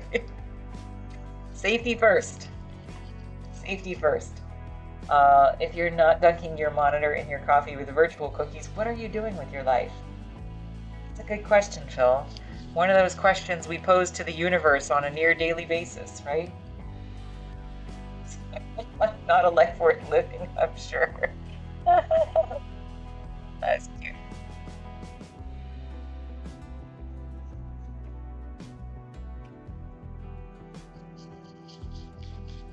Man, I remember when in school people would bring in sugar cookies and instantly become the most popular person in class, right?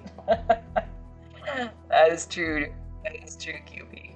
Or Kiwi, I'm sorry, Kiwi.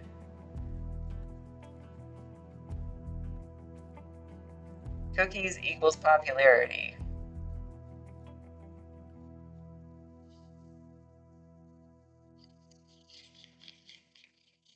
I don't know what fake cookies equals. Same with dogs and treats. Cats, yeah.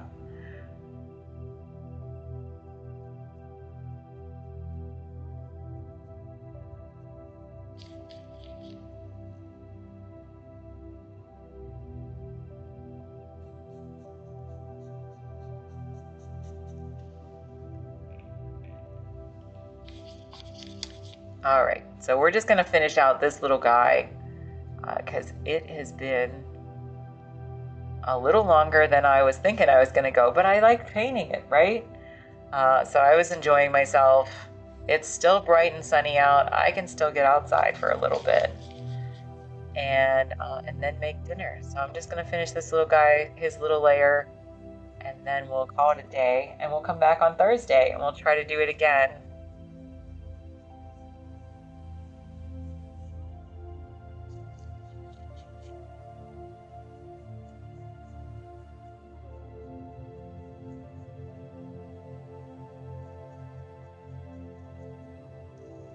All right, we started to get a little bit of dimension in there, right? It's really nice when you start to have a little area that just starts to, just a little area here and there. That's all we really have at this point, just a little area here and there where it's starting to pop. So I hope y'all will come back and see me on Thursday and we'll pick it up. And in the meantime, I hope you all have a wonderful Tuesday and Wednesday. Gonna have to play the video, the VOD on Thursday, but definitely we'll check it out when you can. Thanks very much, Kiwi. Cookies for dinner, I'm gonna resist, but you all can have cookies for dinner if you would enjoy. I will let you do that. You have my permission. So anyway, so thank you so much to everybody. Janica, Cupie, Kiwi, Phil, Anime Freak Marie, Mound, and Jake, and everybody else. Again, I feel like Romper Room, but it's been wonderful seeing you all today. And thank you so much. And I'm going to go out to my garden and make dinner, and we're going to raid somebody and send you all over to somebody good again. So thank you so much. I'll see you soon, okay? Bye-bye.